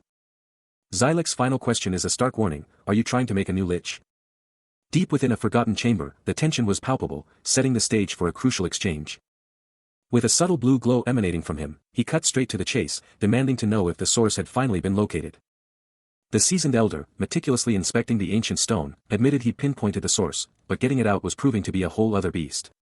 Then, a chilling thought crossed his mind, the unsettling notion that he might have been the one unknowingly leaking false intel. But Zayluk, his blue energy still humming, shot down the theory instantly, demanding to know who dared to mislead him and vowing to uncover the absolute truth. Rarik, however, had a counter-argument, flipping the script and implying that Zayluk himself was the target of someone else's deception. Stunned by the revelation, Zayluk demanded to know the motive behind such a strategic play. The elder confessed his lack of concrete answers, but floated a terrifying possibility, a vampire stronghold being set up right under their noses. A chilling thought struck Zayluk, a sudden, terrifying question, had the enemy already found them? The chamber is a bloodbath, littered with the bodies of fallen orphans. And John Forkenstrong's eyes narrow, taking in the horrific scene. Another body confirms the grim reality, as a chilling voice echoes, "Rest in peace." The masked necromancer, his eyes burning with an eerie glow, surveys the carnage and coldly asks, "So cruel? Are you too late?" His gaze shifts to a desperate soul caged nearby, who barely manages to gasp, "Ugh, help me." The prisoner struggles, a desperate gurgle escaping their lips as they plead, "Release me." Without hesitation, John Forkenstrong extends a hand into the cage, promising, "Hold on. I'm helping you." He yanks the figure out, their form writhing and glowing with raw, unstable magic. This poor soul is nothing less than a magic addict. The magic addict John Forkenstrong just rescued started to glow with an insane blue energy, his body screaming in agony as he gasped, "Ugh. Master. I don't feel good." The power inside him went absolutely wild, swirling like a vortex as the terrifying truth hit, the magic was going haywire, about to blow everything to smithereens. From the shadows, the masked necromancer watched the chaos unfold, a chilling curiosity in his tone as he asked, "Wait, what's happening? Is it about to explode?" The addict's magic blew up, sending him flying and crashing to the ground, surrounded by rubble, the unstable figure vanished. Before he could even think, shadowy assassins attacked from every direction, the masked necromancer just watching the whole thing from his perch. A fierce blue aura exploded around him as he unleashed his counterattack, the narration confirming he was totally ambushed. He grunted, demanding answers, "Ugh. What are you even saying? Explain it now." As the brutal truth of the trap hit, they used the addicts as bait to draw them in. The masked necromancer stared down at the chaos he'd unleashed, the narration revealing that once they split them up, the real attack could start. He's in the thick of it, moving like a blur, a fierce thought burning in his mind about being thrown into these dungeons, forced to fight for survival. And for him, it's always in these high-stakes moments that the enemy's weaknesses are laid bare for all to see. Someone shouts in awe as he unleashes a brutal overhead hook, a perfect counter that leaves no room for error. His combat style is legendary, often relying on a deceptively simple yet utterly devastating 1-2 combo, like that time he and Rarick took down a massive horned beast. He dodges an attack with impossible speed, and the instant his foe grunts, he unleashes a lightning-fast Brazilian head kick. The monster drops, and he finishes it with a final, crushing blow, its resistance utterly pointless. Back in the present, his hand flares with raw power as he thinks, seriously, I'm a king, right? He's got the unconscious magic addict in his grasp, their fragile body held securely in his powerful hand. The flashback ends with him and Rarick standing victorious over a mountain of fallen monsters, including that horned beast, a true display of their unstoppable power. His eyes narrow, and he barks out a command with absolute authority, let go. A monstrous growl rips through the air, announcing a terrifying new threat. He stares down the beast, a chilling realization hitting him, this is getting tough, their power levels are spiking. The monster's colossal hand lunges. John knows he has no choice but to unleash his full, devastating power to wipe out these beasts. He faces down another twisted abomination, a smirk playing on his lips as he sneers, oh, you're so weak. How's that feel? The monster glows faintly under his power as John lays down the law, show me the treasure, and you might just survive this.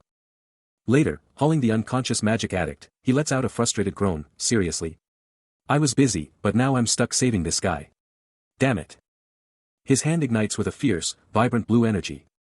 A look of fierce determination etched onto his face. Suddenly, the perspective rips away, plunging into a new, terrifying scene. A colossal, winged demon, eyes blazing crimson, horns piercing the gloom, looms over a lone, cloaked figure. This monstrous entity dominates the dark, cavernous hall, its sheer scale dwarfing the silent observer below. The chilling winds tore through a desolate, snow-choked wasteland, the ruins of some forgotten structure looming like a skeletal titan.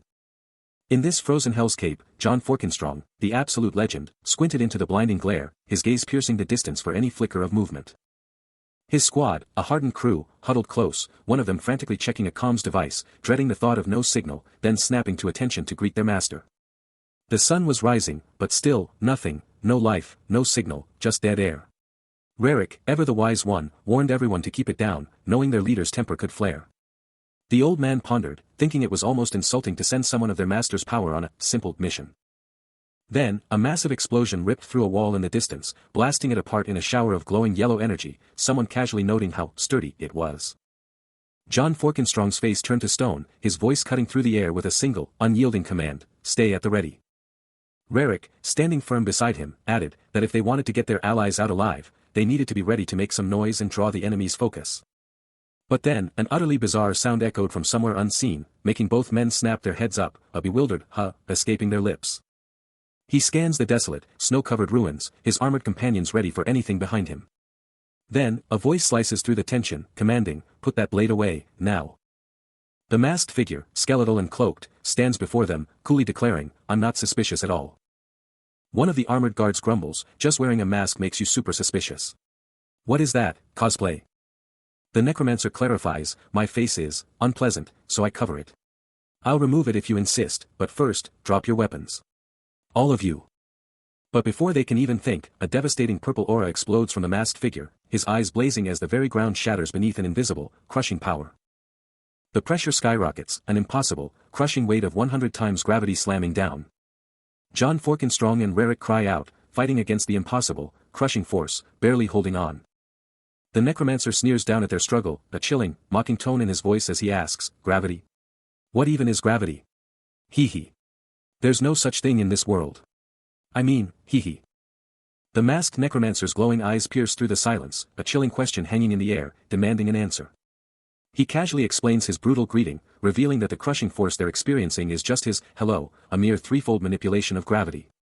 One of them, barely able to breathe under the crushing pressure, manages to gasp out a plea, begging not to be ridiculed for his current, height-challenged state. Later, on a new path with his allies, John Forkenstrong confidently declares that they are absolutely not suspicious characters. The masked necromancer, watching their every move from afar, dismisses them as nothing more than typical mercenaries.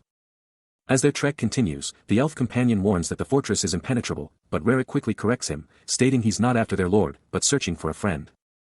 John Forkenstrong then steps forward, introducing himself, declaring his name is John Narson and that he knows his friend passed through here. Rarick then presses them, asking if they can tell him his friend's exact location right now.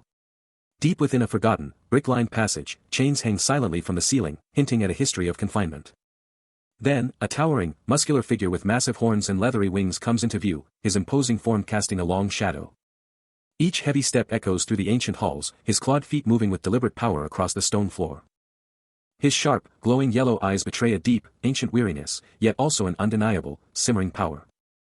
The masked necromancer stands before him, a cloaked figure seemingly unfazed by the immense presence, as the towering being grumbles, "Huh. So annoying." The necromancer simply asks, "What?" before the powerful creature, the Wraith King, continues, "I have to wonder what kind of tricks you've been up to since I last saw you." The air around the ancient monarch vibrates with a subtle, wicked communication, as if tiny, irritating insects, mosquitoes, buzz around him, their presence a mere nuisance to his immense power. Though unseen by most, other individuals are present in the chamber, a group of people vying for the ancient king's favor, their struggles for position unfolding in the shadows. Suddenly, the powerful being lashes out, his immense strength sending an unknown mercenary flying through the air, a swift and brutal display of his dominance. A colossal monster, pure shadow and fury, unleashes a brutal, clawed assault, ripping through the very fabric of reality as a lone warrior fights for his life. Dark, crackling purple energy explodes from its hand, a clear sign of overwhelming, destructive power. The warrior, pushed to his absolute limit, can only grimly acknowledge the relentless onslaught, realizing that if this keeps up, it's game over. But it's no use, the outdated warrior is brought down, crushed beneath the weight of the attack, his defenses utterly shattered. The masked necromancer, ever the strategist, can't help but question the fallen warrior's decisions, like, why is the legendary Zilu, who once dominated the entire continent, even bothering with this outdated crew? But then, the horned figure, the real Wraith King, lets out a chilling chuckle, remembering someone else who made the exact same mistake. The necromancer, ever the pragmatist, warns the Wraith King to seriously rethink his choices, before he ends up just like the others. But the Wraith King's glowing red eyes narrow, completely blowing off the necromancer's warning, mocking his idea of an outdated warrior and hinting at a secret he can't even fathom. Then, with a surge of dark purple energy and a spectral dragon roaring to life, the Wraith King drops the bombshell, that outdated warrior is him, the very being they've been hunting for 30 years. John Forkenstrong, in his terrifying, horn manifestation, dominates the scene. This is the guy who transcended life and death, conquering the entire continent. The hidden history of the demonic army is about to unfold. His sheer power radiates, as a voice from the past screams for absolute submission, wondering who could possibly stop this demon. Flashback. Rarick reveals the truth, the strongest magician isn't just the demon king's tool, he's the actual power source. A chilling figure from the past, a gaunt general, mocks his king's weakness, demanding he unleash his true warrior power and become their ultimate demon king. Back to the present. The masked necromancer is reeling from these revelations, his glowing eyes locked onto the monstrous Wraith King. The Wraith King, absolutely massive, makes an offer, he'll bring back a member of the Demon King's army for the necromancer. The general's voice from the past booms, insubordination and pure wickedness are the Demon King's army's creed, and he thinks that's totally normal. The necromancer fires back, questioning the Wraith King's strength, claiming he couldn't beat the righteous, but then admits there might be a grain of truth to his words. The Wraith King's eyes narrow, daring his foe to challenge him again, while the story teases a massive betrayal between the warrior and the Demon King's army. The Wraith King just scoffs, brushing off the idea that betrayal even needs a reason, wondering why he'd lift a finger for some hot-headed warrior. The masked figure just calls his words utterly foolish, declaring the Demon King's army is way more complex than he thinks, then demands to know if that's seriously his answer. Suddenly, we're in a flashback. A demonic general, all horns and glowing yellow eyes, is practically screaming that if his scheme works, the Demon King's army is his. He's hyped about this place, just bursting with the souls of countless sacrifices. The Wraith King then leans in, asking if his foe really gets what he's saying, dropping the bombshell that with enough phantom sacrifices, the Demon King is totally coming back as a lich. He drives the point home, revealing the shocking truth, the Demon King actually died. The demonic general is totally blindsided by this. All he can manage is a stunned, questioning gasp. He then starts firing off questions, demanding to know if they'd actually met the Demon King, what about his magic instrument, and did his own army even betray him? His glowing yellow eyes practically burn with rage as he screams for them to just shut up. Still absolutely fuming, he snarls, demanding to know what they're even trying to say. Are they seriously implying the Demon King is alive? A demonic general, with sleek black hair and pale skin, lets out a dismissive scoff, confessing he wouldn't have bought it until he saw it with his own eyes. Meanwhile, another dreadlocked commander casually drops the bombshell, this entity they're talking about. It could totally be the Demon King. His eyes blazing with a fierce, yellow glow, the general snaps back, challenging the other's nerve. He then drops a chilling truth, he was planning to test their magic and their loyalty all along. Suddenly, a horned demon commander, radiating a menacing red aura, shuts down the whole discussion, declaring it absolutely pointless. Blue energy crackles and gathers in his hand, as the general coolly reminds everyone that the debate over who's the strongest among the 4 commanders has always been a hot one. With a low thrum, that energy surges, and he gives a chilling nod, proposing they finally settle this once and for all. A powerful blue aura explodes around him, as he summons a wicked, glowing blue scythe, absolutely primed for a fight. His eyes now burning with a vibrant blue, he throws down the gauntlet, daring them to prove who the real powerhouse is. The intense scene suddenly cuts to a plain brick wall. In the heart of the maelstrom, John Forkenstrong is a whirlwind of motion, dodging a brutal assault with impossible speed, the very ground shattering around him. But the demonic general just scoffs, his voice dripping with pure disdain, telling him to suck it up and that he's done listening to empty barking. Unfazed, the warrior channels his power, a blazing, fiery energy erupting around him, ready to unleash pure destruction. Then, with an explosive roar, he unleashes a colossal wave of energy, ripping through the battlefield with a deafening "fwa." Even the other demons are stunned, recoiling in absolute horror, gasping at the sheer, brutal power and wondering how he could unleash such force without any fire magic. Then, the warrior turns his gaze back to the general, blasting him for his pathetic fighting skills and declaring that with people like him, the demon king will never conquer the human world. As the fight intensifies, he whips out a glowing blue potion, its power practically radiating, and chugs it down in a flash. But the demonic general is absolutely furious, unleashing a massive stream of fire from his mouth, roaring with laughter and taunting his foe about his boring skills. Meeting the inferno with an icy stare, John Forkenstrong just smirks, telling the general the fight needs more flavor as his eyes blaze with fierce resolve. Engulfed in a torrent of demonic flames, John Forkenstrong stood his ground, a brilliant blue energy shield erupting around him, effortlessly shattering the inferno and sending shrapnel flying. His protective energy flared, and he coolly declared that the scorching attack felt like nothing. The demonic general snarled in disbelief, warning his foe to watch himself. But John Forkenstrong paid no mind, his hand erupting with a blinding blue luminescence, and his eyes blazing with the same raw, untamed power. A colossal blue aura now surged around his entire being, as he announced it had been ages since he'd cut loose like this, cautioning that his unleashed power would be utterly uncontrollable. Rarik is straight up challenging John Forkenstrong, the Wraith King, demanding to know if he even grasps the true power he's wielding. With a burst of blue energy around his hands, John Forkenstrong reveals his magic is only temporary, fading away as he unleashes a reverse magic spell. Rarik watches the glowing blue orb, impressed by the spell's power, but warns it's a killer spell if John Forkenstrong tries to block his own magic with it. John Forkenstrong's expression tightens, grappling with the heavy question of what he can possibly do next. His hand practically explodes with vibrant blue energy. Clutching a glowing blue book, he's now seriously considering intense physical training, a path Rarik is practically screaming for him to get back on.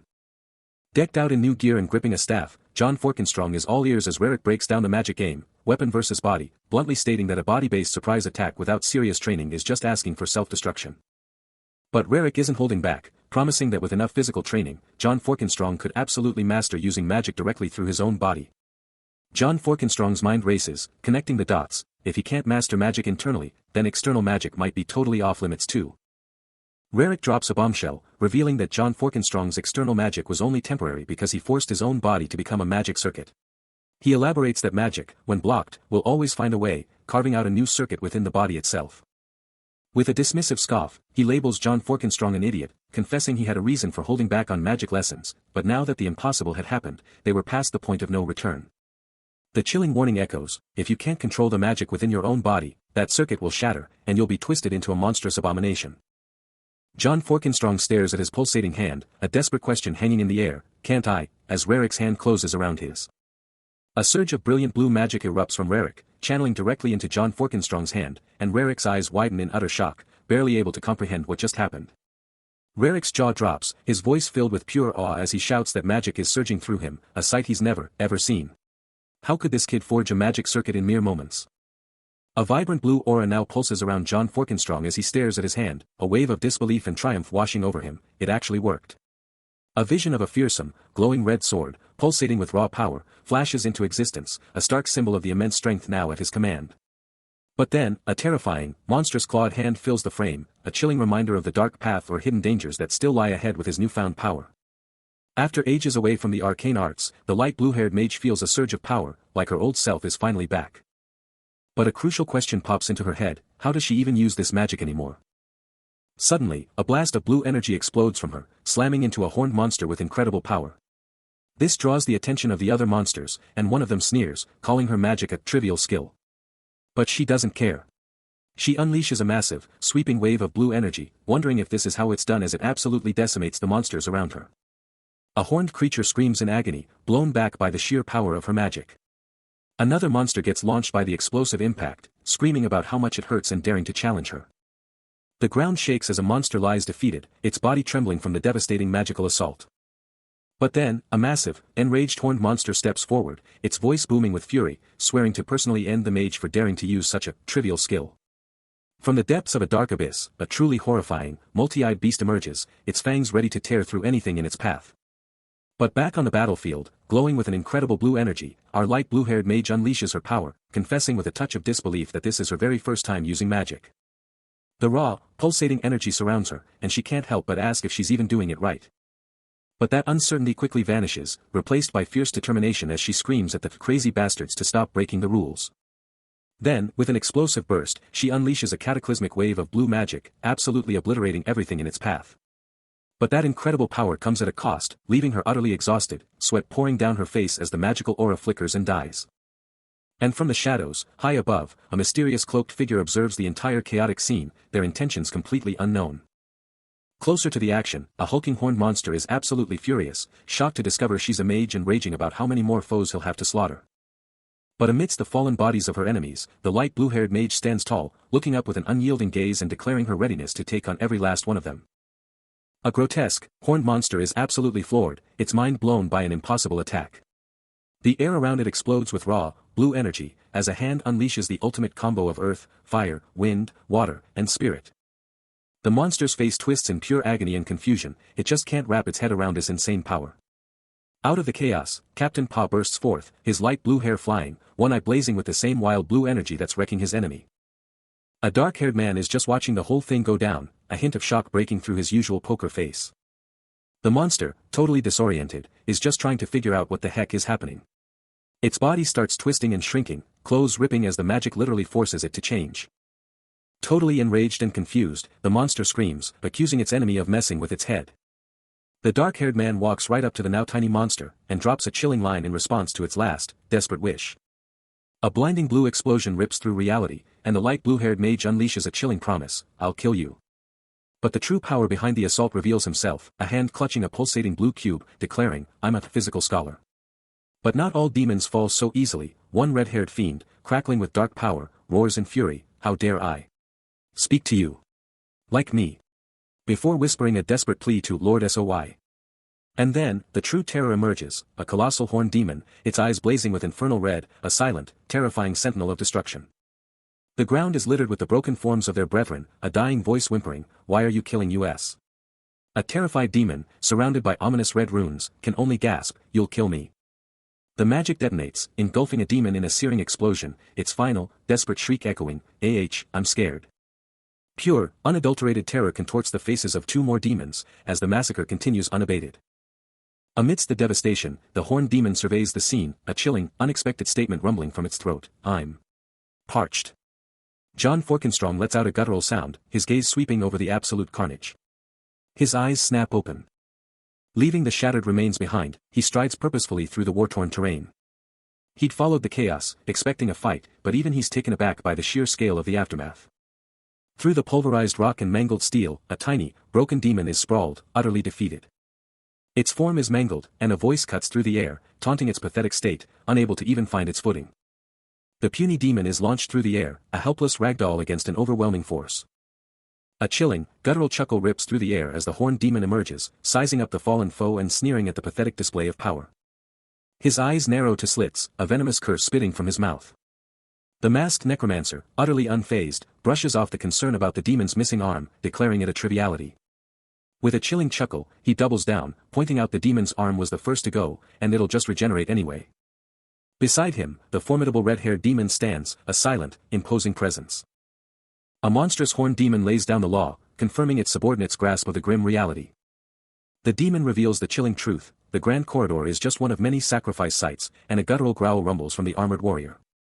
John Forkenstrong's face is a mask of grim determination, absorbing every chilling word. The demon ups the ante, forcing a brutal choice upon him. Blue energy crackles around his hands, as John Forkenstrong identifies the grim subject, a human. A look of anguish crosses his face as he makes his choice, vowing to head straight for the grand corridor.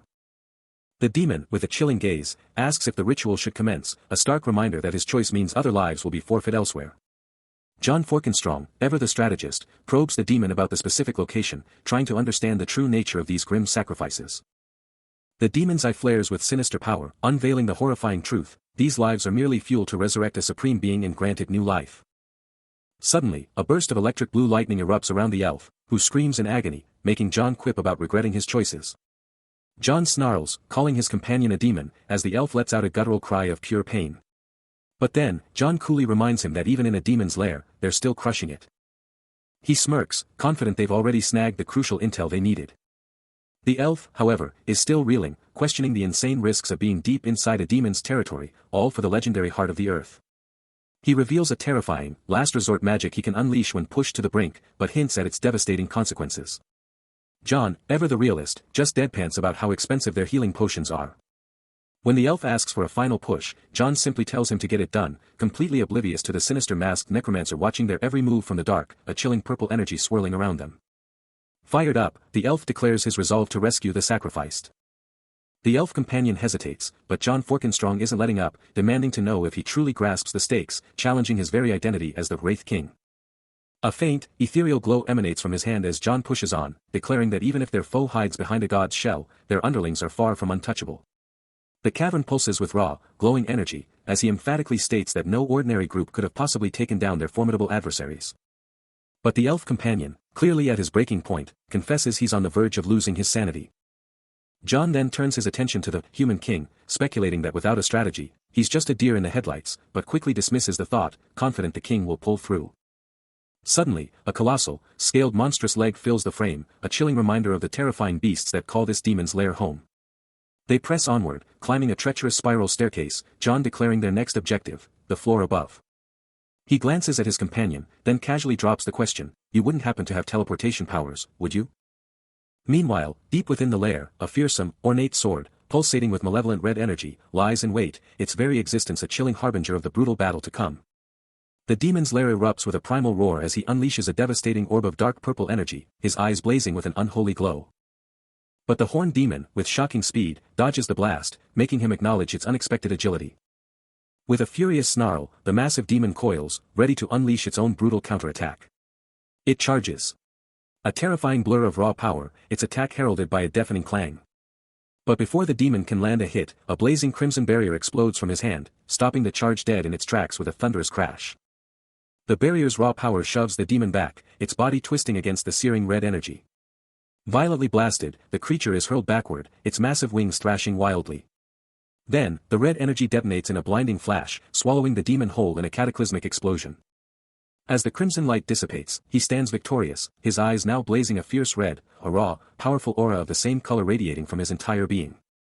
A primal, ear-splitting roar rips through the darkness, as a horned demon unleashes a terrifying snarl, its yellow eyes burning with pure, unadulterated malice.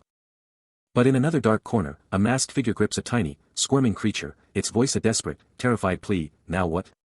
Ho! Hold me!" Bogasator, the grotesque little creature, screams in utter revulsion, "Gah! Why disgusting? What disgusting one is this?" But the masked necromancer, utterly unfazed, channels raw, vibrant blue energy directly into the terrified creature's form, coldly announcing, "That's a present for you, Bogasator. This is a present." Then, in a blinding, deafening flash, the creature explodes, erupting into a cataclysmic burst of azure energy and shrapnel. The necromancer stands amidst the maelstrom, utterly composed, and simply commands, "Corpse explosion. Go." A cold, dismissive humph escapes the masked figure, whose eyes now blaze with an intense, unholy yellow-green glow. The devastating blue magical detonation continues to rip through the environment, engulfing everything in its path with raw, destructive power. Then, with a final, earth-shattering impact, the spell reaches its terrifying culmination. The masked necromancer unleashed a devastating blue energy blast, meeting it with a furious countersurge of red and white power. But the necromancer's azure magic was relentless, crushing through the defenses with overwhelming power. And from the swirling chaos, a monstrous, skeletal horned demon materialized, a terrifying manifestation of the necromancer's power. The masked necromancer, a blur of dark robes, surged forward, his hand already primed to unleash another devastating attack. Then, with a subtle tack, he paused mid-assault, demanding to know just how long the Count planned to toy with him. The Count, unfazed, shot back, challenging the necromancer's power and wondering if his other half had already thrown in the towel. A YING sound heralded the necromancer's hand flaring with raw blue energy, as he threw the Count's words right back, implying his opponent was holding back too. The blue aura around the masked figure exploded, his eyes burning with an unholy glow as he geared up for the next strike. Watching the necromancer's every move, the Count coolly deduced that he was clearly just trying to buy time. John Forkenstrong challenges the masked figure, demanding to know if he grasps the gravity of his ritual, or if he's trying to birth a new lich, all while holding back his true, devastating power. The necromancer's eyes blaze with an eerie glow, as he coolly declares the ritual's completion is inevitable, and he's in no hurry whatsoever. His dark, gloved hands grasp a throbbing, crimson crystal, declaring that the heart of the earth is on the verge of its terrifying completion. Clutching the now blazing, power-infused artifact, he sneers at his foe, daring him to comprehend the sheer, devastating power he's about to unleash.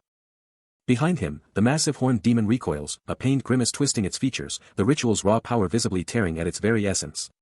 A flicker of concern crosses John Forkenstrong's face, as the necromancer boasts of magic soon being within his grasp, making him wonder if that's truly the extent of his ambition. The horned demon, racked with agony, groans, admitting his body and mind are both shattered. He snarls, doubting the old man's true power, infuriated that his foe just stands there, utterly useless. With crimson energy swirling violently around his tormented form, the demon curses the pathetic inaction, a desperate plea or accusation hanging in the air. The horned demon's face twists in agony and pure disbelief. He's absolutely losing it, screaming internally about why John Forkenstrong is still holding back his power. Red energy explodes around his armored form, and he's gripping this insane, ornate sword, radiating pure, unholy power. He stares down at the legendary demon sword God Slayer, and his mind is blown. How in the world does this human have the Demon King's sword? He doubts it for a second, but the sheer, raw power blasting from it confirms his worst fears. This is the real deal, the actual sword of the Demon King. A memory flashes, taking him back to the hidden blade in the cave where he last fought, a place he thought was totally secure. The sword is now blazing with a furious, fiery light, and he's hit with the shocking truth: Vulcan the blacksmith reforged it into this insane, new weapon. This reforged blade, now pulsing with new life, is the real Demon King's sword, and the terrifying truth hits him like a truck. This is the only reason for all this chaos, the absolute key to the Demon King's resurrection. His yellow eyes burning with dark ambition, the horned demon's mind races. With the Demon King's sword, he sees a path to ultimate power, a chance to seize the throne and become the new Demon King. But elsewhere, a mysterious cloaked figure watches, a sly smile playing on their lips, muttering a chilling humph. Well, if that's the case, it should become interesting. The plot thickens. A pale hand clenches, and the figure's voice rings out with a dark promise: I will raise the Demon King once again in this world. The stakes just got impossibly high. Out of nowhere, a colossal blue monster, radiating an ominous glow, lets out a guttural scream, URK, as an unseen power starts to absolutely crush it. Even the hooded figure and two nearby guards are caught in the invisible grip, their bodies screaming, what in the? My body's being pressed down, and human. Who is, as they fight against the crushing force. Then, with a powerful surge of glowing blue energy from their hands, the hooded figure reveals their mastery, coolly stating, gravity magic, and so you know about gravity. This mage is no joke. Gazing down at the utterly crushed blue monster, the mage offers a chillingly polite, I don't mean to interrupt, but you two are getting a little too interesting. I'm sorry but. This mage is playing with their prey. And then, a chilling close-up, the hilt of a sword, pulsating with a malevolent red glow, a stark reminder that, the demon's sword was reforged. The true threat is still out there. Deep within a shadowy dungeon, a formidable horned demon stands, sword in hand, locked in a tense standoff with a mysterious red-haired figure. The horned demon's eyes widen in shock, demanding to know, ugh. Why you? How did you even know? But the red-haired Rarik just smirks, flipping the script and asking what's really going on here. He came here for strong warriors, but this is getting wild. He can't believe he's stumbled upon two demon lords right here. The legendary level 999 sword master, Rarik, can't help but wonder if these demon lords are just messing around. Sure, there are tons of powerful foes around, but his eyes narrow, locking onto something else entirely. Without hesitation, Rarik's hand shoots out, effortlessly snatching the sword hilt from the demon's grasp, declaring that something else is the real priority. The horned demon's jaw drops in pure disbelief, his grip on the blade shattering as he screams about the impossible. With a powerful yank, Rarik rips the sword from the demon's hand, proclaiming that there's no weapon he can't wield. A masked figure, shrouded in mystery, drops a bombshell, asking if they even grasp what they're doing, and if they're seriously trying to birth a new lich.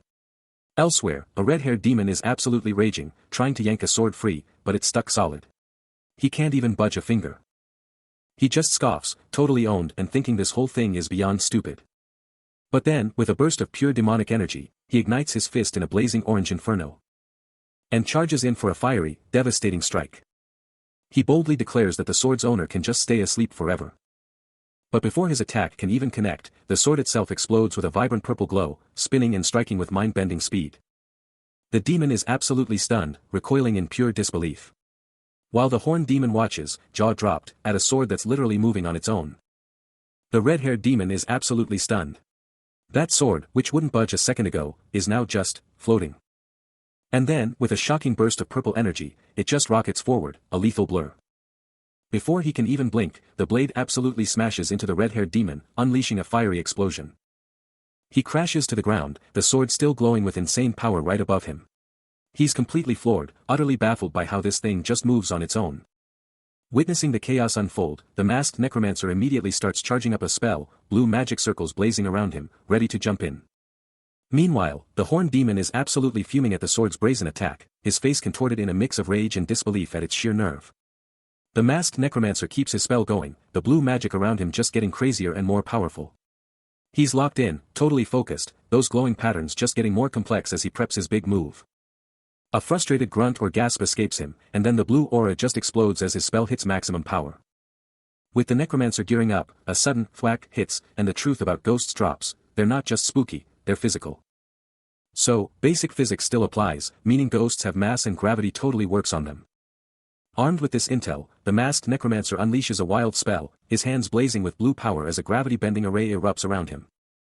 The spell's patterns explode outwards, pulsing with insane purple and blue energy, as particles go wild around him, cranking up the ritual's power. Then, a perfect blue circle of power locks into place, and the necromancer shouts, "I go first," diving headfirst into the chaos. He then scratches his head about the ghost thing that just vanished, wondering if it was a real ghost, some crazy quantum entity, or just a total bug in the system. Out of nowhere, the horned demon gets right in the necromancer's face, roaring about how he's abandoned everything, even calling him a young boy in a fit of rage. But before the demon can even land a blow, the necromancer's spell hits, wrapping the horned demon in purple power, and he lets out a gut-wrenching scream. As the madness goes down, the red-haired demon, hands sparking with fire, gets totally fed up and offers to jump in if things get too wild. The necromancer's power surges, purple lightning lashing out and ensnaring the horned demon's hand. Enveloped in a blinding blue aura, the demon thrashes, screaming for someone, anyone, to help him. The masked necromancer, unfazed, remembers Mahul's betrayal, a ghost who dared to defy him. He knows even spirits crumble under his overwhelming will and mana. He watches, a chilling smile hidden beneath his mask, as the magical fools he's summoning take shape. These are definitely not ordinary things, he thinks, a sinister blue energy pulsing around his very core. Suddenly, the red-haired demon explodes in a fiery red aura, letting out a guttural roar of pure frustration. But then, he's yanked forward, pulled by an unseen force towards the necromancer's purple energy. Where am I going? He bellows. Meanwhile, the horned demon is still completely paralyzed, his sword uselessly heavy. He can only stare, trying to comprehend the necromancer's terrifying might. The red-haired demon, now caught in the spell, snarls a deadly promise, "I'll kill you when I get back to my world." The necromancer just smirks, a chilling "Ujoodi" echoing in the air, clearly enjoying the show. The tension mounts as the elf companion, pushed to his limits, declares, "Looks like I'm forced to unleash the holy sword." Frustration evident in his tone, he adds, "You guys are impossible. I tried to be reasonable, but you just won't hear it." But the red-haired demon just grins, taunting, "Warrior or not, huh?" Eyes burning with excitement, how could I pass up a fight this interesting? A resigned sigh escapes the elf companion, "Guess I should have just brought an apology letter instead."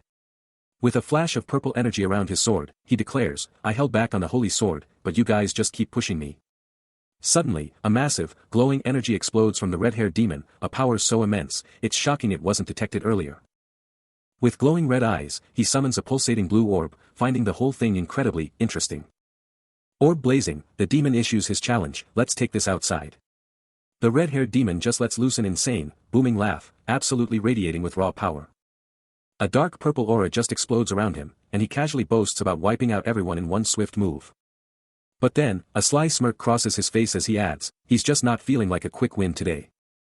His eyes then lock onto a smaller figure, calling them "Ghost Vassal" with a dismissive tone. With a knowing look and a slight head tilt, he just tells the vassal to know themselves out, a clear dismissal. The tiny, red-haired ghost vassal, completely spooked by the order, bolts through a torchlit corridor. Pure terror flashes across the vassal's face, as they nervously peek over their shoulder. They keep up their frantic escape, shouting out to someone, only to realize the demon has already vanished. Meanwhile, in some dark, creepy chamber, a masked figure with long black hair and a super unsettling smile just casually remarks on how grumpy that demon lord is. The red-haired demon is not impressed, scoffing at the scene before him and demanding answers, ready to hold someone accountable. But the masked necromancer isn't having it. His glowing eyes pierce the demon as he throws down a challenge, implying the demon has bigger fish to fry before even thinking about him. Then, with a dramatic turn, the masked figure beckons the demon to follow, declaring he'll lead the way. Their journey takes them past a blazing forge, flames dancing wildly. Suddenly, a massive winged demon appears, challenging the masked necromancer's very presence, demanding to know his identity and purpose. But the masked figure just keeps moving.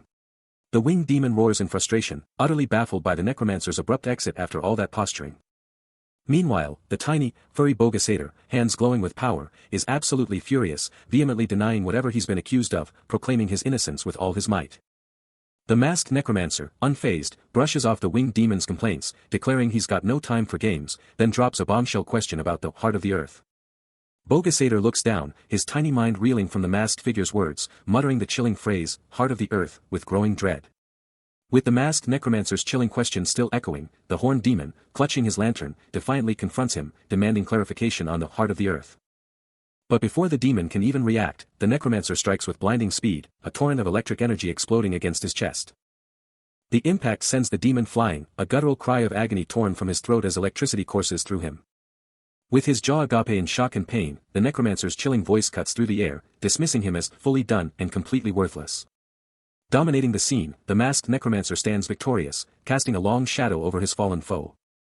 Bogasator, witnessing the swift, merciless execution, can only stare in wide-eyed horror, a choked cry escaping him as the reality of the situation sinks in.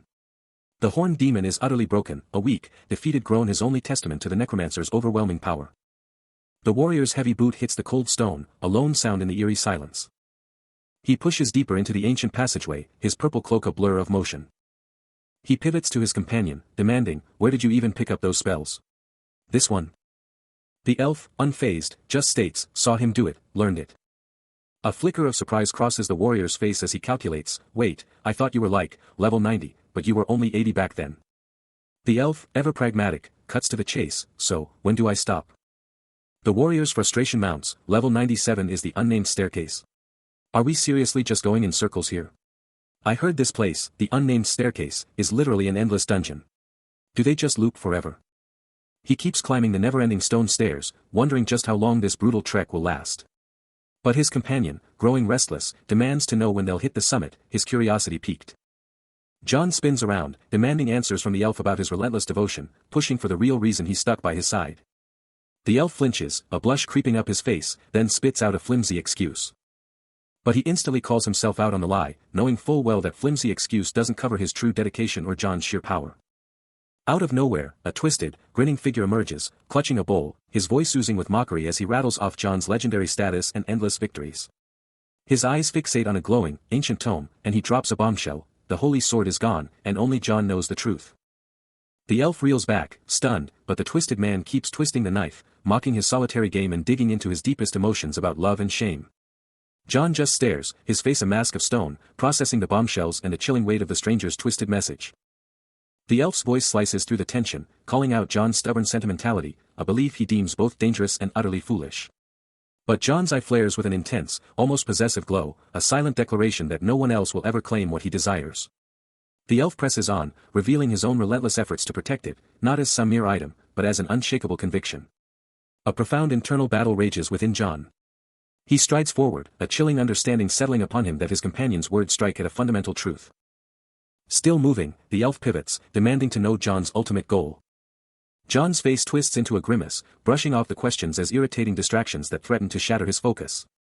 As they push deeper into the ancient corridor, a subtle, powerful purple energy pulses around him, and John repeats his challenge. His companion casts his gaze downward, a heavy admission of his own profound uncertainty. After the intense exchange, John Forkenstrong can't shake the haunting madness and despair he glimpsed, a terrifying echo from his past, maybe even from the warrior he used to be. But before he can dwell, a terrifying growl rips through the air, and a grotesque monster with blazing yellow eyes and razor-sharp fangs bursts forth, scanning for its next victim. But John Forkenstrong isn't one to wait. He explodes into action, a menacing dark energy radiating from him as he vows to unleash pure hell. His punch lands with devastating power, rocking the monster and eliciting a shocked grunt.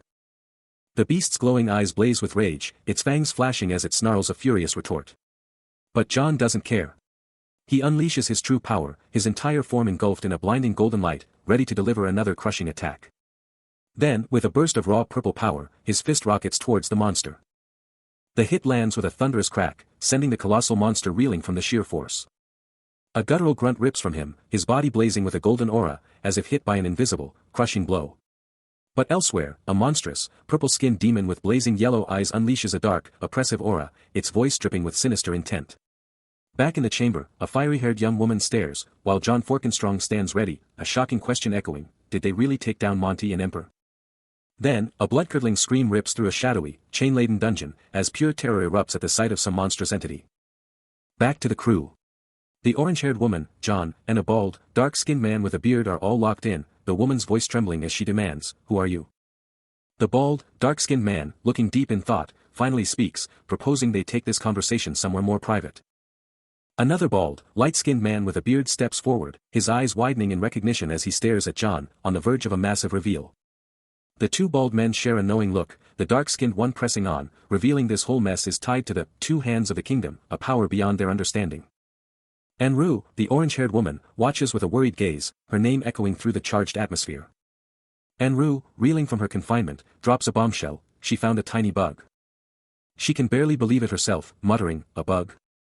But Rarick isn't buying it, his trust in her hanging by a thread, demanding a better explanation. Andra's jaw drops, utterly shocked by his harsh words.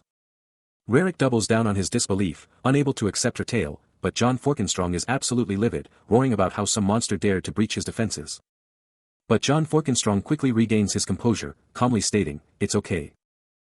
Suddenly, a light blue-haired mage, her eyes blazing with power, cuts in, revealing the bug is no ordinary insect, it's a unique Lucarus beetle, a shining beetle. Rarick's eyes widen in realization, admitting the shock but finally getting it. John Forkenstrong thanks the mage profusely for saving them, and Anru chimes in, ecstatic that Lord Forkenstrong is also there. He listens as Anru questions if there's even space for him, insisting this is their only path forward. As the light blue-haired mage's hands pulse with an ethereal blue glow, he snaps his head up, demanding a pause, he has a crucial question.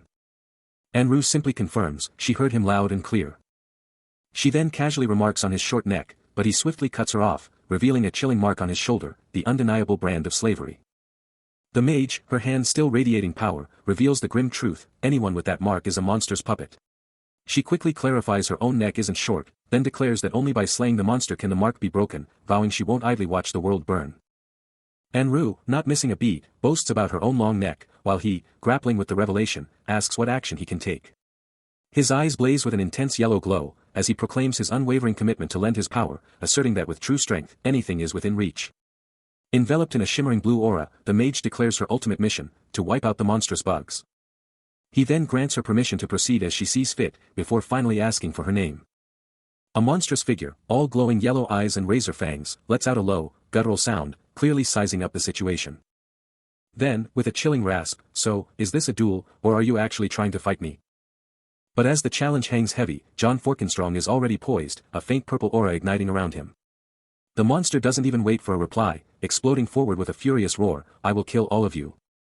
But before it can even land a hit, a sudden, glowing red force erupts, effortlessly deflecting the monster's strike. The monster's yellow eye snaps wide in pure disbelief, its magic sword just got deflected.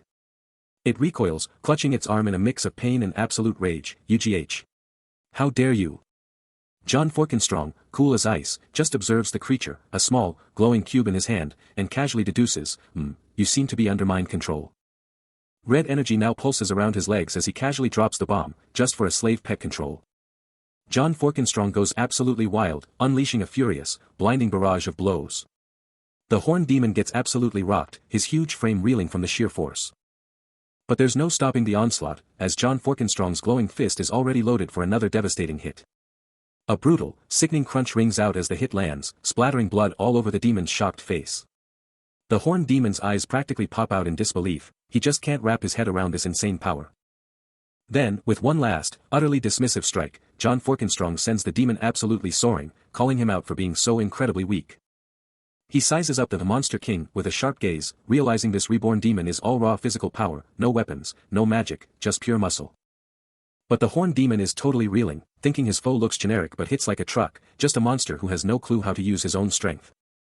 He just can't wrap his head around how this generic guy is so insanely strong. There's gotta be some secret power, but he's running out of time and needs to end this now. Trapped. The demon thrashes, caught in the glowing purple chains. But the magical restraints only cinch tighter. His face contorts, crushed by the immense pressure. A sickening crunch echoing as the chains squeeze tighter. These bastards, he screams, pure rage and desperation blazing in his eyes. Now. He snarls, a chilling resolve hardening his face, finish him. A crimson explosion. The horned demon unleashes his own devastating chain attack. But John Forkenstrong is ready, his fist blazing with an equally potent, fiery aura, meeting the assault head-on. The resulting shockwave rattles the very ground, making the elderly Rarik and his companion recoil. After that insane hit, Rarik and his buddy are just watching, and Rarik's like, does this guy even get how strong he is? But John Forkenstrong? He's just standing there, muscles flexing, a crazy red aura blasting around him, and those eyes? Glowing blue. Then, a sharp, tearing sound rips through the air. And suddenly, a glowing red sword, pure energy, just pops into existence right in front of him. More debris goes flying from some unseen, massive hit. And his companion, still watching, is like, dude, are you trying to make a new lich with all this power? Rarik, totally lost in thought, just nods, knowing this power is no joke. Then, bam. A massive wave of dark purple energy explodes from John Forkenstrong, totally swallowing the horned demon in its evil glow, and you can hear the demon let out a deep growl. The creature just screams in pure, unadulterated agony. The dark purple energy kept devouring the horned demon, and Rarik along with his elf companion couldn't help but question the sheer brutality of the assault. Elsewhere, the light blue-haired mage was locked onto the unfolding chaos, feeling a power she'd never encountered before. Totally consumed, the horned demon's agonizing screams ripped through the atmosphere. But John Forkenstrong remained unmoving, his raw power a truly wild spectacle.